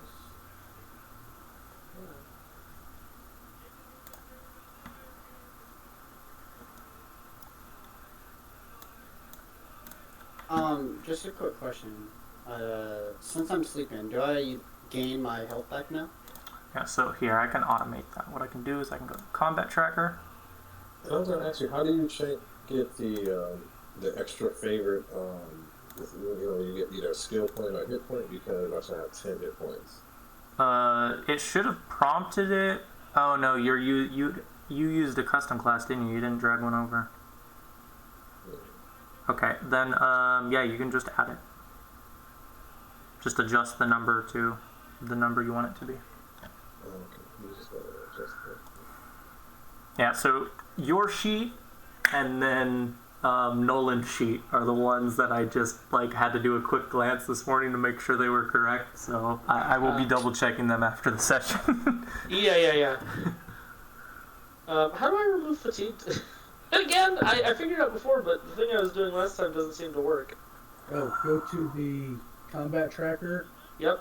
And the little button on the right that looks like a little staggered person. Looks like a little dude, okay. Yeah, click on that. And it should show all your stuff down below. Yep. And then on the right, there's a little red circle with a line. There actually is not. So the reason there's not, I didn't want to interrupt, but it's because Okay. I put it on there. Okay. Thank you. It's good to know, though, that everyone's paying attention to this kind of stuff, because it does mean in combat I can just be like, hey, you're fatigued, and if it's not automated, you can just drag it over.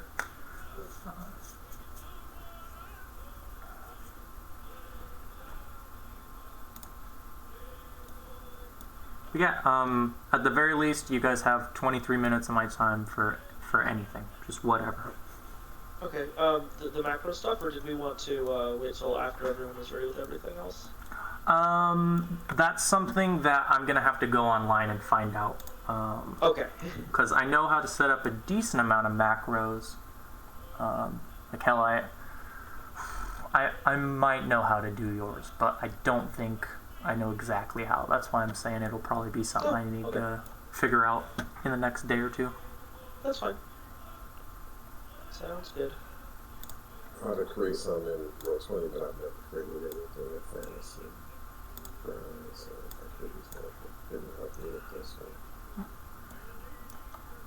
Yeah, I'm pretty sure I have this test character that me and my buddy have put some work on, and he has mage armor, which isn't crazy different from the effects you're looking for, so we can probably just modify. I can probably give you this mage armor and have you modify it. And if you want to, you can tear into it and look at it and, see how it works. Yeah, if I could get that too, if I eventually am able to get mine back, that would be great. Yes. Once you get your wand back, I mean, I can give it to you now, but let's see, you have your spell-like abilities. I'll throw the mage armor in there for you. That's easy, because yours is literally just mage armor. Yeah. Okay. It'll be different for Orag, though. So we're going to add a new spell class. No, because you're using Shield of Faith.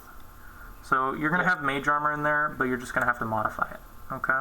Okay, so just change the numbers that it has on it? Yeah, and I mean any of the other stuff in there that's different, like if you look at the two, they have different class requirements and components and stuff. Okay. And how do you add, if you want to, my question is, the special class spell, or what, I don't know what they call it. The favorite class ability? Yeah. Okay, well, let's see, you're playing a druid. What is yours as a human?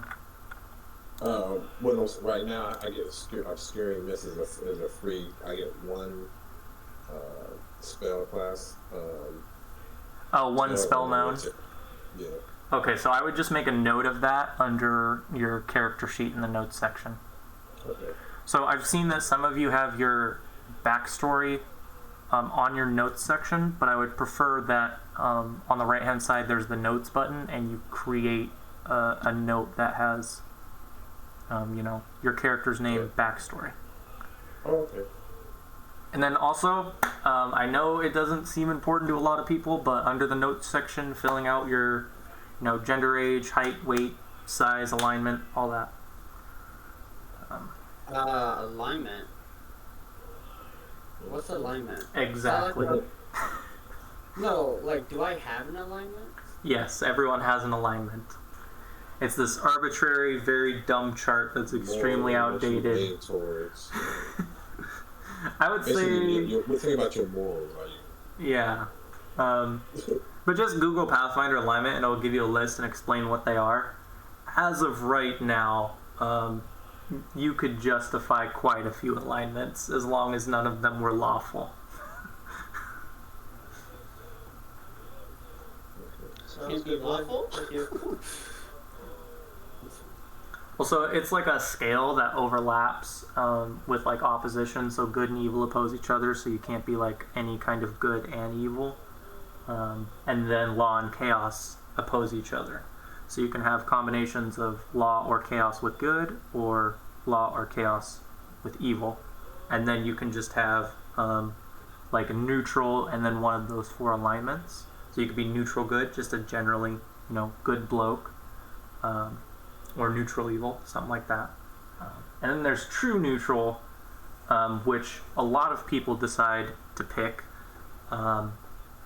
when they just think alignment is dumb. I think I think if you're working with the alignment system and you choose neutral, just like any other alignment, you should have a pretty solid reason, because that means that you're relatively well balanced between all of the alignments. So in general, yeah, most pirates are chaotic of some variety. I think I'll double check, but I'm pretty sure the archetype for the default pirates, for any of the pirates that don't have pictures, is chaotic neutral.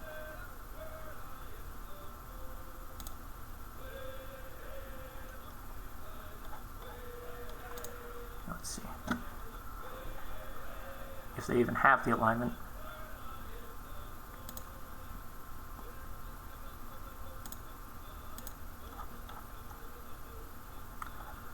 Yeah, chaotic neutral. That's what they default to for standard pirates. Some version of chaotic, because a big thing for most people of the chaotic variety is personal freedoms, and that's the biggest thing with pirates, right? Is do what you want, when you want, how you want. The only code you guys adhere to is the pirate code. Or at least the only one you have to.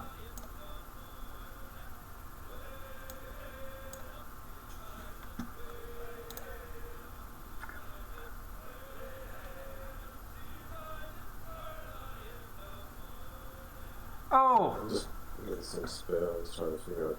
You don't have a couple of things in here.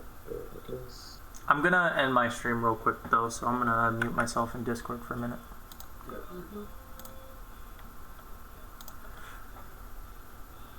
Hey everyone, thank you for tuning into the stream. D&D Action Junkie, I'm glad you hopped in. Don't be surprised if I'm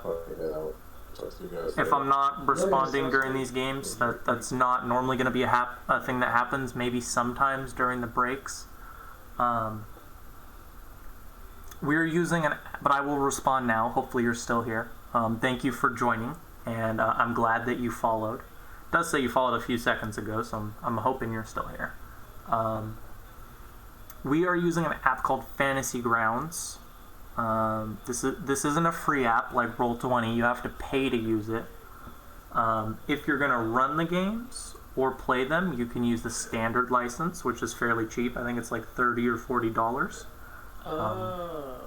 But if you're a GM, hi D&D Action Junkie, glad to see you're still here. Thank you for watching.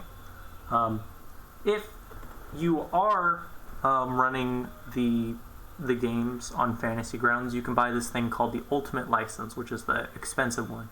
But if you do that, then none of your players have to have the standard license, which is like $30 or $40. They can get the free license called the demo, which is pretty cool. I have the Ultimate License, and all of these people are using the demo. I think one of them has the standard, but that was because they used this before me. They are level 1. This is the very beginning of the adventure. That's why it was so slow today. It's for some reason not reflecting the AC bonus in my AC. Did I write it wrong or something? No, I was trying the same thing. It didn't reflect it on mine either yet. And that's just the standard. Without changing anything. I'm gonna have to help them, but yes, we are level 1. We're just starting. There'll probably be someone playing evil. I guarantee it, actually. And I'm gonna hop back to talking with them. I forgot to mention this. You guys just reminded me. It will not show your AC is higher, but if someone rolls to hit you, it will treat it as having that +4. Oh. Okay. Okay. And then how? Screw it all up. And then how would we say duration runs out? How would we remove it from ourselves? So I think the effect's duration is automated on the mage armor. Am I wrong about that? It says 2 hours here, or I assume it's 2 hours per cast roll. It just says 2 hours here. On Yeah. The, okay. So change it so it has the time frame set.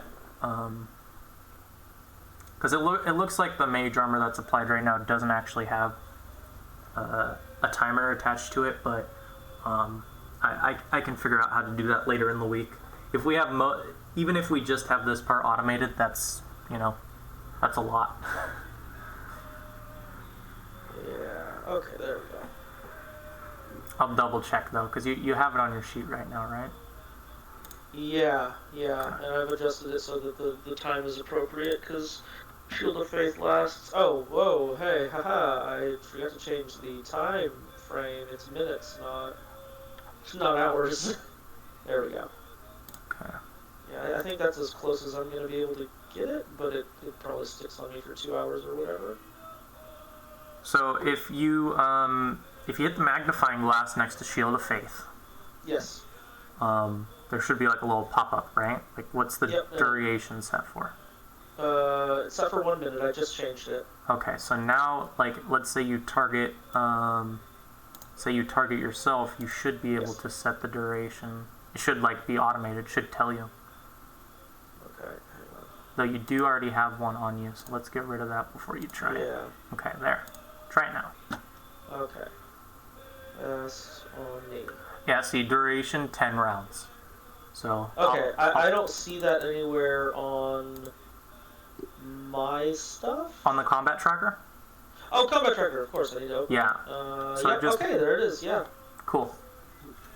Do I need a deity? You don't need one, though, like, it is common. Everyone accepts the fact that there are gods. You don't have to worship them, but at the very least, if you're at the sea, you should every now and then, toss a few coins to Besmara. Ah, she is the sea goddess. She's specifically the pirate god. So normally, the normal practice with Besmara is like if you're doing something potentially dangerous, you'll normally throw a few coins to her, and like every time before you go board a ship, you'll throw a few coins for her just for like good luck. I was thinking about going with the goddess of invention since I made my gun. Yeah. The bride? I have no idea who that god is, but if you send me a link, I'd love to check her out. There's so many gods, I'm not even going to pretend to know them all. Why can't I select one? And now, I'm not really reading. I'm just doing like a super, just seeing. Okay, Bri. Okay. Yeah. I'll check her out. I see that some of you have messaged me. I haven't looked at them yet. This is my first time getting off of Fantasy Ground since we started talking. Yeah, I'm gonna head out as well. Thank you guys. Okay, man. Have a good night. I look forward to seeing you next week. You too. Yeah. Why can't I target myself right now? What was that? I said I can't target myself right now, so... No? No. Or you clicked on yourself first. So you gotta click, just left click once, and then control click. Okay, but it still doesn't give you the target on my... Weird. Yeah. Because I just... There it is. Well, I just did it doing what I suggested to do, so I don't know why it's not working. Click on myself, control click, right? Yeah. Like, highlight me and everything, but... Okay, so You have to be. It'll highlight you, right, and then you control click once. Yeah. Okay. That doesn't show me as a target on. Okay. That's why I can do that. Here you go. Yeah, because like I just control clicked you while I was clicked on you as a character, and it deselected. Alright. Let me control myself. Make sure you have a duration set for the mage armor.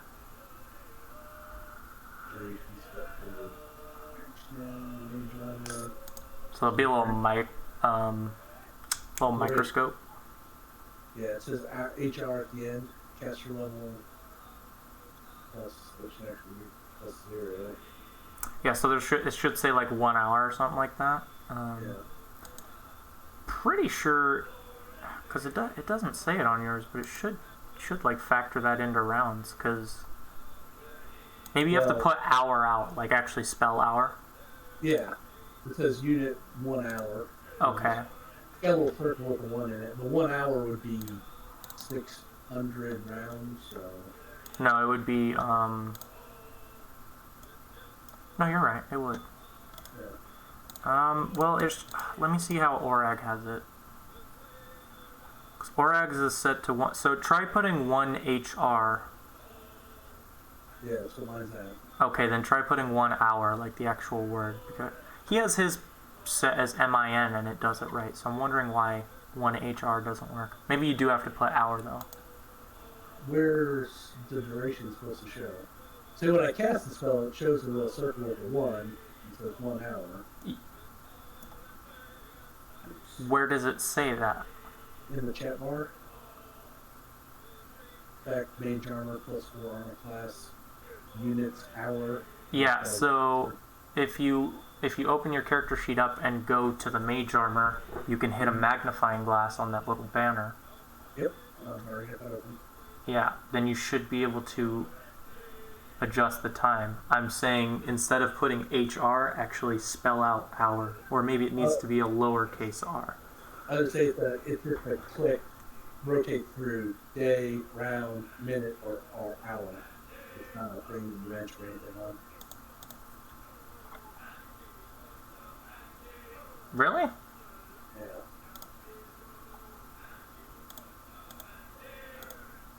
Yeah, the duration is...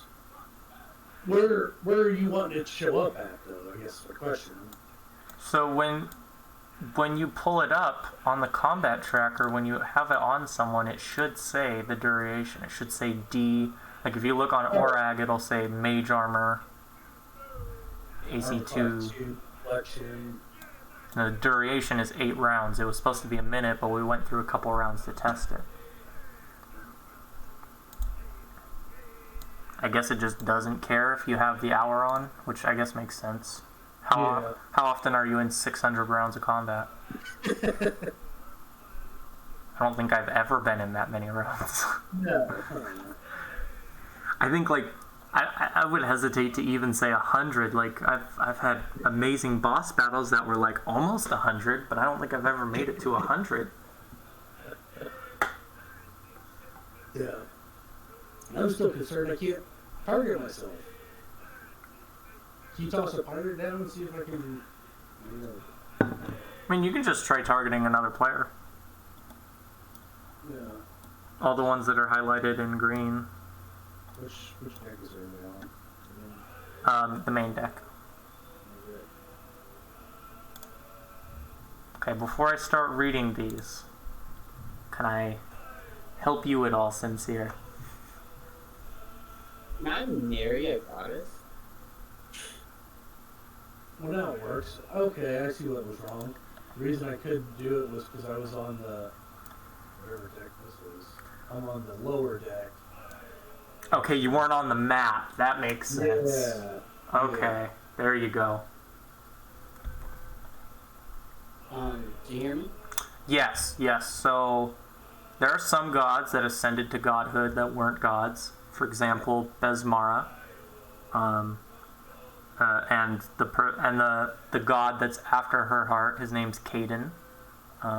He's basically the god of partying. And so, like, hypothetically, you could ascend to godhood and then try wooing a god, but, I mean, it'd just be like wooing anyone else. It'd have to be someone they're interested in. She turned down Caden. Alright, I'm gonna worship, Besmara. Besmara. Okay. Hold on. Question. Mister hasn't been on a pirate ship before. Tell me why you're worshipping the god of piracy. Because Just makes sense. I want to be a god. And I want it to be the god of invention. However, there's already a god for that. But... And she's metal. Yeah. Marry. You know what? Yeah, right. You can marry whatever you want, man. But Besmara's artwork seems pretty cool. It is. It is really cool.